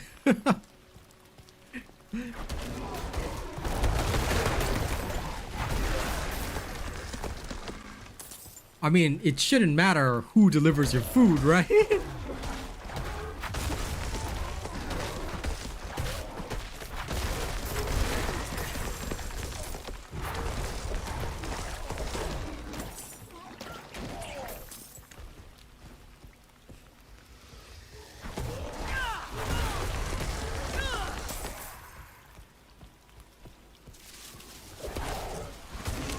That's what I'm trying to figure out. I was like, what? I thought the homie was getting food, you know?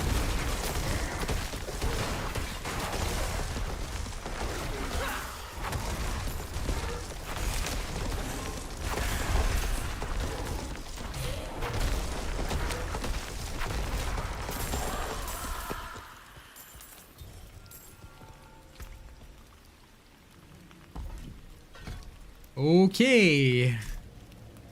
Good to know.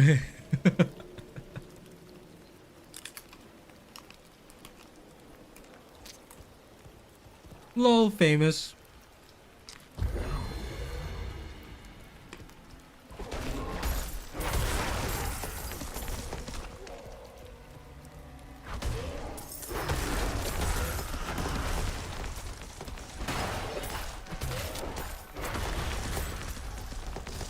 Hmm.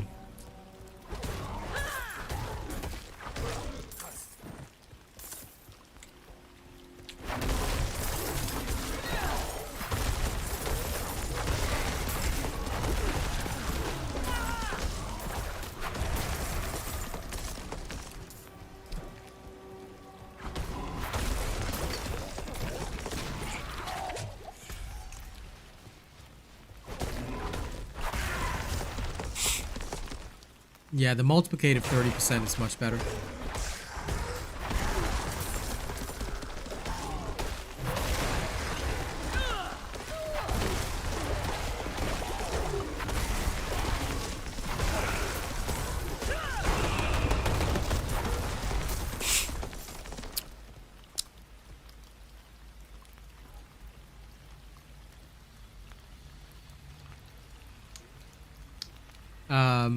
No, I don't know that game because I am happily married, so I'm okay. Thank you.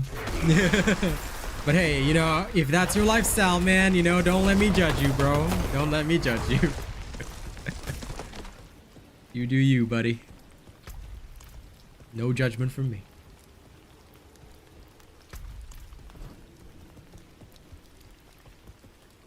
Okay, my carrot sticks are done, and they were very good. Now, let's rock this. So I went back to the healthy damage passive, and I think that actually does way better. Because the multiplicative 30% damage improves the baseline anyway.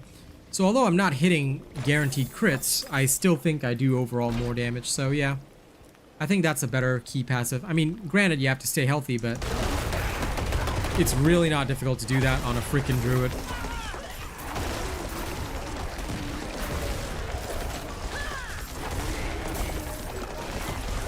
And if I do get a crit, it's a nice little extra. Because either way, the druids take so little damage that it doesn't matter.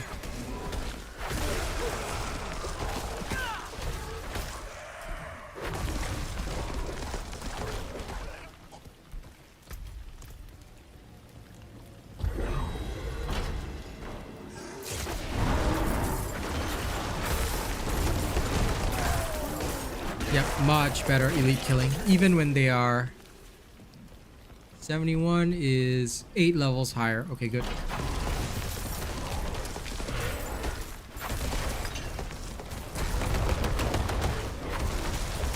For that particular one, yes. But I'm just going to say it right now that the Necro, unless you go for a Shadow Necro, it falls off a bit. So I had to swap to a Shadow Necro and I'm under geared, which is why I've kind of lost my mood for the Necro right now. I'm mostly focusing on, like, there's going to be 3 characters I focus on, which is going to be the Werebear, Druid, the Barbarian, and the Rogue. These are going to be my primary focuses over the next few days. And into the first season, because I'm going to redo my Necro when I get into the, when like the new season drops. I'm going to start the Necro right from the beginning as a Shadow Necro and gear up that way. So that's my plan anyhow.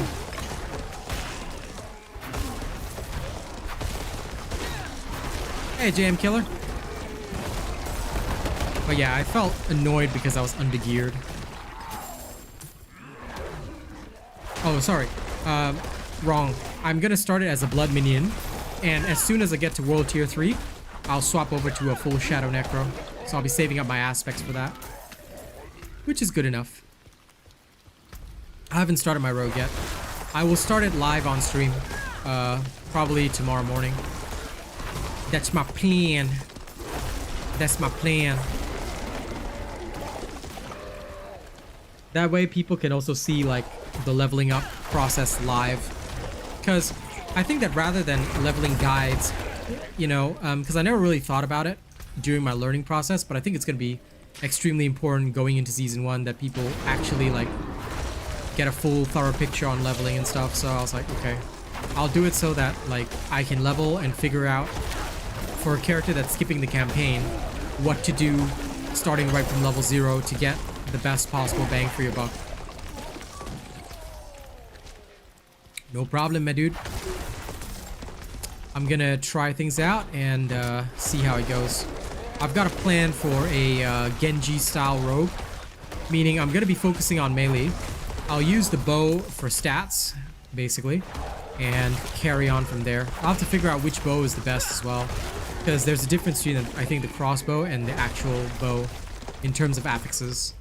So that I'm also gonna have to determine as I go. But that's part of the fun.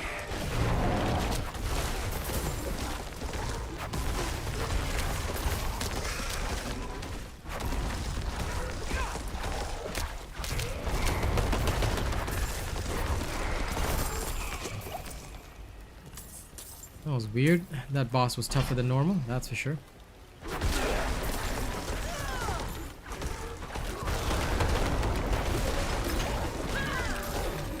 My tramples are slower now because I'm so used to the CDR that I was getting from my helmet that I'm a bit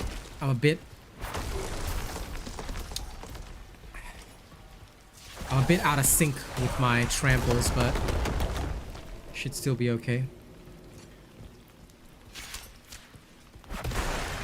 Yeah, I've seen a Bone Spear Necro and he got beaten in like a couple of seconds by my Hammer Barbarian, who was 11 levels lower than him. So yeah, Bone Spear Necro is the one that's touted, and a lot of Necros are so salty.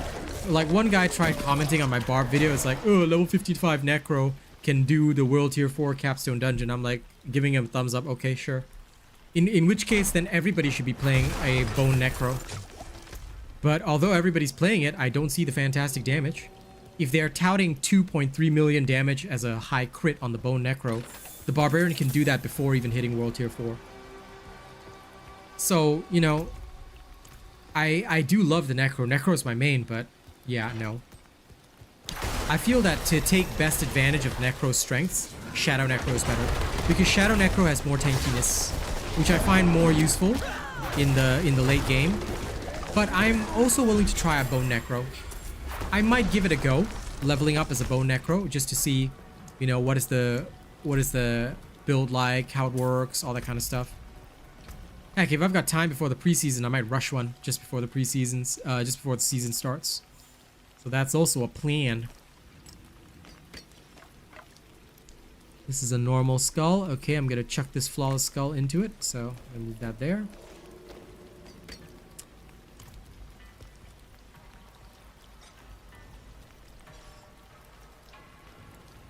Yeah. It always happens if you're fighting above your level, because they will just die instantly to poison or stuff like that. So the last stand is one that if I get that event, I know it's a fail. But I don't really care whether it fails or not. I'm just like, okay, whatever. I'm just there to get some extra XP and kill. But yeah, I never, you know, bother with that. Give me 1 second. Okay. Multiple shouts if you need to, in serious situations. If you do find yourself in a tough situation,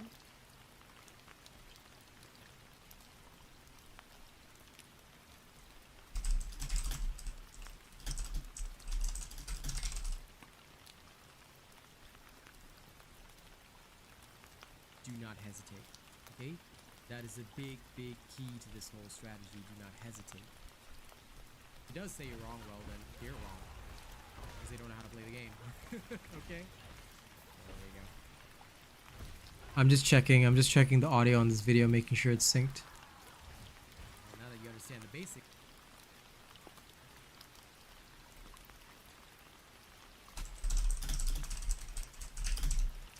That does suck, killer.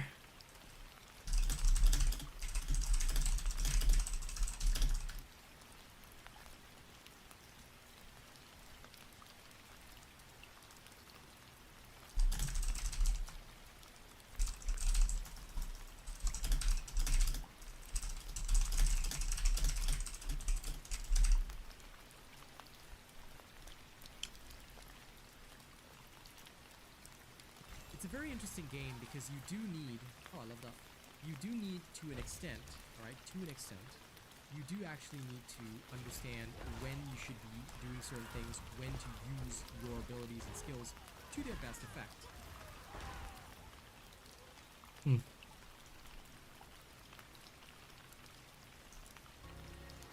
I don't know why that guy said that my audio wasn't synced. It was. But that's how it is. Yeah, I hope you didn't hurt yourself, buddy. Okay, heading back to town. I always like check, you know, if somebody says my audio is out of sync. Like he said it was out of sync on my latest video. I was like, no, it is synced. But sometimes YouTube throws stuff out of whack, so that unfortunately I've got no control over.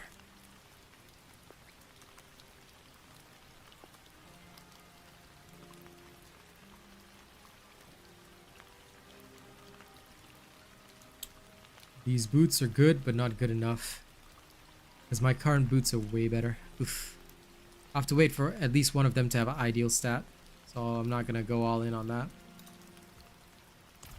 Okay, time to sell more. Very nice. Be careful out on the steps. Yep, go for it. Okay, survival instincts. The last thing I needed for this build. Hokey smoky. Now, let me think.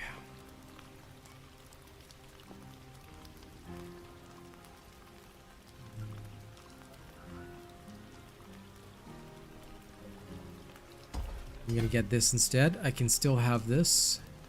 This way I'm advanced a little bit more because it's 1, 2, 3, 4, 5. 1, 2, 1, 2, 3, 4, 5 either way. So it's the same amount of time to get there. I'll take off this 50 armor plus 1 there because I don't really need more armor. I just need damage. Okay. This one I'll focus on a bit later.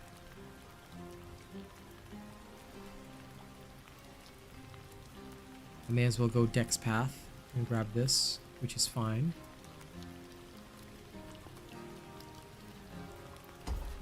This max life I will sap because as much as I like it, it's also not very helpful to me for what I want.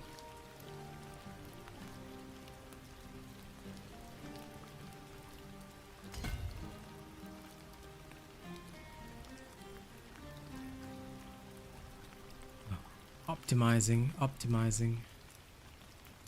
This is really what it takes to optimize. Oof. Okay, we are good.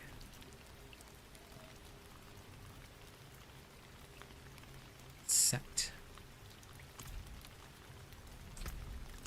Now I'm a little further along my pathway so that I can get to the next board ASAP. Let me take a look at I haven't looked at my planner in a while.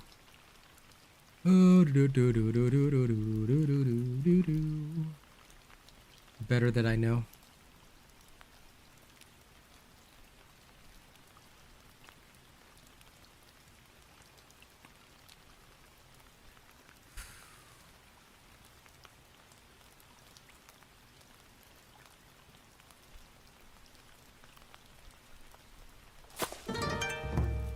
Okay.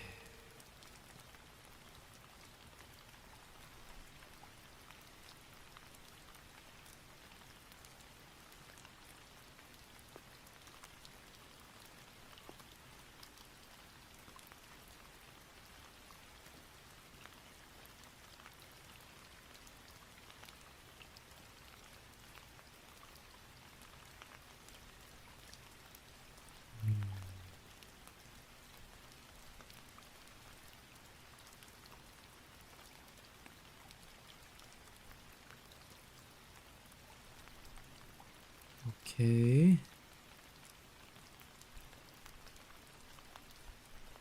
I can see the path.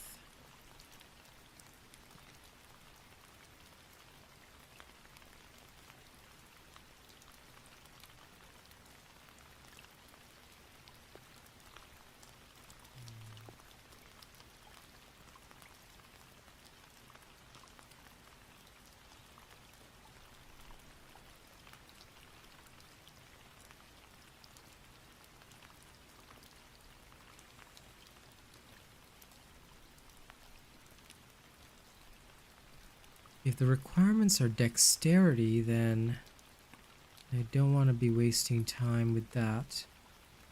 So yes, I understand. So if I'm calculating this correctly, understood.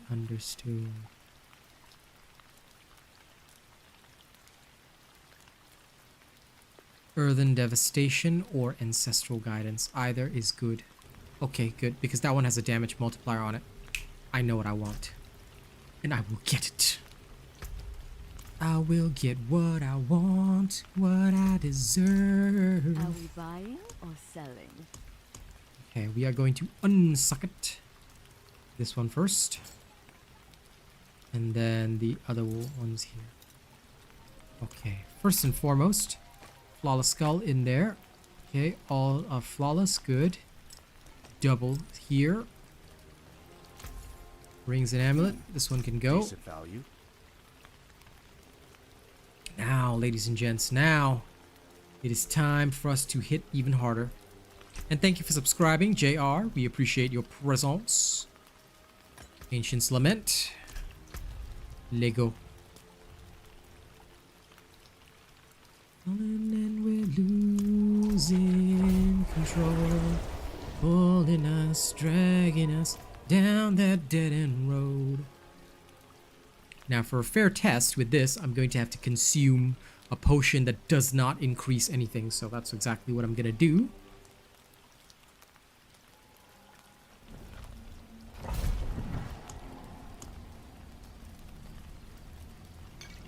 Since I've got so many fire resist potions, I'll take that.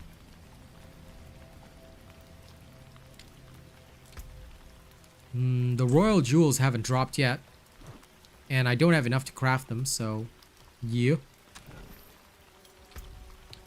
Of course, when I get them, I will happily use them. But like I said, lacking right now, lacking. Oh, these are all werebear skills. Yeah, when I have enough, because I'm not in World Tier 4, I'm in World Tier 3, so like when I have enough, I'll happily use them, but I am relaxed. Besides, wait, Royal Jewels, aren't they like level 80 requirement, if I'm not wrong? So if they are a level 80 requirement, then I cannot use them yet. I think. Because if the flawless ones are level 60, so they should be level 80, if I'm not wrong. If. Okay, in we go.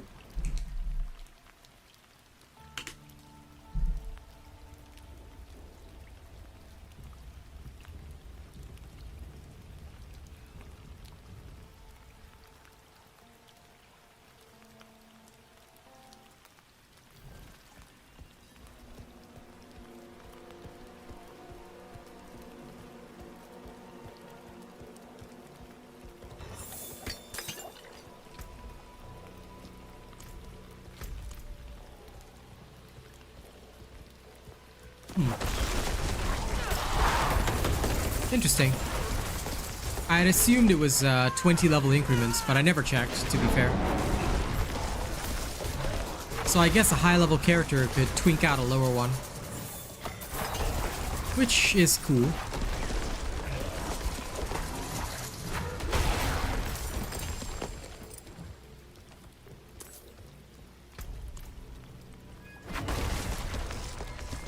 But either way, I'm not too worried on gems. Like,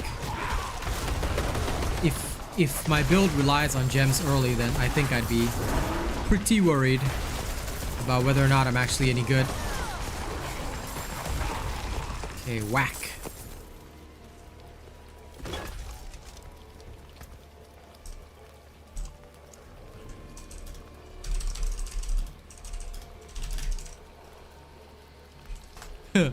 I see achievements, well done.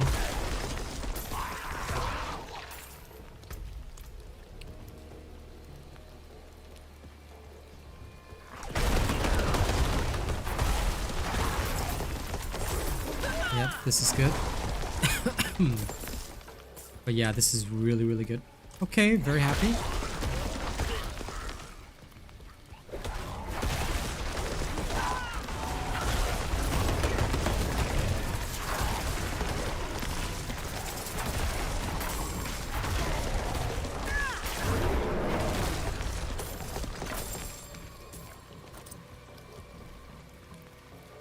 Okay, I can see the strong value.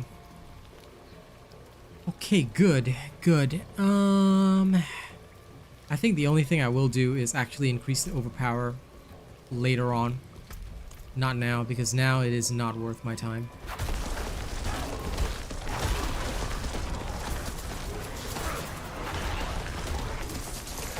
I gotta get to the next board. ASAP!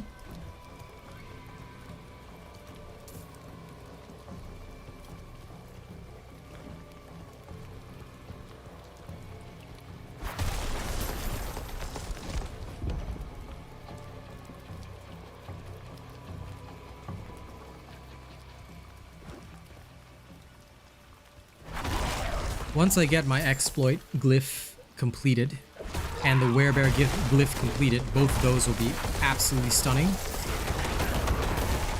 Then I will go from there.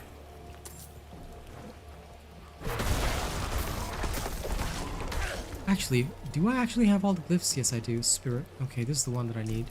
25 dex. Good.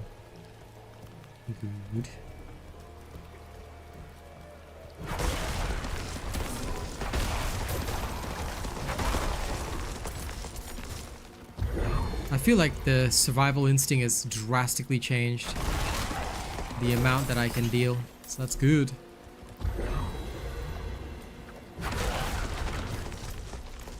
This is gonna make life very, very good.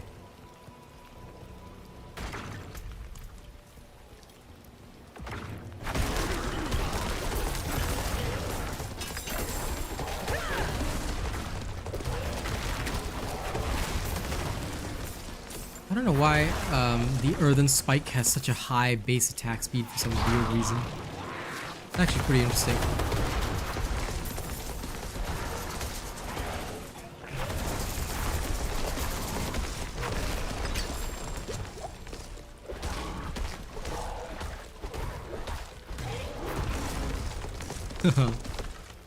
that little fallen dude was getting punched by the earth. Quite literally. Gave him some earth punches.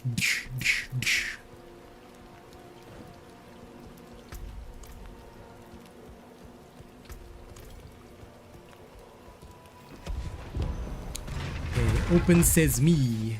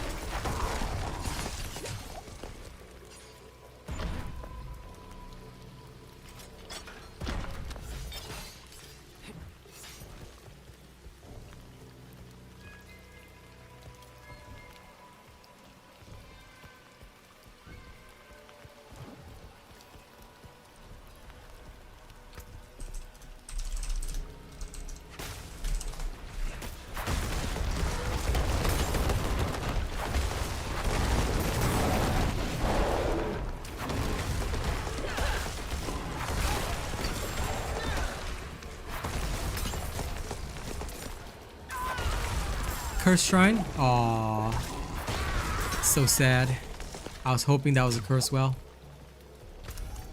Also, lol.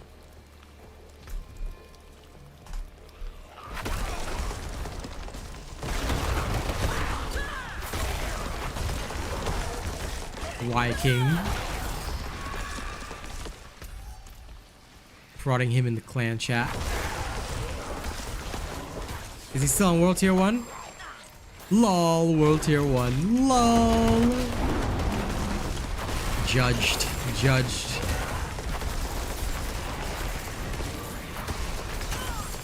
Ah, yes, the damage is finally looking good. Much better.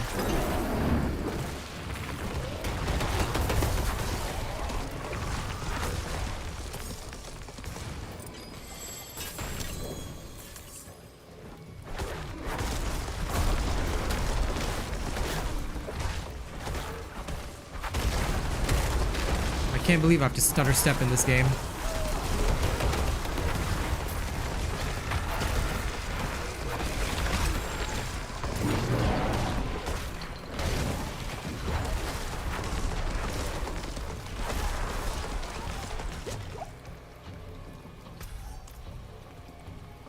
Feels like my bear is a freaking Rabadon equipped.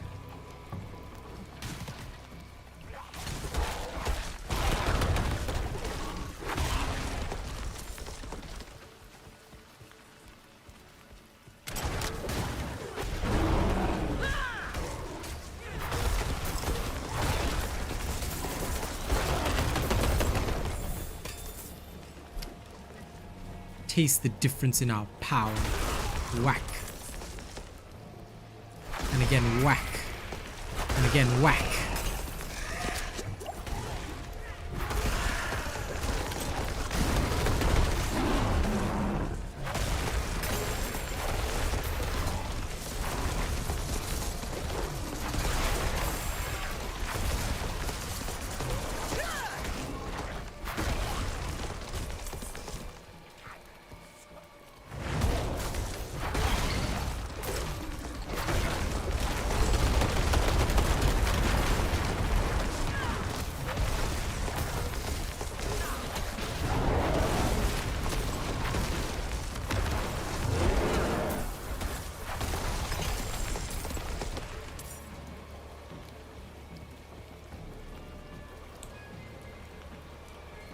If you haven't done your renown farm, you haven't farmed all your renown, please do that first because it will give you account-wide buffs and it helps with your other characters as well.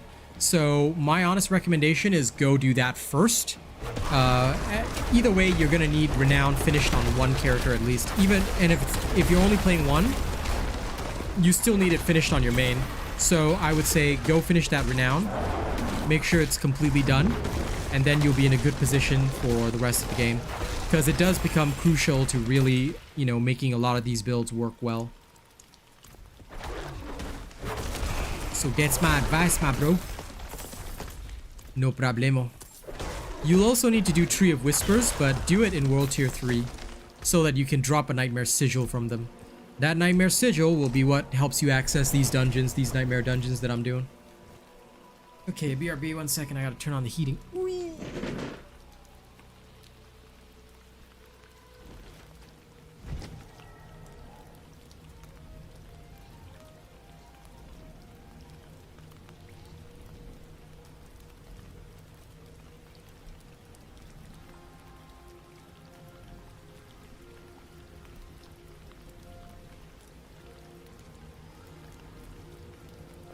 Okay, 1 second, guys. I'm gonna BRB, yeah?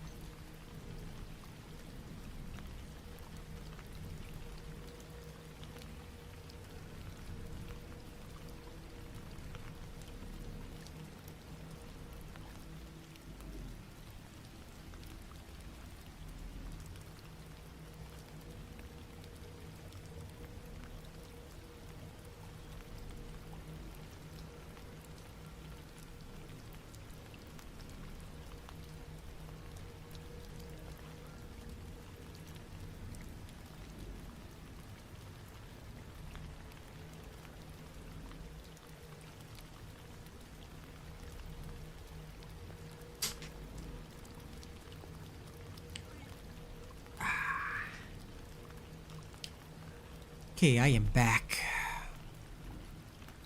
Oh crud, the spirit cost is 36. Because I've got spirit cost reduction here, I need to drop that. I cannot have spirit cost reduction. I just need movement speed and fortified generation on that, if I can. Which is good.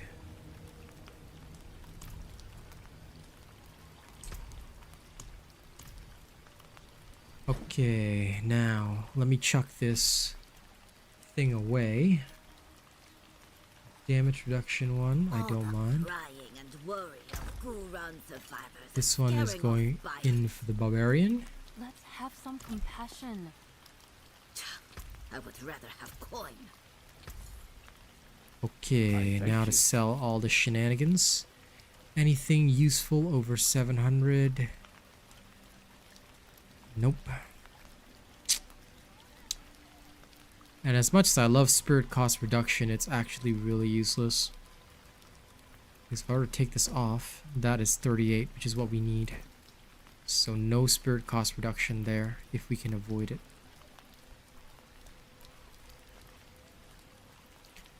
Bit of a pain, but I'll have to live with it. No. Decent value. And up here, yeah, all I really need is cooldown reduction up there and we're good to go. Does Vasilis have any spirit cost reduction? No, it doesn't, so that doesn't matter there. This doesn't either. Okay, good. Okay, so in the next tree, right, you want Ancestral Guidance, which requires you to spend 75 spirit to deal 30% increased damage for 5 seconds. You can hit a breakpoint for this because if you cast 38 times 2, right, that will spend 76 spirit. So what you do is you cast Pulverize once, you save up spirit again, then on your second cast you will get a damage bonus for 5 seconds, then you can use it to combo the full thing by doing your Trample Run, Earth Spike, Pulverize, just to do more damage on more hits, basically. But if you use the Spirit Cost Reduction, it will go down to 36 or less. So that means you'd have to cast 3 times in order to exceed the limit of 75.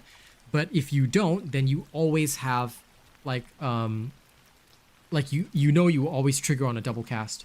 Basically, that's why. So the spirit cost reduction element could save you spirit, but it's like minimal. And either way, you can increase your max spirit anyhow, which I would reckon most people should do. Yeah, no worries, Kazi. You go ahead and you eat. Take your time, my love. Take your time. But yeah, that's the main reason why. Because you can increase your max spirit via rare nodes and stuff. So I'm just looking at like what is the best plan for my character to try and increase all this shenanigans without like spending an excessive amount of skill points. So I'm just thinking to myself, okay, so if I don't spend an excessive amount of skill points, how can I restructure everything so that I get the best value out of it? And that was basically my thoughts.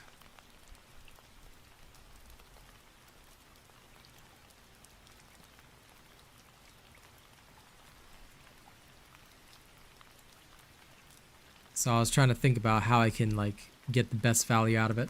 And that's why I was like thinking for most characters I would go with spirit cost reduction. But for this one I was like, there's no point in it because it would just help me hit a breakpoint faster, you know? If I don't have any spirit cost reduction, I can just like instantly hit that breakpoint. So yeah. Thinking about those, you know, like Dark Tide breakpoints. So breakpoints have now been drilled into me. I'm like, this can work. This can work. But yeah, that is the only reason I was thinking about it. Thinking about how to, you know, get the best.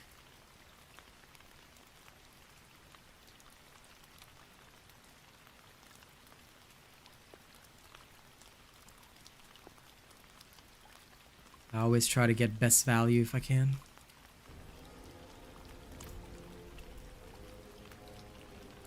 Because if I waste too many points, I'm getting less value for no reason. And you know me, I tend to be a guy that focuses on that value. Value added product. Okay, I'll head to Mallwood.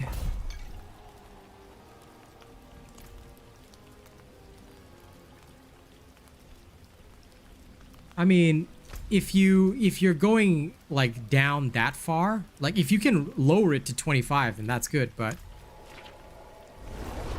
depends on how much you can get.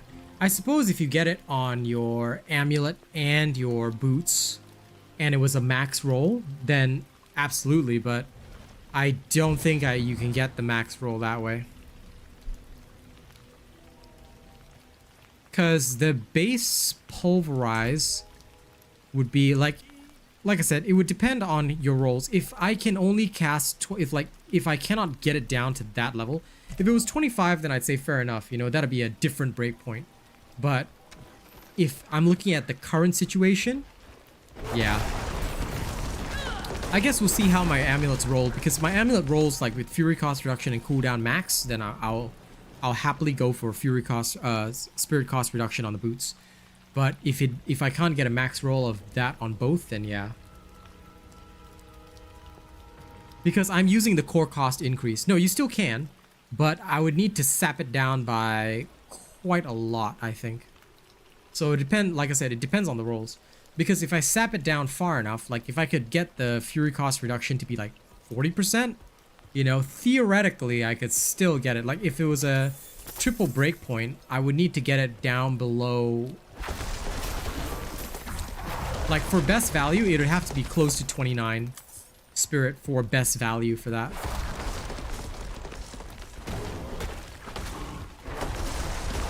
Because I always go for the 15% multiplier on the core skill passive cast.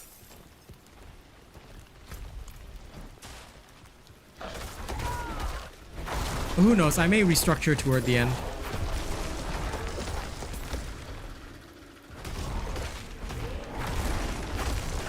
Because I could, like, with your methodology, right?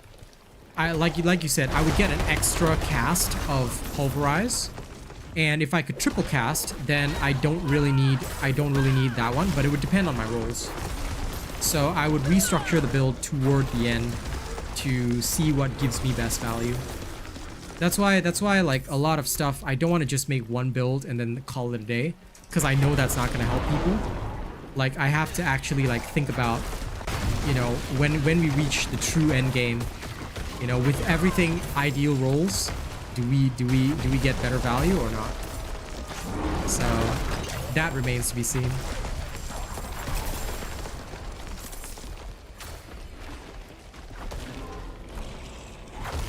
It's not additive, it's multiplicative, dude.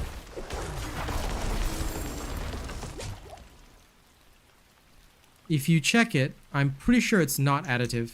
I will double check for you, but I don't think it's additive, dude. I'm pretty sure it's multiplicative. At the very least, well, does it tell you in the thing? I think it does, right? Yeah, because this one is multiplicative as well. So Survival Instincts is very good. I think most of them will be multiplicative, but when I reach it, I'll let you know. Because as far as I know, most of the nodes are 100% multiplicative. So that's always useful. That's why I want them so badly, because they're good.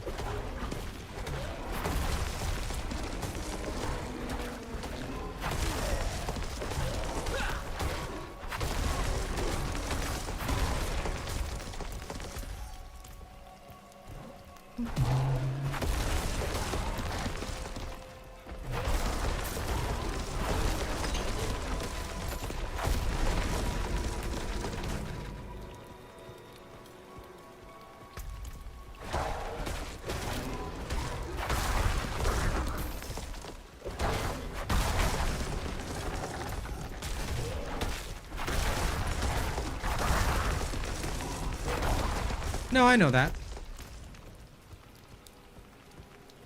But what I'm saying is that within that bracket, yes, it's additive in that bracket, right? But it would then be multiplied by the things outside of that bracket, i.e. vulnerable damage. So it acts as a multiplier to vulnerable damage.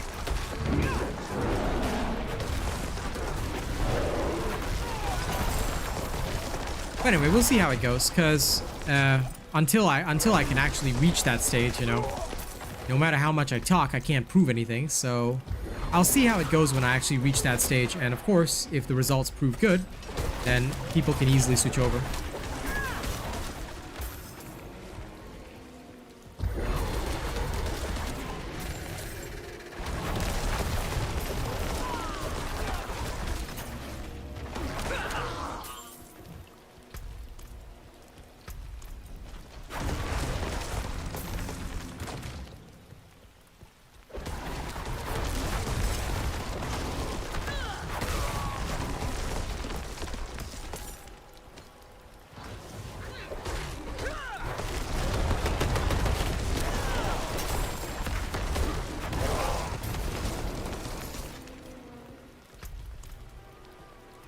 For me, my vulnerable is too crucial. I can't really test anything until I have it. Then I can really start working on that.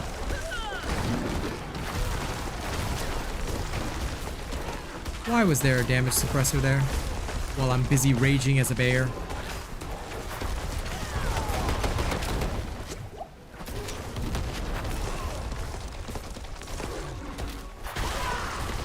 If there's one thing I do want to change, it's the fact that the stupid aura minions, they should not be able to like contribute their aura to somebody off screen. Like they should only be able to contribute their aura when they're on screen. Because I hate seeing the people with resistance but not knowing where the thing is.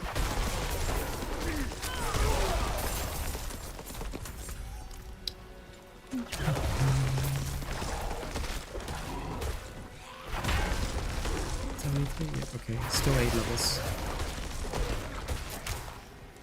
Maybe 7 levels.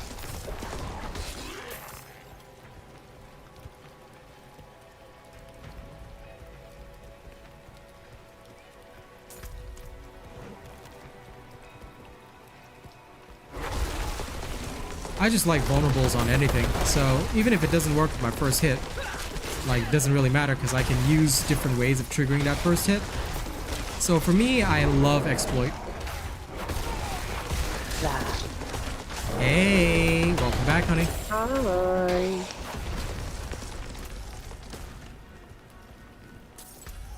I'm halfway through a nightmare dungeon. Yeah, it's fun. No, I know, but you can just request a join party if you want, is what I mean. If you'd like to. Yeah, I'm in tier 18, but you should be fine. If you just request to join party, I should see it, and then I can bring you in. Please, take it back from them. Let it end. Yeah.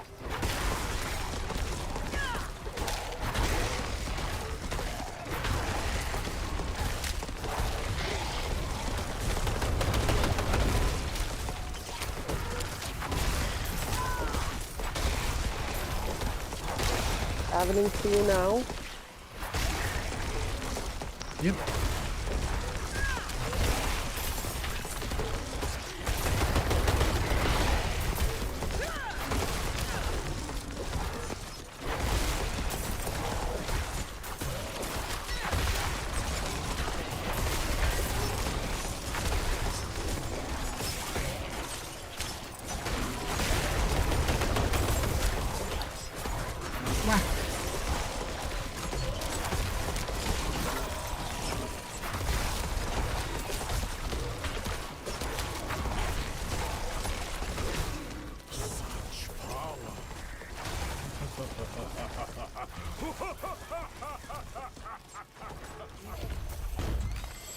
Okay, dude walked away, and we have what we need. You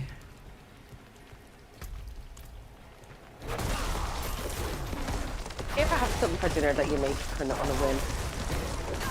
And it's so simple, but it's so enjoyable that you want it again. Yeah, nothing wrong with that.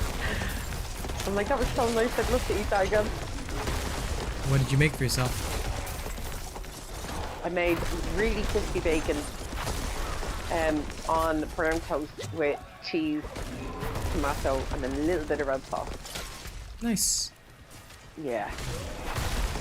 And it was like these really thin, streaky bacon rasher type thing. Oh, it's so nice. So nice.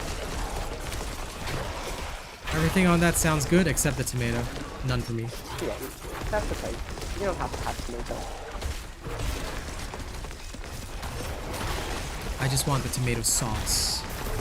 Yeah, you can have that.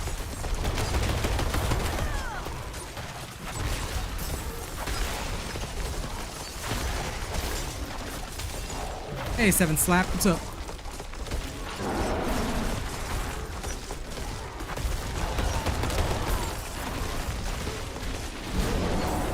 Alright, Geoffrey Frostbite. Die.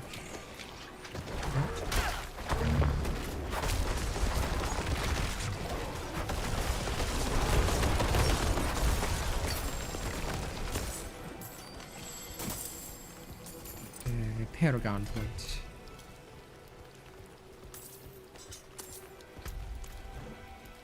Okay. The old gold.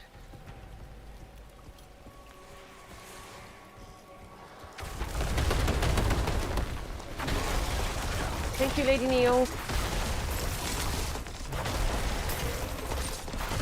How are you, my dear? Leveling a storm druid, eh? Nice. Nice. I tried to play it through it today. It's not for me. It's not having a good time. That's okay.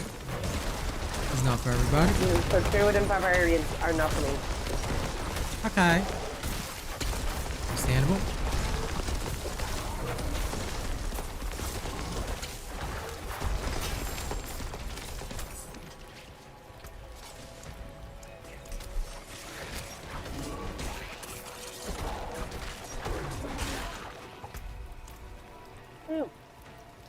Okay, all good. Back to town.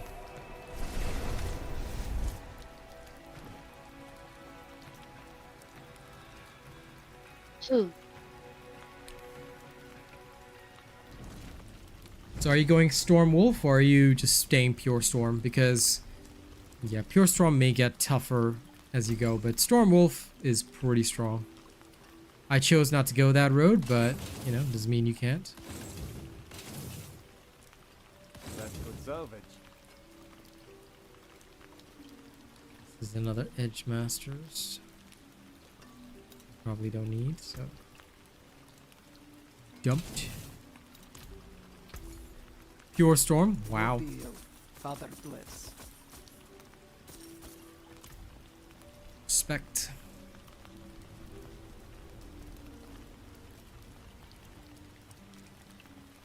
I'm generally not a fan of Pure Storm, but respect.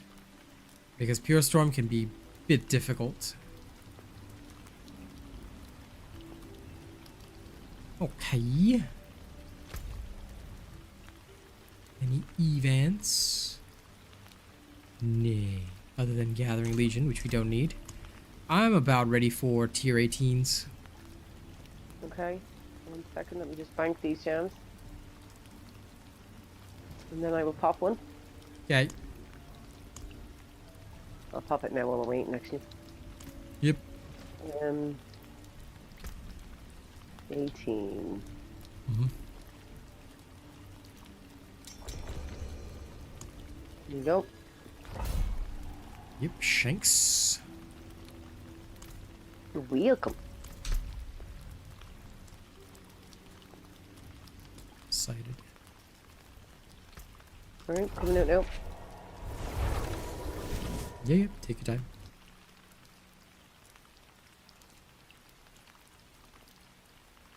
That's a fair plan, 7 Slap.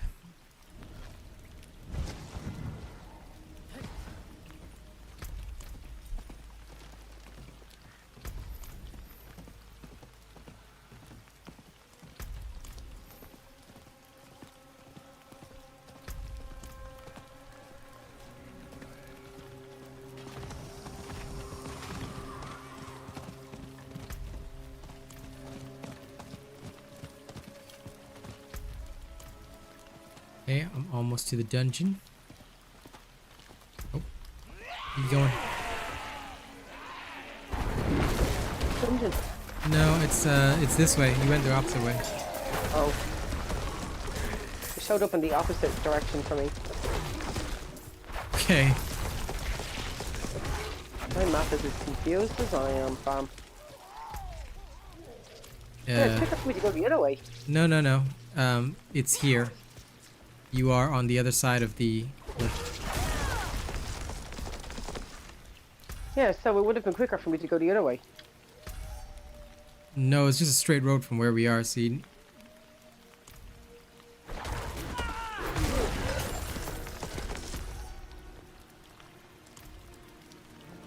I'm just waiting for you outside the entrance so you can find it. Yeah, I can see where. Yeah, it would have been 100%. It would have been quicker for me to go the other way. Okay. Leave it to you, my dear. It was literally the other way is like the end of that bend and then up. Instead of running all the way around.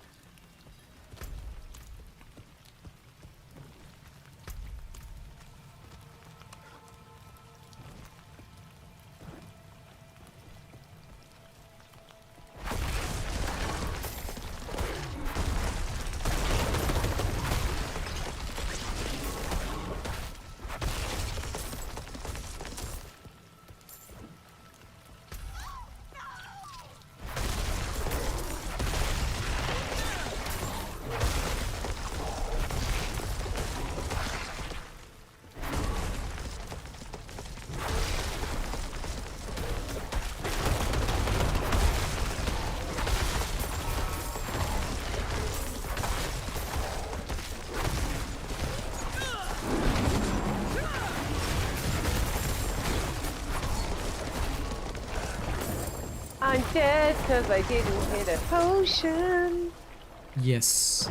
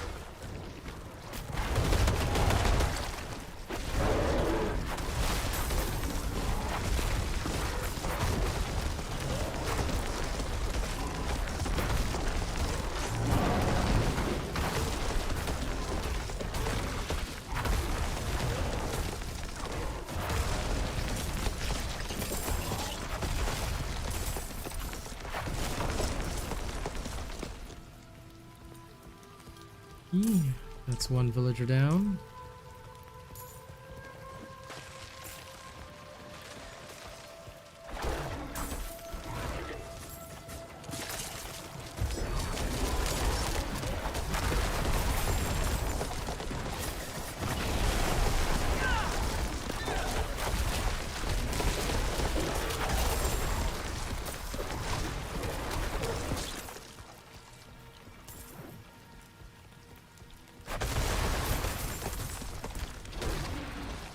Gone down the path.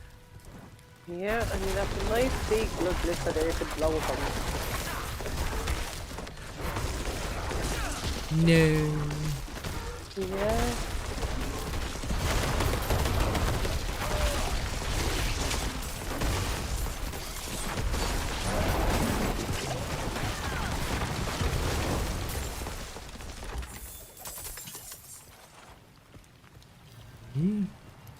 They've been feeding on my soul. Please, take it back from me. Let it in.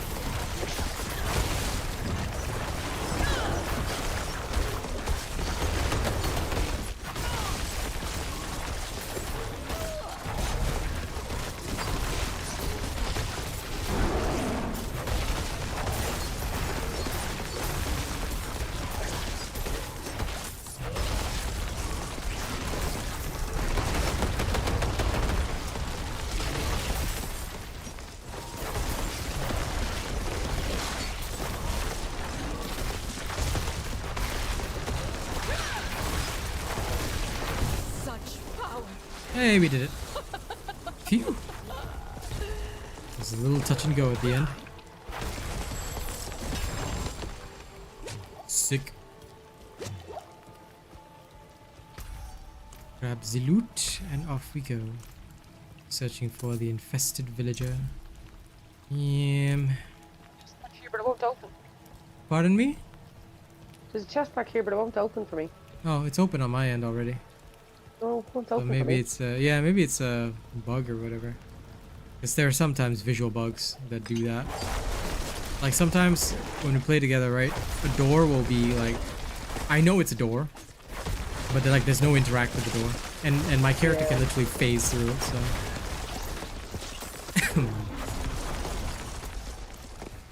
Probably just another one of the bugs.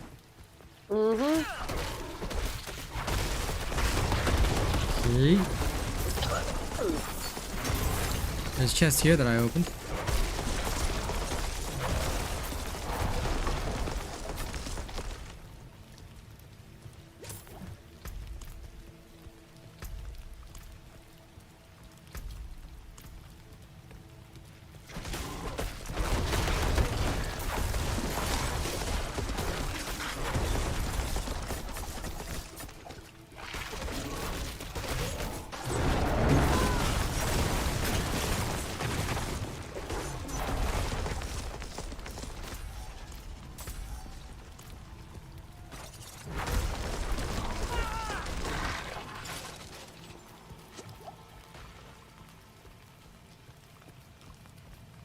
Okay, that's the end part.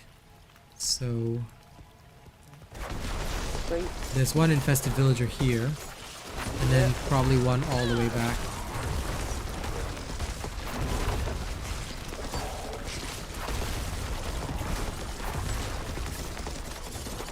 Yep, here's the one.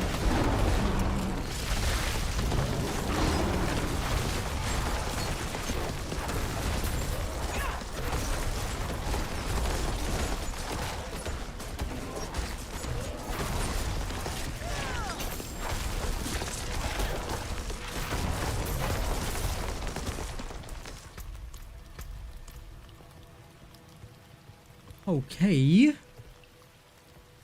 Yeah, this way.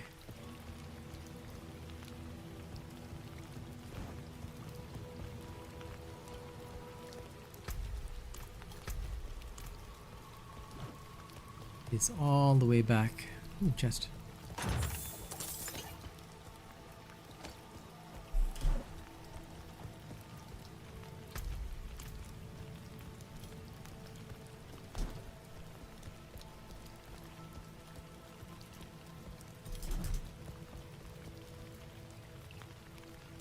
Yep, it'll be down here.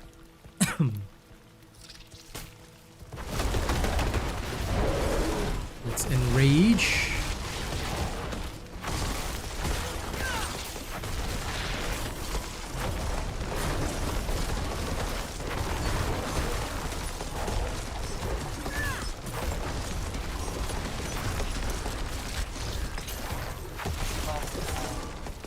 I'll get you. Don't you worry. That was one shot, bro. Yeah, because the arachnid dudes, right? They have a detonation. So if thou art in melee range, thou Yeah, getteth he consumed. one-shot me with that. Mm-hmm. It's their death detonation. Okay.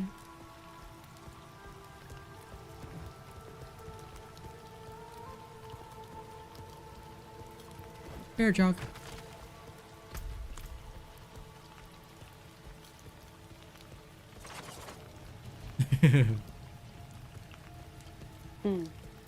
Random stab. Oh, I was showing at the barrel to see what they break. Okay.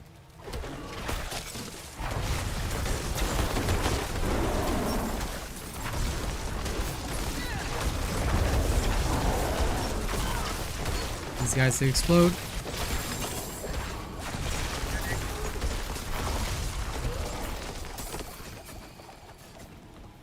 There we go. Survived that time. So we're good.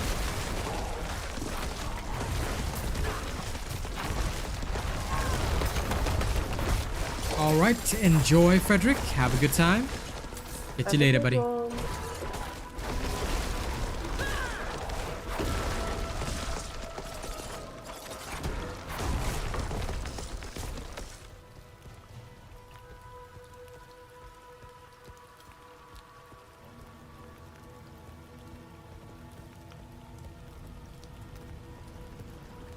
Okay, boss room.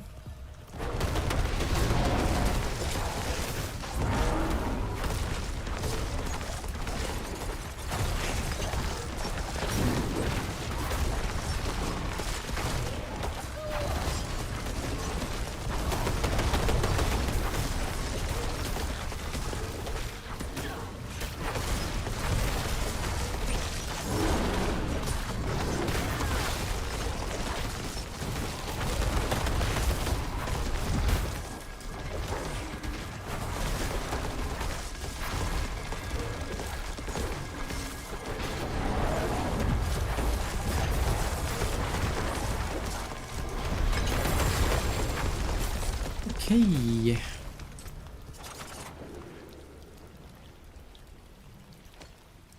Ah, yes. Trash. See anything good in here? I'm looking specifically for items with 700 item power, so they can get a big boost when I upgrade them.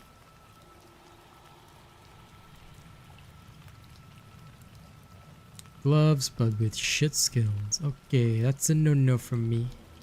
Okay, back we go.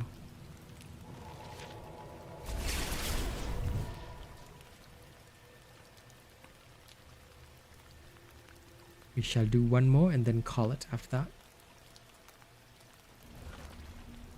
It's pretty good to call it now, if that's okay. If you want to do one more, you go ahead. Yeah, if you want to call it tired. now, it's okay. Yeah, no Yeah, worries. I'm kind of tired. Okay. I will let you carry on and do one more if you wish. In that case, I'll also call it. I am okay on that. Pretty tired. I know, I can tell. Kaz weak. Weak. Yeah. Why are you so weak today? Tired. All It's been a right. long day. All right. You go. You go. Okay. All right. I'll talk to you in a bit. No worries. No worries. Bye, fam. Bye. All right. See you all. And thank you all very much for joining me today. I'll see you all tomorrow morning on the Rogue. And of course, tomorrow I'll publish my Druid build and go through it and talk about it a lot if I can. But yes, other than that, thank you very much. All right, y'all have a good one, and I'll see you guys in the morn. Bye-bye.